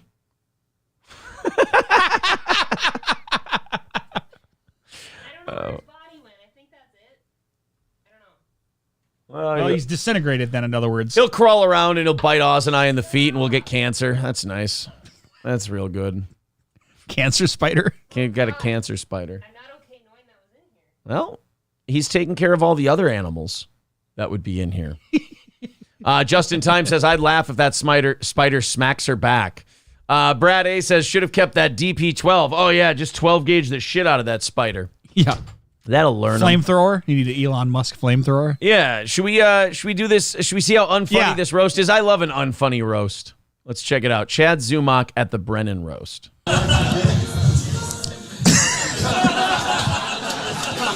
One more time for Aaron Berg, everybody. All right, here comes the funny. The only Canadian Jew that thought he was passed by the Comedy Cellar.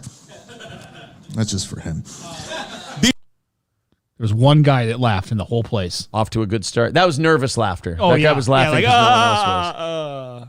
Some guys are in the audience thinking that they're part of the show as the audience member. Like, I'm going to pump this up with my laughter. So they have to laugh no matter what's funny. Be sure to check out all his tour dates at rogerpaul.com.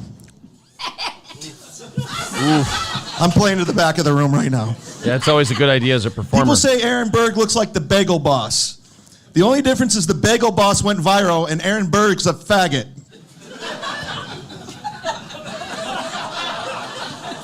Who booked this guy? Ah! That's actually a good heckle. Dude, I hate that shit. That's one thing that's one side cancer of the Comedy Central roasts is all these guys now feel like they have to say the most shocking thing to have it be a good roast joke. And it's like, guys, come on.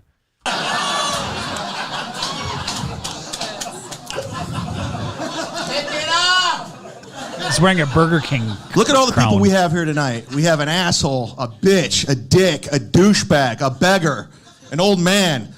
But besides Kevin Brennan, there's 15 other comics here tonight.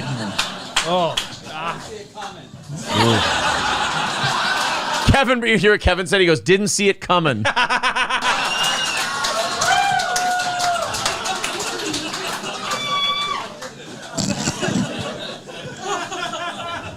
You know it's a shitty roast when Chip Chipperson's your star power. Alec Baldwin had Robert De Niro. We have Barry Ribs. It's a complete shit show. They should call it Firefest Part 2. Ooh. This dais it's like a who's of who gives a fuck. A Price is Right audience has more IMDb credits than this dais. Are we trying to set a record for bombs per minute? So far, so good. Wow. That's a world record. You know what sucks about it, too, for him is that he's giving it all he's got. You can tell that he's pouring himself into this, and it's just not working. This Chad Zumach guy, I've never really dived too deep with him. This guy just seems like pretender oozes off of him. Like he wants to be at a certain place, and he's just not going to get there.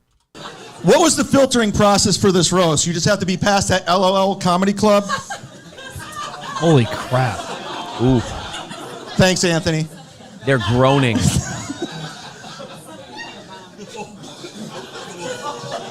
What'd you say? Kevin Brennan couldn't. Kevin Brennan could be here tonight. Neil Brennan couldn't be here tonight because he hates Kevin. Oh no, this is just going bad to worse. Whoever, I can't remember who recommended this, but thank you very much because this is one. You nailed it. It's starting bad, but it's like it's got a nice downward trajectory to it because now he's panicking because he knows he's not doing well, so he's stammering when he goes, "What'd you say?" Anytime you stop to look at what somebody back there said, you're in a panic. And now he's fucking up his own jokes. Gary Goldman couldn't be here tonight because he hates Kevin. Leslie Jones couldn't be here tonight because he hates Kevin.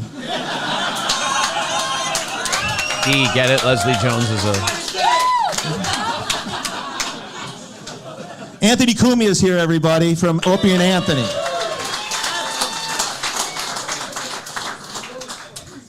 As you know, Anthony got fired from SiriusXM, but he came up in the end because he launched a successful podcast network.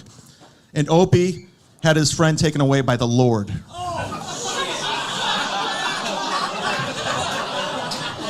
Ooh.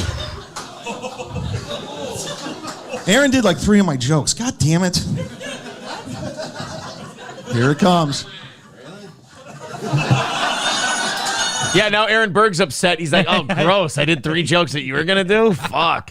I put likability and timing behind them. I put likability and timing behind them. Oh, I like Aaron Berg. It's funny you try to do a Chip Dan Chipperson in Soder front was of him, here too. for some reason. I don't know why he would do this roast. He has a successful career. I wish he was here to hear this. Didn't he learn the last time when he tried to ruin his career by fucking Nikki Glazer? That's funny. I just think it's funny. He'll always be the second best comedian in his apartment.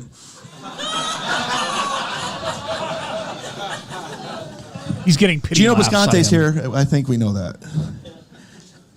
Gino's. I'm not telling this one because Soder's not even here. It's not. Soder. Okay, I'm gonna tell. Oh wow, he is fucking struggling big time. Panic mode. Gino and Soder's dad. Gino and Soder's dad have a lot in common. They're both huge alcoholics and both didn't attend Dan's high school graduation. That would have been great if Dan was here. Artie Lang, you. No, it wouldn't. God damn, this is now I'm going through that. You go through the cycles of enjoying somebody bomb. I'm going through the I'm feeling bad for you part of the cycle now. To open for Gino. You're just like, oh. Do you hear that? He goes, Dan used to open for Gino, and Gino just shouted out, no, he didn't. I mean, Artie Lane used to have Gino open for Artie. Because he wanted to look like the sober one. Ooh. Look at this trembling. Like, he has all these jokes, and even if they would have been good, they wouldn't because you fuck them up all the time. Well, now I'm oh my God, it's contagious. I'm catching Zumakian fever. You think how much worse you would have got if you wouldn't have been vaccinated? Ooh, thank you. I'd have blood clots and shitty comedy. And an enlarged heart. Oh. Chip Chipperson was here tonight. How about a hand for that retard? The Chip Chipperson character is so retarded, Amy Schumer tried to marry it. That was okay. Speaking of retards, Mike Bichetti, he's here right here. We know him.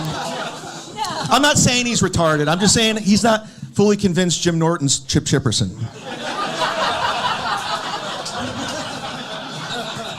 Okay. All right. It's fumbling, man. Oh, no. You just be sure to check out his 25 sets while you're at it. People are now laughing at the fact that nobody's laughing. Yeah. Lost. The pity laughing.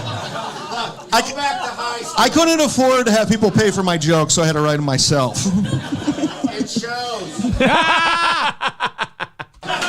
I'm liking Opie more and more. That's not Opie. Oh, it's Anthony. Right? No, that's not Anthony either. That's Aaron Berg. Oh, I That's thought a he was doing different Chip Chipperson. Comedian. No. Jim Norton's not on stage right now. Oh. I don't really don't even know what he looks like. What was that heckle? I don't get it. I would like to. Who? Oh, he is struggling so bad. Taffy Jaffe? Good thing we're getting all these jokes. Oh. I gotta get to you. How about a hand for...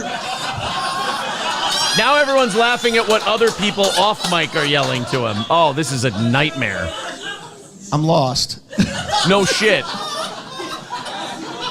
Go back to where before you started comedy. See, he does sound like Opie, doesn't he? He does sound like No, him. not at all. I don't think. The guy that does Chip Chipperson kind of sounds like him. Jim Norton is the guy who does Chip Chipperson. Never mind. He's got that same kind of voice. Oh, no. Now Kevin's checking his notes. Give me my notes.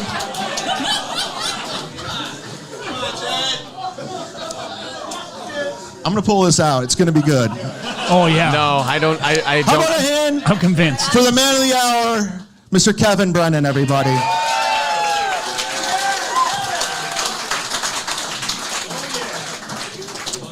Kevin used to be a writer on SNL, but he never used SNL as a launching pad. Let's just hope he's using the George Washington Bridge as his new launching pad. Oh, and God, he's butchering Oh my God, this is bad. Whoever recommended this, thank you? Question mark.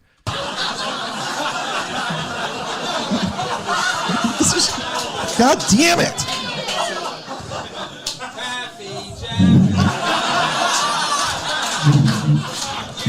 Neil has success, money, and Netflix specials. Kevin has 2 cats and a Patreon. Everyone knows Kevin lost his virginity to Sarah Silverman, which is hard to believe because I can't picture 2 cunts fucking. Ugh. That was my favorite laugh of the evening. You got one. All right. We're going to get through this. This is going to be good. Look, Aaron Berg's head, his head is in his hands. He's ashamed of this. They say you roast the ones you love. That explains why no one in the Brennan family's on this dais.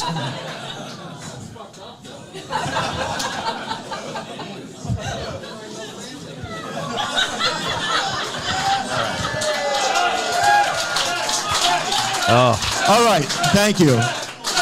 No, but in all honesty, seriously, I really wanted to be here tonight. Kevin, you're one of my favorite comedians, one of my favorite people ever. When David Tell says you're his favorite comedian, you're the best comedian. Thanks for having me here tonight, and sorry I fucked up my jokes. Ooh. Well, there you Ouch. go. Thank you guys for sending us that one. That was brutal. Brutally bad. Oh, God, guys, why aren't we approving these chats, for God's sake? I'd appreciate if we approved those so everybody can get their shit in there. All right, so that's the end of that one. Yikes. $25 away from our goal today. There's the link to the PayPal, and the super chats and memberships count as well. Well, with that out of the way, let's fire up our. Oh God, we're only on to the 8 o'clock stories here. Jeez. On today's show, looks like we're doing overtime today, so we will be adding an extra half hour to today's show. Be sure to like the video, subscribe to the channel. We have been cruising, man, ever since we hit 5,000. We've just been. I think we're well over 5,100. We're on our way to 5,200. And I think it was like less than a week ago we hit 5K. So thank you guys very much. I've also been informed that we've got our Grand Died Alone drop now. We got that all straightened away. Oh, I'm excited. So let's get this downloaded and put in the Stream Deck so we can... I excite. There we go. Stream Deck, put her over here. Graham Died Alone, drop her in, turn it up, and bingo. Graham died alone. Thank you. Perfect. Thank you, Victor. Appreciate it, buddy. Thank you very much. Now we've got Graham Died Alone. Thank you to Hamburglar for renewing his membership. Mr. Nobody with $9.99 says we need a dad joke from Oz so we can actually laugh after that. No shit, right? Oh, that's sad. We have to go to that. All right, we have to go to this book. Throw Mr. Nobody a Bobcat Goldthwait dad joke. By the way, 5 minutes or $5 from that membership from Hamburglar, $10 from Mr. Nobody. We are. Oh, I just fucked up. We are $10 away from the goal today, so we're right about there. Remember, if we go over our goal, we just tack it on to tomorrow's morning show. Oz, fire away. Don't spell part backwards. It's a trap. God damn it. Six String Man says Aaron Berg trashed him so bad immediately after he got on stage. Well, you have to. How do you have any credibility if you don't trash that fucking knucklehead as soon as he's done? Yeah. You want to see a Compton street takeover? Have you ever heard of a Compton street takeover? So a street takeover, is that where they just show, like kind of the racers do the thing where they just show up in an area and decide to like start doing stupid things like whip donuts and run into each other and stuff like that? Or? Yeah, it's just like that, except without the cars. I'm in. Check this shit out. This is in Los Angeles. Something new for me. This is in LA yesterday. Oh, no, they got the cars, too. So some asshole is just literally throwing his drug money out there. I mean, you can't be holding that much cash in that neighborhood without it being from illicit money. I mean, this is how these people end up in fucking prison, by the way. Yeah. They don't get caught selling the drugs. They don't get caught peddling anywhere. They get caught being a dipshit and just chucking giant amounts of money into the air. Like they're a walking red flag. The funniest thing is when people run into street racers and then a car takes out like 5 of them, they just go flying. I'm like, what do you think was going to happen when you're on a street when people are doing stupid things like donuts and stuff? But just chucking that much cash in the air, you've got to be the dumbest. Somebody's going to be trying to pick up the cash and the car's going to hit them. Guaranteed. Oh, yeah, right in the face. Guaranteed. New this morning, a wild street takeover in Compton caught on camera. You can see someone standing on top of a car there, appearing to throw money into the air. Oh, yeah, it's just a matter of People time. rushed in to pick it up as cars continued to do donuts. Oh, there you go. I love how they go, well, it was a street takeover. I'm sorry, that's a riot. Like that, I mean, just the way we're soft peddling these things and not calling them what they are, it's part of the reason we're getting so much of it. They're like, oh, it was a street takeover. No. That's not an event that like has permits or anything like that. It was just a bunch of dipshits who ran into the middle of the street and blocked it. They shut down traffic. Let me just put it to this way. It's a little more graphic and dangerous than a street mob. Yeah, flash mob. Flash mob, I meant, yeah. Oh. Caught on camera. All of this happened near San Pedro Street. Oh, there's a nice hit and run. They slammed into that red car and then just took off. Boulevard overnight. No one appeared to be hurt. Other street takeovers were also reported in South LA and in Gardena. Wow, what an absolute shit show, man. Just garbage. No cops, no nothing, just sitting there. Looks like Minneapolis to me. Imagine doing all of that and then just having absolutely no fear that anyone's coming to shut it down. Because that's a lot of these cities now. They let them go. They've surrendered the city to people who are just standing there throwing money like a dipshit, crashing cars into each other. I mean, if you would have made that 30 years ago, that could have been a comedy. Like, oh, that's such a ridiculous concept that would be allowed to happen. Yeah. That's We see that a lot with Fry downtown, so. Yeah. God, it's street. I love how they call it street takeover. It's the 23 Folgers cans of cash, says Balls Deep. Yeah. Piffy Puff says maybe he won big at the casino. Yeah, right. That casino that's there in Compton. Yeah, I'm sure it was. He won real big at the craps table. That's all it was. Put it all on red and got lucky. Curly Adams says it's just like that without the cars. Immediately shows videos of cars doing donuts. I know, I fucked that part up. Oz was right about that. I remember when I watched it last night, I just saw the people running around Guy throwing the money. cash. Yeah. Skeezy says he's pulling a Jesse Pinkman, whipping wads of cash out the window. Right. And that didn't raise any red flags either. I have a feeling the authorities might want to speak to that guy. Possibly. Somebody says that's not even street racing. That's just people fucking around. Well, no, it's a street takeover, which is clearly a thing. Stevie J says takeovers went up dramatically when the stimulus checks arrived. They used them to buy tires. Sure, you're not wrong. Puerto Rico, we have live. Piffy Puff says Puerto Rico, we have live round gun games to practice shootouts. Yay! You guys don't have any open real estate, do you? Real life GTA. Detective Ice-T needs to go back to his city and clean up, says Mr. Nobody. Yeah. And I got news for you. That means you're gay. Silverwolf says, damn, the new GTA looks great. Right? Yeah. It's looking solid. This was a funny story. Joe Biden personally called a Coast Guard worker to thank them for saving lives during the hurricane. We also just found out that that Coast Guard worker, because of Joe Biden's vaccine mandate, will be losing his job in a couple of days. Oh, no. So he's a hero of Hurricane Ian. Oh, no. Got a phone call from the president, and now in a couple of days will be losing his job because he didn't get vaccinated. I mean, at this point, with all the research that's coming out about the vaccine, you almost can't afford to take it. So they're making everybody, like in the Army, Navy, and all that, they're all required to do the vaccination? I guess they still have. That's one of the few places that those vaccine mandates are still in place. It's remarkable, man. I'll tell you that. President Joe Biden personally congratulated a U.S. Coast Guard rescue swimmer for saving lives of victims of Hurricane Ian in Southwest Florida. However, the Coast Guard here said he is about to be discharged because of Biden's mandatory COVID-19 vaccine order for the U.S. military. On Thursday, there were areas ravaged by Hurricane Ian that were only accessible by aircraft. Coast Guard members flew to the coastal areas destroyed by the Category 4 hurricane from the air station in Clearwater, Florida. For more than 8 hours, the teams ventured into the hurricane-ravaged areas in Fort Myers and Naples, where they rescued 15 people and several pets. Yeah, I watched video of that. They're basically lowering the basket down. They send a guy down and they throw him in the baskets, get him up because they can't. They might be on a dry area, but there's all water all around them. Yeah, it's pretty bad. One of the Coast Guard heroes is a rescue swimmer and aviation survival technician. He reportedly kicked through a wall to pull out a disabled woman and her husband who were marooned in their storm-smashed home.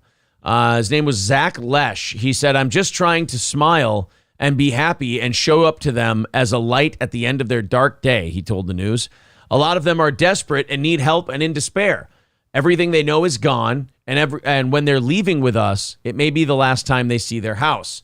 President Biden personally congratulated Lesh for his bravery in rescuing helpless people, saying, quote, "I told him how proud of him I was and thanked him for all the work he and his coasties are doing to save lives." Now, you ever seen a president be able to say thank you and fuck you all in one sentence? It's amazing, isn't it? I mean, yeah, the president of the United States called this guy to thank him. I wish the guy, I know that, service people have the utmost respect for the commander in chief and all that, no matter who it is, but I really do wish that this guy would have said to him, "Hey, any way you could change around your rules, because I know you're happy that I save people's lives and I'm a hero, but I'm not going to be able to do this anymore." "What do you mean?" "I'm not vaccinated, so if I choose not to get vaccinated, you're going to fire me."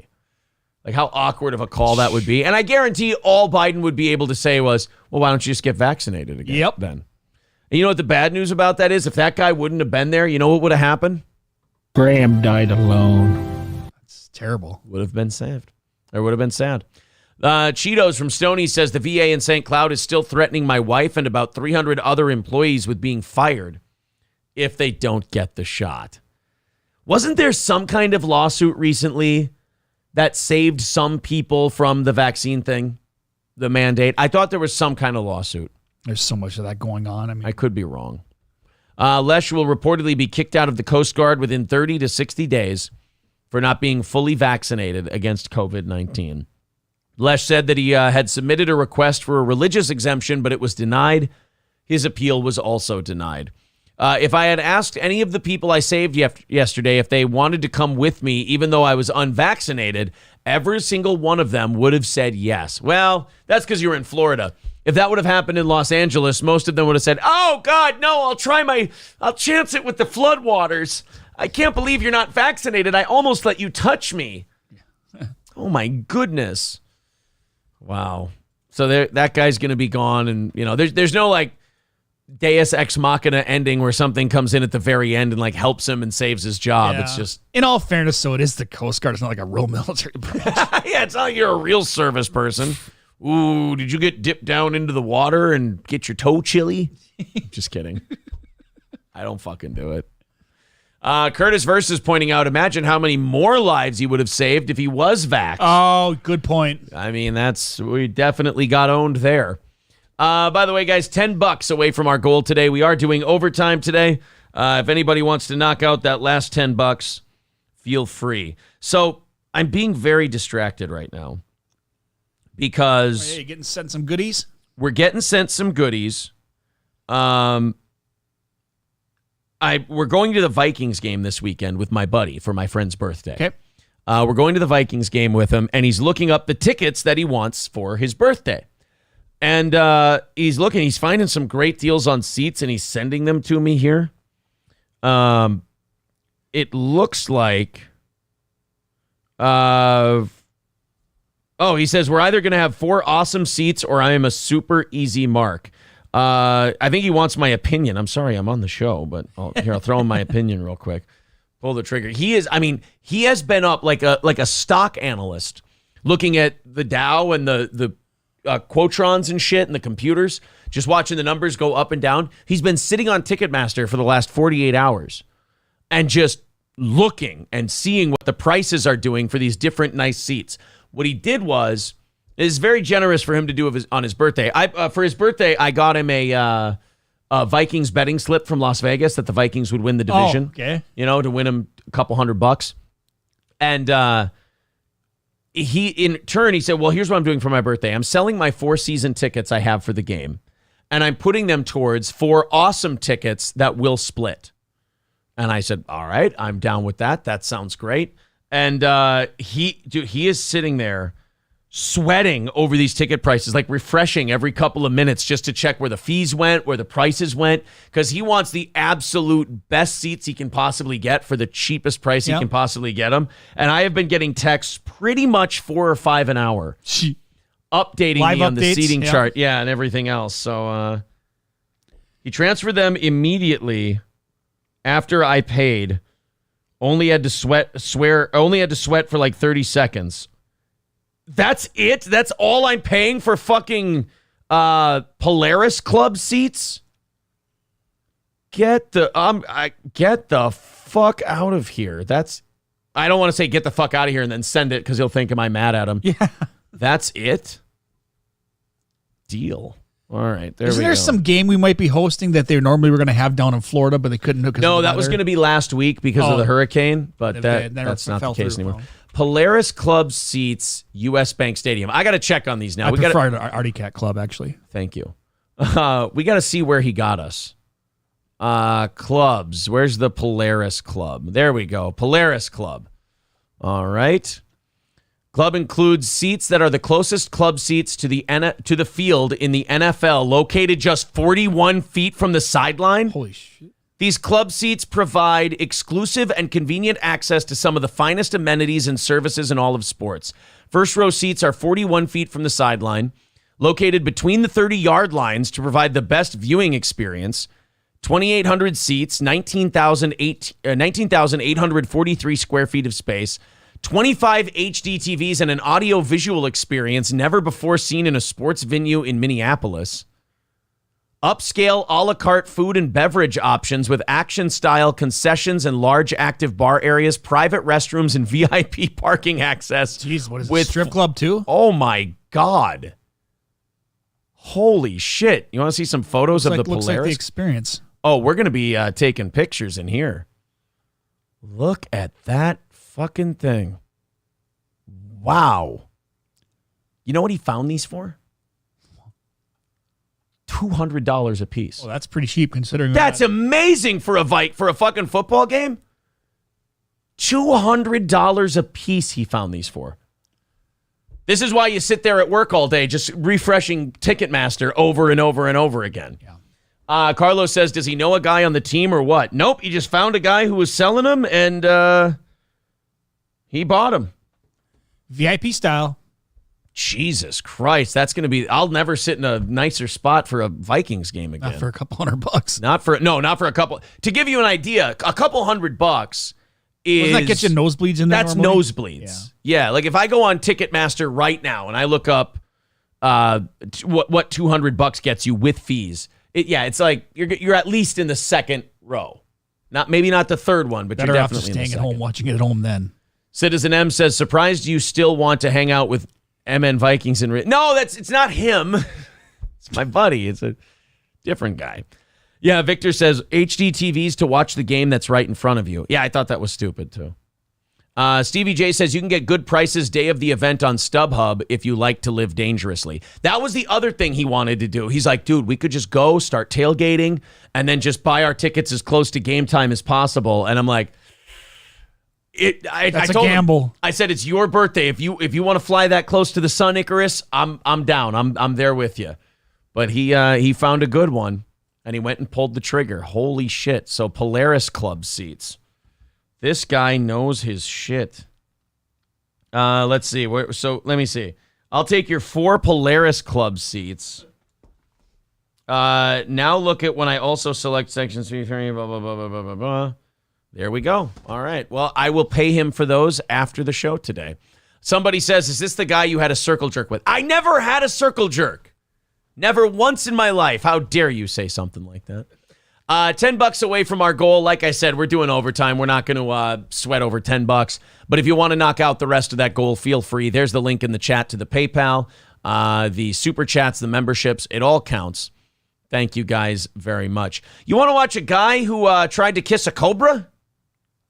Like the snake? Yeah. Or a Cobra Kai? A guy in India decided he was going to try to kiss a snake, a cobra. I hope you get bit. Before we do this, would you like to guess how it goes? Would you like to make a prediction? Okay, so guy, yeah, because a lot of times, they do those snake charmer weird things, right? With they're blowing the little flute thing or whatever. And this guy, so he's going to try to kiss it. So I believe he's going to get bit, and he's probably going to be in rough shape.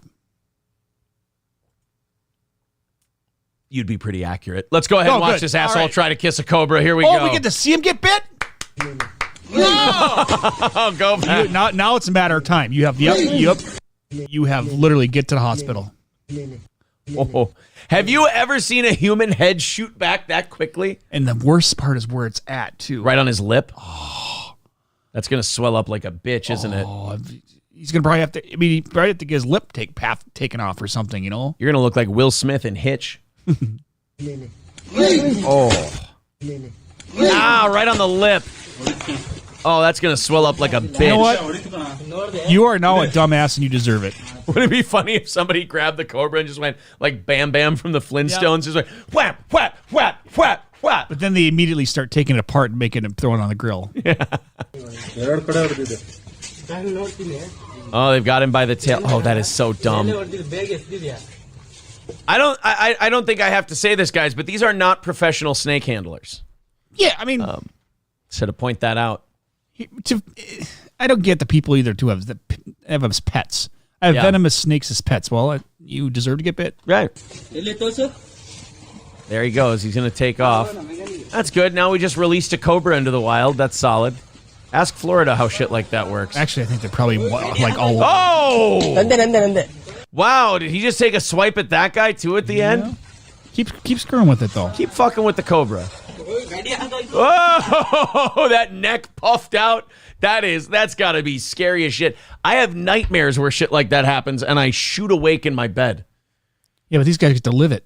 Oh, man.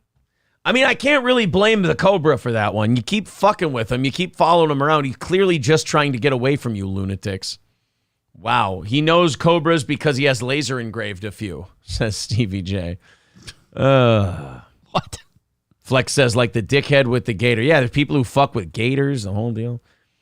Granny says, Oz could charm my snake with a recorder playing hot cross buns. Oh, he wants you to give him an erection with a recorder. I'm sorry, I don't really swing that way. Sorry. Black Ornament says, Aaron and MN Vikings getting box seats is the pick-me-up I didn't know I needed. Fucking incredible. I promise it's not him. Granny says, a cobra got loose in my hometown with a $10,000 bounty. They never found it. I looked for an entire day. I mean, 10 grand will probably cover the medical bills of having the poison sucked out of you. Yeah, so I mean, it was kind of a trade-off. So there's that, yeah. $10 away from that goal. Somebody's going to knock that out here pretty quick and call it a day. Until then, we will be doing overtime. Home prices across the U.S. I got some economic news for everybody today. All right. Some economic news. Recession's over. Everybody's making money, right? Home prices across the U.S. are posting their biggest monthly decline since 2009. Oh, boy. Hey, guys, if you're somewhere where you don't plan on moving anytime soon, those property taxes are about to take a nice dive, huh? Get to see those property taxes come down a little bit. Yeah. Oof. By the way, I don't think I need to mention for our viewers who are old enough, 2009, those were some pretty steep declines. Yes, they were. Ooh, that's when I boy. bought my house, and I know. Median price falls twice in 2 months as market loses steam with skyrocketing mortgage rates, driving affordability, this is important, driving affordability to its lowest level since the 1980s. I don't know if any of your parents have talked to you about what buying houses in the 80s was like, but I've talked to mine. Yeah. It was a nightmare. You had 20-some% interest rates. You know, hey, here's a good example. You know in Ghostbusters, where they were talking about, it's 17% or whatever, you didn't even bargain with the guy. Yeah. Those were legit interest rates. back then. I mean, people were doing this thing, and they're going to start doing this again. So, I mean, this won't need an explainer. They were buying points. Buying points is where you could buy money, you could give the bank money, and they would knock interest rate points off your mortgage for you. So if you gave them, like, I don't know, I'll throw out a number. I don't know what they were, but like $10,000, they drop your rate by like 5% or something. Okay. So people were buying. I remember my parents telling me a story. I don't know how that's even legal. Yeah, my parents told me a story about how they bought their mortgage down to like 18%. They bought points to get it down to 18%. Because it's worth it, because in the long run, you end up paying less. Yeah. Wow. Victor says, go ahead and get your new house at an interest rate of 8+. Yeah, and they're not done raising the interest rates either. So, I mean, we're going to see double-digit interest rates probably by the end of the year. Yeah, Victor, everybody has a third mortgage nowadays. Yeah, but it's 17%. You didn't even bargain with the guy.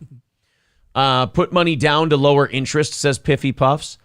That's what I don't get. Like, you could put that money towards buying the interest rate down, or you could just put down a bigger down payment. And wouldn't that cut the payment? I don't know. Look, I mean, I'm sure these people go through the numbers and they do what's best for them, but forgive me for not trusting Americans. Six String Man says, to give you an idea, Ray, the interest payments in the first year alone will be $32,563. Carlos says, if you had 18% today, your average mortgage lender would go into witness protection, right? Shane F. says the reversal of 80's 20% interest is 5% interest on a house worth 100% of its actual value. That he is right about that. I remember my parents bought their house. It was like $60,000 or $70,000. Yep. But it was, like I said, it was 20% interest. So like we basically flipped that. Like now, up until recently, the interest rates were crazy low since 2008, 2009. But the values were the values are out of control right now. I think we can all agree. Like before these have gone down, the house we're living in, what they're selling other houses on our block for, I'm like, this house ain't worth it. It's a nice house, a fine house, but it ain't worth that fucking much. So you're saying that you think or whatever predicting this with this or what they're predicting is then within a year, because my house is currently worth 4 times of what I paid for it. Right. Is it? So it's no longer. It's not going to go down to what it was. Okay. But it's definitely going to have to come down because it's just based on what people can afford. No. I mean, people can't afford to spend, $2,000 a month on a 2-bedroom house. So the prices are going to have to come down as the interest rates come up. So people. Oh boy.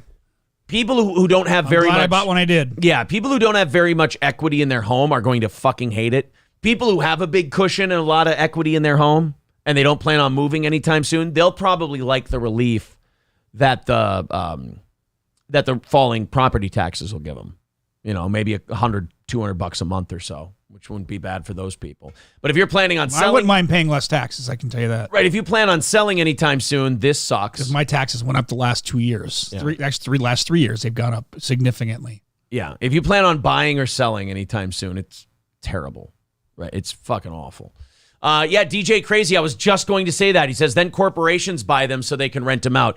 The real, another big problem with housing affordability right now is these big corporations come in and just buy up bulk properties and then they start renting them. So now that makes houses even less affordable for people who want them. Need Trump says, I have a 1948 house and it doubled to $200,000. Well, attaboy, that's always nice.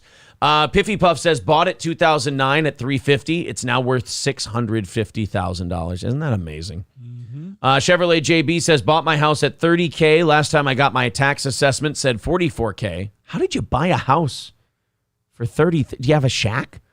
Called them up and bitched. They dropped it to $35,000. Oh, shit. Maybe you should bitch at the tax assessor more often. I guess. I didn't know that was a thing you could do. I thought the tax guy just put a fucking gun in your face and said, this is how much you owe, and you just paid it. Yeah, pretty much.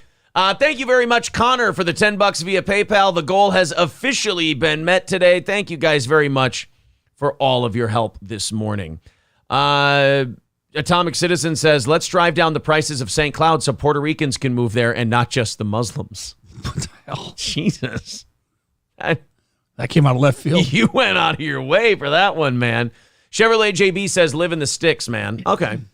That was, if there's one thing I could do different when I was younger, it would be just buy a shack of a house when I was single and by myself. Yeah. Buy a shack of a house like in 2009 when it all cratered. Have some land. And just, live there until about 2014, 2015 when things started to go back up, 2016 around there, and then just unload the fucker. Yeah. God, that would have been great. Yeah. But oh well. That's like playing the stock market. You don't know. I did okay. Legal gambling is what it is. Need Trump says, I agree with you, Oz. Taxes need to come down. We pay way too much. Oh my God. I think property taxes going up have bumped my mortgage up like almost $200 in the last few years. It's remarkable. But that serves me right. I should have just been writing the check. They give you that option, just write the check or just have us tack it onto your mortgage. Oh. It's always so easy at the time to just not respond. And if you don't respond, they just see, mine's not jack up escrowed the in. I mortgage. have to pay twice a year. So Oh, you actually have to write the physical check? Yep.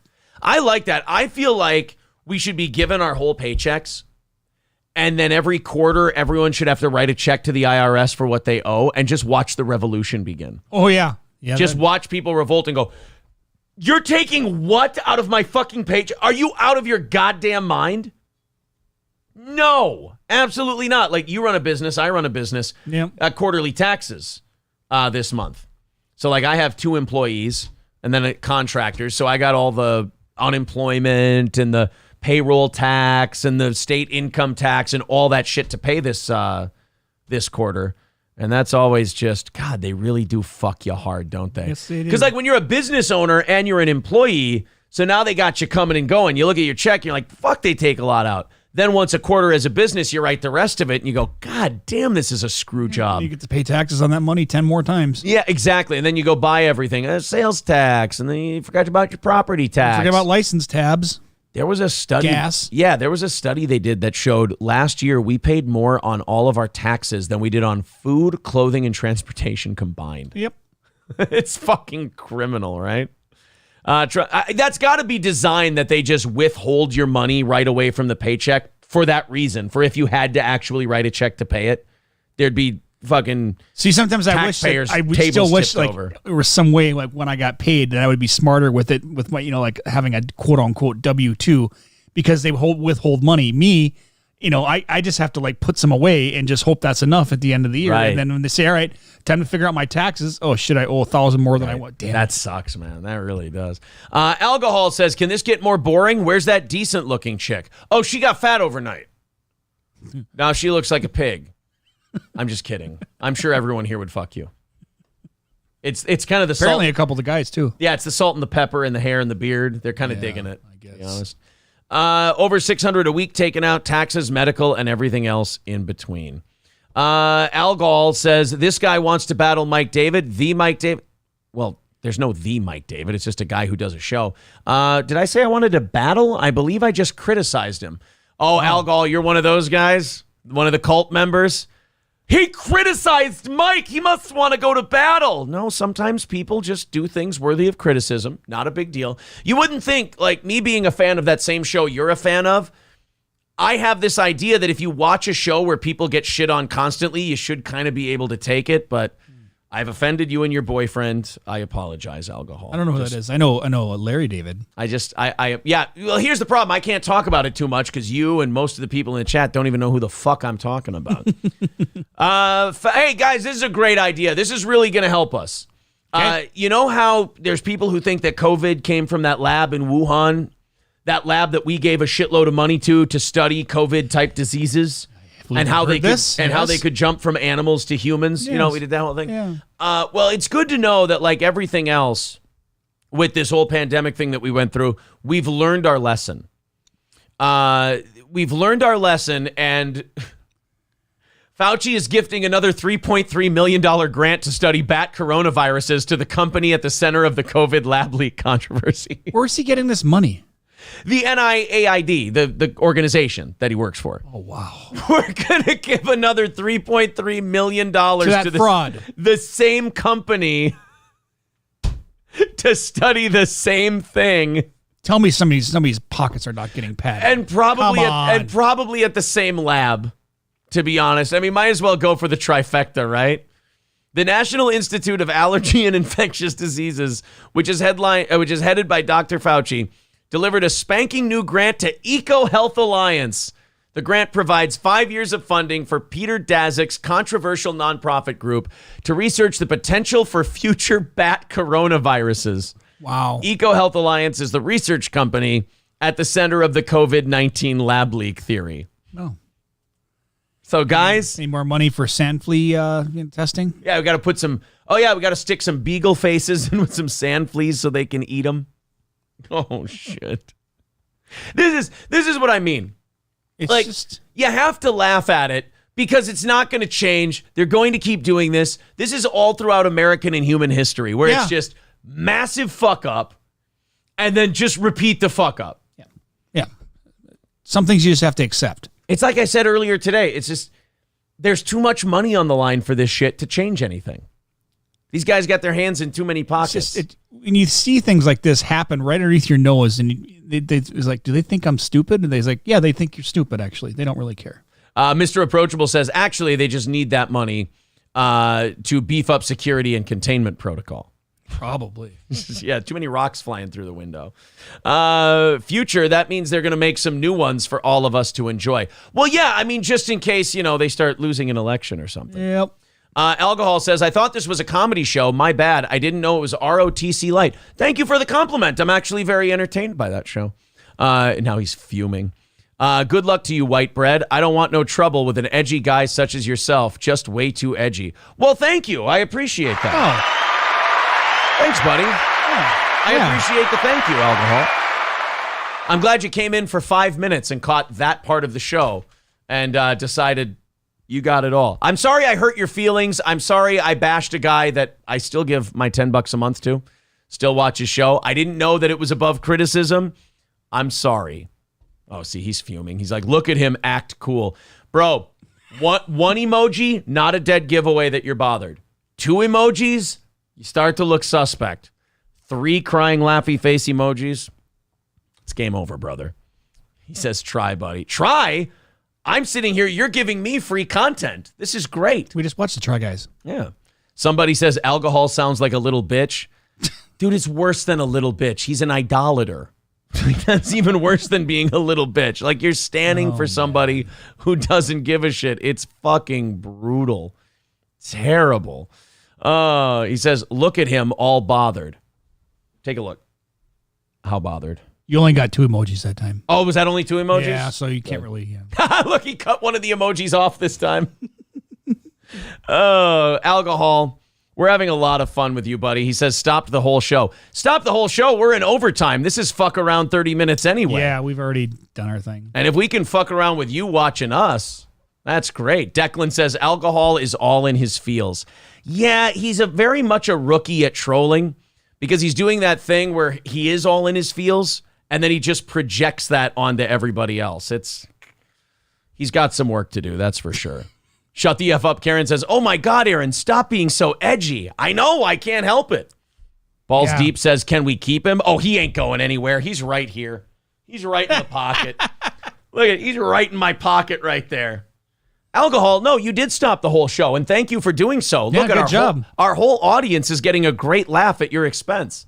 I always say, if you come into a show where everyone else is having a great time and you're the only one not having a great time, you're probably not very good at what you're doing. Citizen M, who's a fellow Red Bar guy, says, alcohol, stop. You're embarrassing us. Mike would not like this, you retard. Oh, no. Oh, boy. Oh, no. Declan says, still 2 emojis. You're in his head for sure. Dan C says, fan for life now. Oh, yeah, alcohol isn't going anywhere. He just wanted to be noticed and talked about. He'll go on a Reddit somewhere today. He'll go on a Discord somewhere today, and he will just be a fuming. We like you, alcohol. Stick around. He says, I'm not a Red Bar guy. Way too Jewy for me. Oh, stop. You came in here, you referenced Red Bar right away. At least be honest. If you're going to be shitty at it, alcohol, don't be a phony. Come on. Don't. I had hopes for you that you were going to turn it around. Says, yes, white bread. That's it. Oh, I know it's alcohol. Come on. I hope you're 12. If you're 12, then it makes sense. You got a whole career ahead of you. But if you're of legal drinking age and this is the best you got, we're handing you your ass right now, pal. They don't like hearing that either. He'll go, oh, that's just you coping. It's exactly what it is. Dude, you're killing like half my overtime right now. I should send you a thank you card. Yeah. I don't want to talk about this fucking Taco Bell story or the Mike Myers story or the Bill Gates story. Why would I want to do any of that shit? It's overtime, and you're in here getting your shit pushed in. I love it. Let's live in the chat for a little bit. Alcohol says it's a good show, way too Jewy. Oh, the Jews, right, Alcohol? We know about those Jews, right? They're running everything and the banks. And I will say this, I actually believe all that stuff. But if you say it sarcastically, then you're off YouTube's radar. It's really nice because I'm so very edgy. true. Took 10 minutes of his it. Do me a favor, delete that one, type it back up again, get it correct, send it back in. Thank you, everyone. Round of applause for Alcohol for doing his best. Yes. He says, took over the OT. Yes, absolutely. We don't care. That's the whole idea. I love it when people take over the overtime. That's less shit I have to do. I mean, A, we're kicking the shit out of you. B, the listeners think you're obnoxious and you're not good at this. The whole point of a troll, Alcohol, let me help you out. You're supposed to turn the guy's audience against him. You're supposed to expose the host. Oh my God, I'm teaching you how to do the thing you want to do to me. This is humiliating. You're supposed to take the host and make him look bad in front of his audience. And then the audience goes, hey man, you should stay away from this guy, all right? He's wrecking the show. Based. Our audience instead jumped on you and decided to keep going and help you out. And somebody says, Aaron's got a boner. Exactly. You've sexually stimulated me. Alcohol says, this little white bread trying his hardest. Everyone give him a round of applause. Oh, the round of applause got him too. He didn't like that. Oh. He did not like the round of applause. Right. Yeah. Alcohol says, could care less about that, genius. Yeah, I'm telling you right now, Alcohol, this is not looking good for you. I'm giving you chances to counterpunch, and you're not doing it. Slippin' Jamie says, I like white bread. It's that rye bread you've got to watch out for. Yeah, with that white-black marbling when they get it too close to each other and it's touching. I don't like that either. Not at all. Whenever I see rye bread, I put a blacked.com sticker on it. Ooh. Not okay with it. Meatball says, more content, less work. Yeah, exactly. You're giving me more content, and I have to go and do less work. That's awesome for me. So I thank you. I'm not being sarcastic. Alcohol says, no, you're bothered. YOU apostrophe RE. Yes. Well, they don't have that. They haven't covered that yet in class. Spelling. Oh, okay. Yeah. That's right. I forget he's 12. Yep. God damn it. I'm sorry, buddy. High Main says, white bread wasn't funny the first time, dude. Hey, give him credit. He kept plugging away. This Alcohol guy has been getting kicked in the teeth for like 20 minutes. And by the way, I'm hoping we can take this all the way to 10:30. How awesome would that be? Just make it a sale. Yeah. Yeah. And he's still going at it. You got to give him credit. He's getting Balboa'd. Like, maybe that's the strategy. Like, maybe he's just going to take so many punches that we get worn out, and then he makes his big comeback at the end. Makes sense, yeah. I mean, we're all rooting for you, pal. Or he's going to do the pump up like Hulk Hogan does. Twizzle, why did we hide Chris Weaver? Unhide that guy right now. That guy did nothing wrong. Chris Weaver did nothing wrong. Might have to take away Twizzle's... oh, there we go. Balls Deep did it. All right, good. Now, see, Alcohol, that's how you bother me. You ban people from the chat that I didn't want banned. That was me bothered right there. You? Lightweight, my friend. Citizen M says, Aaron isn't even an official fool. You are where you do not belong. Yeah, I mean, even Red Bar fans in our chat are telling you that you're being an ass. I mean, that should tell you everything you need to know. You're not even fighting me anymore, Alcohol. You're fighting our entire chat. Stevie J says, imagine being a lol cow and not even knowing it, right? This guy is actually being used for content, and he thinks that's a good thing. I like him. Buddy Travis says, Alcohol obviously doesn't ever watch the show to think he's bothering you. Yeah. People have seen me bothered. Alcohol says, that's it. This is embarrassing for you. Is it really? That's actually you saying that. I was going to say, my audience is very entertained. I'm enjoying He doesn't myself. understand how things don't bother you, that this is not bothering you at all. I mean, I've known you for 10 years now. And You've seen me bothered. Yeah. Oz is having a great time. I'm having a great time. My audience is having a great time, and you're looking silly. I don't really see where the embarrassing part comes in. We're having a great time, and we're going to do our whole overtime for you. This is great. It says, jumped on my first comment. Yes, absolutely. I will tell you why I jumped on your first comment. We were all having fun. Everyone was writing really funny, cool stuff. You were literally the only detractor out of hundreds of people. Actually, the only detractor out of thousands of viewers today. Like the entire show. So you stuck out like a sore thumb. It was a lot of fun. He said, this guy easy. I mean, yes, I am absolutely easy. Said not trying. Oh, wait. Now he says, I'm not trying to bother you. Wait a minute. But before you were very proud of the fact that you thought you had bothered me. See, Alcohol, this is why I don't like you. You're just not an honest guy. That's something a 12-year-old would say, though. This guy It is. easy. Yeah. That's true. Yeah. I mean, I wanted to have some fun with you. I wanted to do the back and forth, but every time I hit you, you come back with something weak. Even the audience is saying you need to try harder. Have fun. I know. I want to, Alcohol, I'm trying to carry you to the end of overtime. I know you think you're driving the show right now. I'm carrying you, and I'm trying to get you to 10:30, but it's going to be difficult because you're so bad at this. I did want to throw a thank you to Pip out there. $3 from Pip. Appreciate that, pal. He says, this is a show? ? Yeah. Need Trump says, it's a great show. See, this is no good. You keep writing shit that you think is good, and all of our audience goes, yeah, it actually is. Stevie J says, Alcohol's udders are swollen, and all that lil cow milk is making him grumpy. Oh. Six String Man says, projection. It's not just for theaters anymore. Kane B says, we're having a great time. Mr. Approachable, wait, banning people is how we get you? Let's see, who should we get rid of? Wait, what? No! Shut the F up, Karen says, the show is awesome today, as every day is. Flex says, yeah, you're the show now, Alcohol. You're my show. You should feel honored. Matter of fact, thank you, Aaron, is in order. People are really shitting on this guy hard. I got to skip around a little bit. My faith in diversity hire trolls is steadily diminishing, says Veldrain. Thank you, Mark W., for the $1.99. Yeah, you the show now. Somebody says, maybe we should invite Alcohol to the meeting tomorrow night, Aaron. You think you can hook this guy up with the white apparel? I don't know. He's a pretty sensitive boy, I'll tell you that. Piffy Puff says, baby bottles in the chat for Alcohol. Everybody throw up some baby bottle emojis for old Alcohol there. Boy. Lab Glass says, Alcohol, stop hitting yourself. Aaron, so easy you could get him in bed for some fish and chips. That's right, buddy. Stevie J says, Alcohol, bring your friends so they can rip on the host too. Yeah, exactly. Yeah, bring all your friends. If they're as funny as you, I want them all. DJ Crazy says, somebody take the battery out of the clock.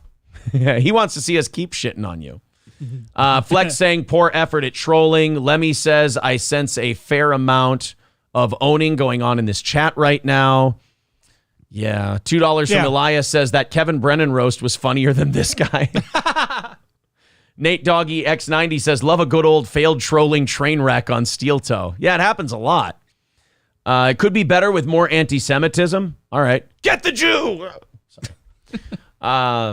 Could Alcohol be Jake? No, he's better than Jake. I'm going to give Alcohol this credit because I think we're pals now. I think he's a fan. I think he likes us. He's better than Jake. Jake is not at Alcohol's level. This is the Meatball's mad. Meatball's like, this is the pinnacle of entertainment. I don't think he likes this. I'm sorry, Meatball. We'll give you something different. How's a little bit later. Citizen M says, don't write rhetorical questions to your enemy, dipshit. If you ask, oh, so I'm the one who's retarded, we'll all say yes. I'm hoping he gets it. Balls Deep says, does this guy really not know how chat works here? I don't think so. No. Adam with $9.99. Thank you, pal. Lot of baby bottles showing up in the chat for old Alcohol. Oh, boy. Uh-oh. Oh, don't leave, Alcohol. Don't get all pouty because they're putting baby bottles up and leave. He says peace now. Come on. Don't let us outlast you. Come on. Don't listen to these knuckleheads. Alcohol, ignore all of them. It's just you and me, buddy. Oh. Come on, sweetie. It's just us two. Let's rap. Don't leave in a huff. No. Oh, man. He is indeed better than Jake, people are saying. Yeah, he deserves that much respect. Guys, stop putting guys, don't put baby bottles in the chat. It's bothering alcohol. Fettuccine El Poo-Poo, stop it. Let's not be mean anymore. Flex, stop it. Johnny's Coke Jar, stop it. Guys, stop with the baby bottles in the chat. You're bothering alcohol. He doesn't like it. Either that or he's leaving because he has to get to class. Oh. One of the two. Actually, take the trash out. Balls Deep says, I stand with alcohol. Chad did better than alcohol, says Six String Man. Kane B, stop with the baby bottles. It's not nice. Veldrain with baby bottles. This is... See, now look, guys, you ran him off. Now he's gone. He quit and he left. He rage quit the show. Oh. And I thought we had a new fan. God damn it. Thank you, guys. We're $20 ahead for tomorrow's show. There's my pen. There we go. This is entertaining. $20 ahead for tomorrow. Thank you for all the contributions. We appreciate it. All right, we can continue on with the show. What was our overtime going to be? Chris Avery. No, Sean Avery. We were going to do some Sean Avery stuff in the overtime. I want to see some more rage, Sean. Sean Avery. That guy was entertaining, man. Sean Avery Bike Lane. All right, let's check it out. Oh, no, this is not going to end well. Bro, are you kidding me? Hey, come on. Oh, he's in the bike lane blocking it. Some lady has her cart full of pop cans and some beer cans and shit blocking the bike lane because New York City's a shithole. Recycling. Bro. Look at that hole. Oh, my God. What's going on here? Is that legit just one homeless guy's shit? Must be. Holy Christ. How have you not bought a house with all those tabs? None of my business. Yeah, especially the price of aluminum now. Probably got $1,000 for aluminum. Come on, bro. I think we started too hot with the sloppy seconds and the the side mirror. Oh, he doesn't look happy. Give me that mean mug. You know what? I got to give this to Sean Avery. He's got some fucking balls on him. He certainly does. These crazy homeless people will shank you in a heartbeat over a pop can. Yeah. You don't give me that mean mug. I'm not taking that mean mug. Think that mean mug's gonna scare me? This fucking asshole. I love him. He's just pissed all the time. Well, aren't you a stupid fuck? Jeez. I love him. That's his opener. Aren't you a stupid fuck? You're a lazy fuck, and you're a stupid fuck. I don't understand why you just can't move the fucking truck over, you dumb fuck. Look at how unfazed people are. That's how people how talk. stupid you are. That's how people talk there.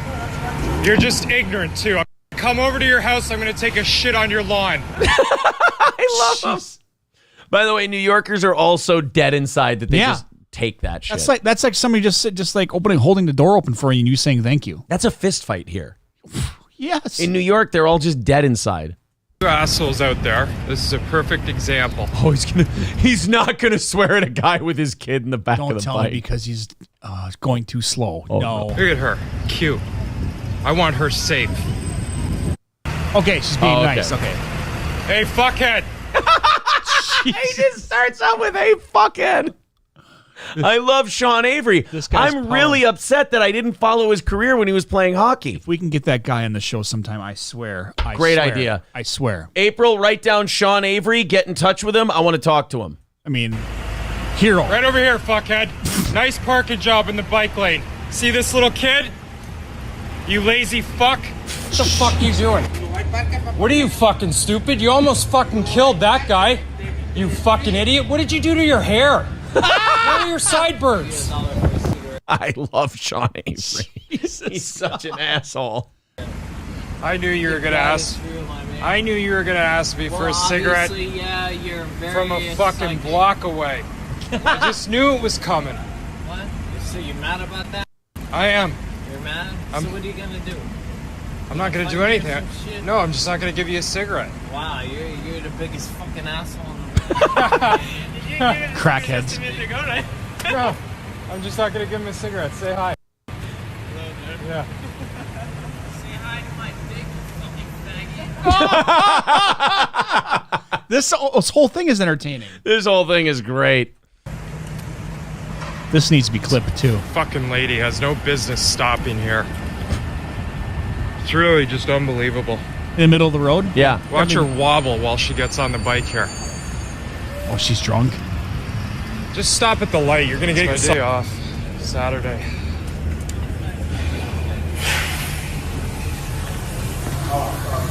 Bro, it's my day off on Saturday. You can't park your bike here like this. I mean, it's directly in front of the sidewalk. My followers want me to be nice. You know? I'm trying to do it. Hit me with a little pound here. Attaboy. Yeah, bro, yeah. That was actually a really polite. That's the politest he's ever been. That's the politest I've ever seen Sean Avery. He must have just had a heater. Yeah, that's true. Yeah. Yeah, his nerves were not on edge. Yo, bro. Yo, bro. Then he puts it the long way in the sidewalk. Yo, what kind of parking job is this with the bike? I'm just curious. Your bike. Why would you park it like this, out here like this? I'm waiting. I know you're waiting, but there's people that are trying to walk into the subway and into the store. Attaboy. Oh, no. Uh-oh. Oh, no. You think this guy's getting called a stupid fuck? That's the first words out of his mouth. I bet you he calls him a stupid fuck. Hey there. Oh, he's being nice. How you doing? Wow. Morning. I'm just wondering why you're such a fucking asshole and you have He's the best. He slow rolled him. Yep. Hey, how you doing? How you doing? Hey, why are you such a fucking asshole? park here. Just go around, fucking asshole.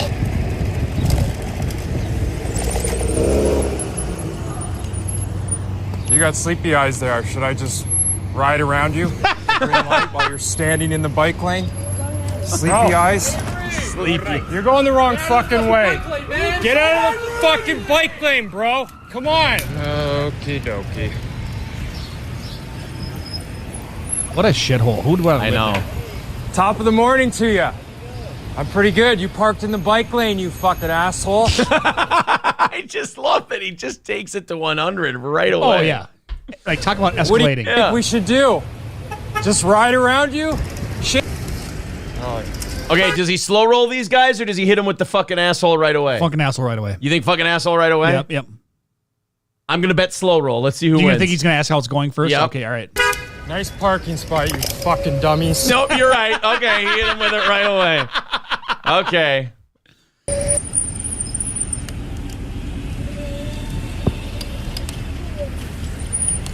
Yo, where do you want us to go, you dumb fuck? You stupid fuck. Do shit. You, bro, why you... Okay, are we nice or are we mean to this person? He's mean because he's on the sidewalk. Okay, let's go mean. On the sidewalk, stupid. All right, now is he going to be nice to this guy with his park job or is he going to be mean to him? Mean. Bro. Yeah? You parked, is that your parking job? I'm sorry, I didn't hear the question. Is that where you parked that thing? Yeah, that's where I park it. Not permanently, but that's where I park it now. No, I know, but I mean permanently it's in the sidewalk, but... Well, that's where it should be. It's not supposed to be in the street. No, you're right, I'm crazy. That's a completely appropriate place to park that. Wow. Oh, I like him. Thank you guys for turning us on to Sean Avery today. He's just we just found gold. I'm sorry. He's just a fucking prick. And I'm sad that Alcohol bailed on our chat when we were having so much fun with him. I miss that guy. Oh, well. He'll come back tomorrow and be a big fan of the show. Guys, thank you very much for knocking out that goal for us, getting yourself some overtime. We hope we had a great show in return. Oz, thank you very much. Thank you. And we will be back again tonight at 7 p.m. for the evening show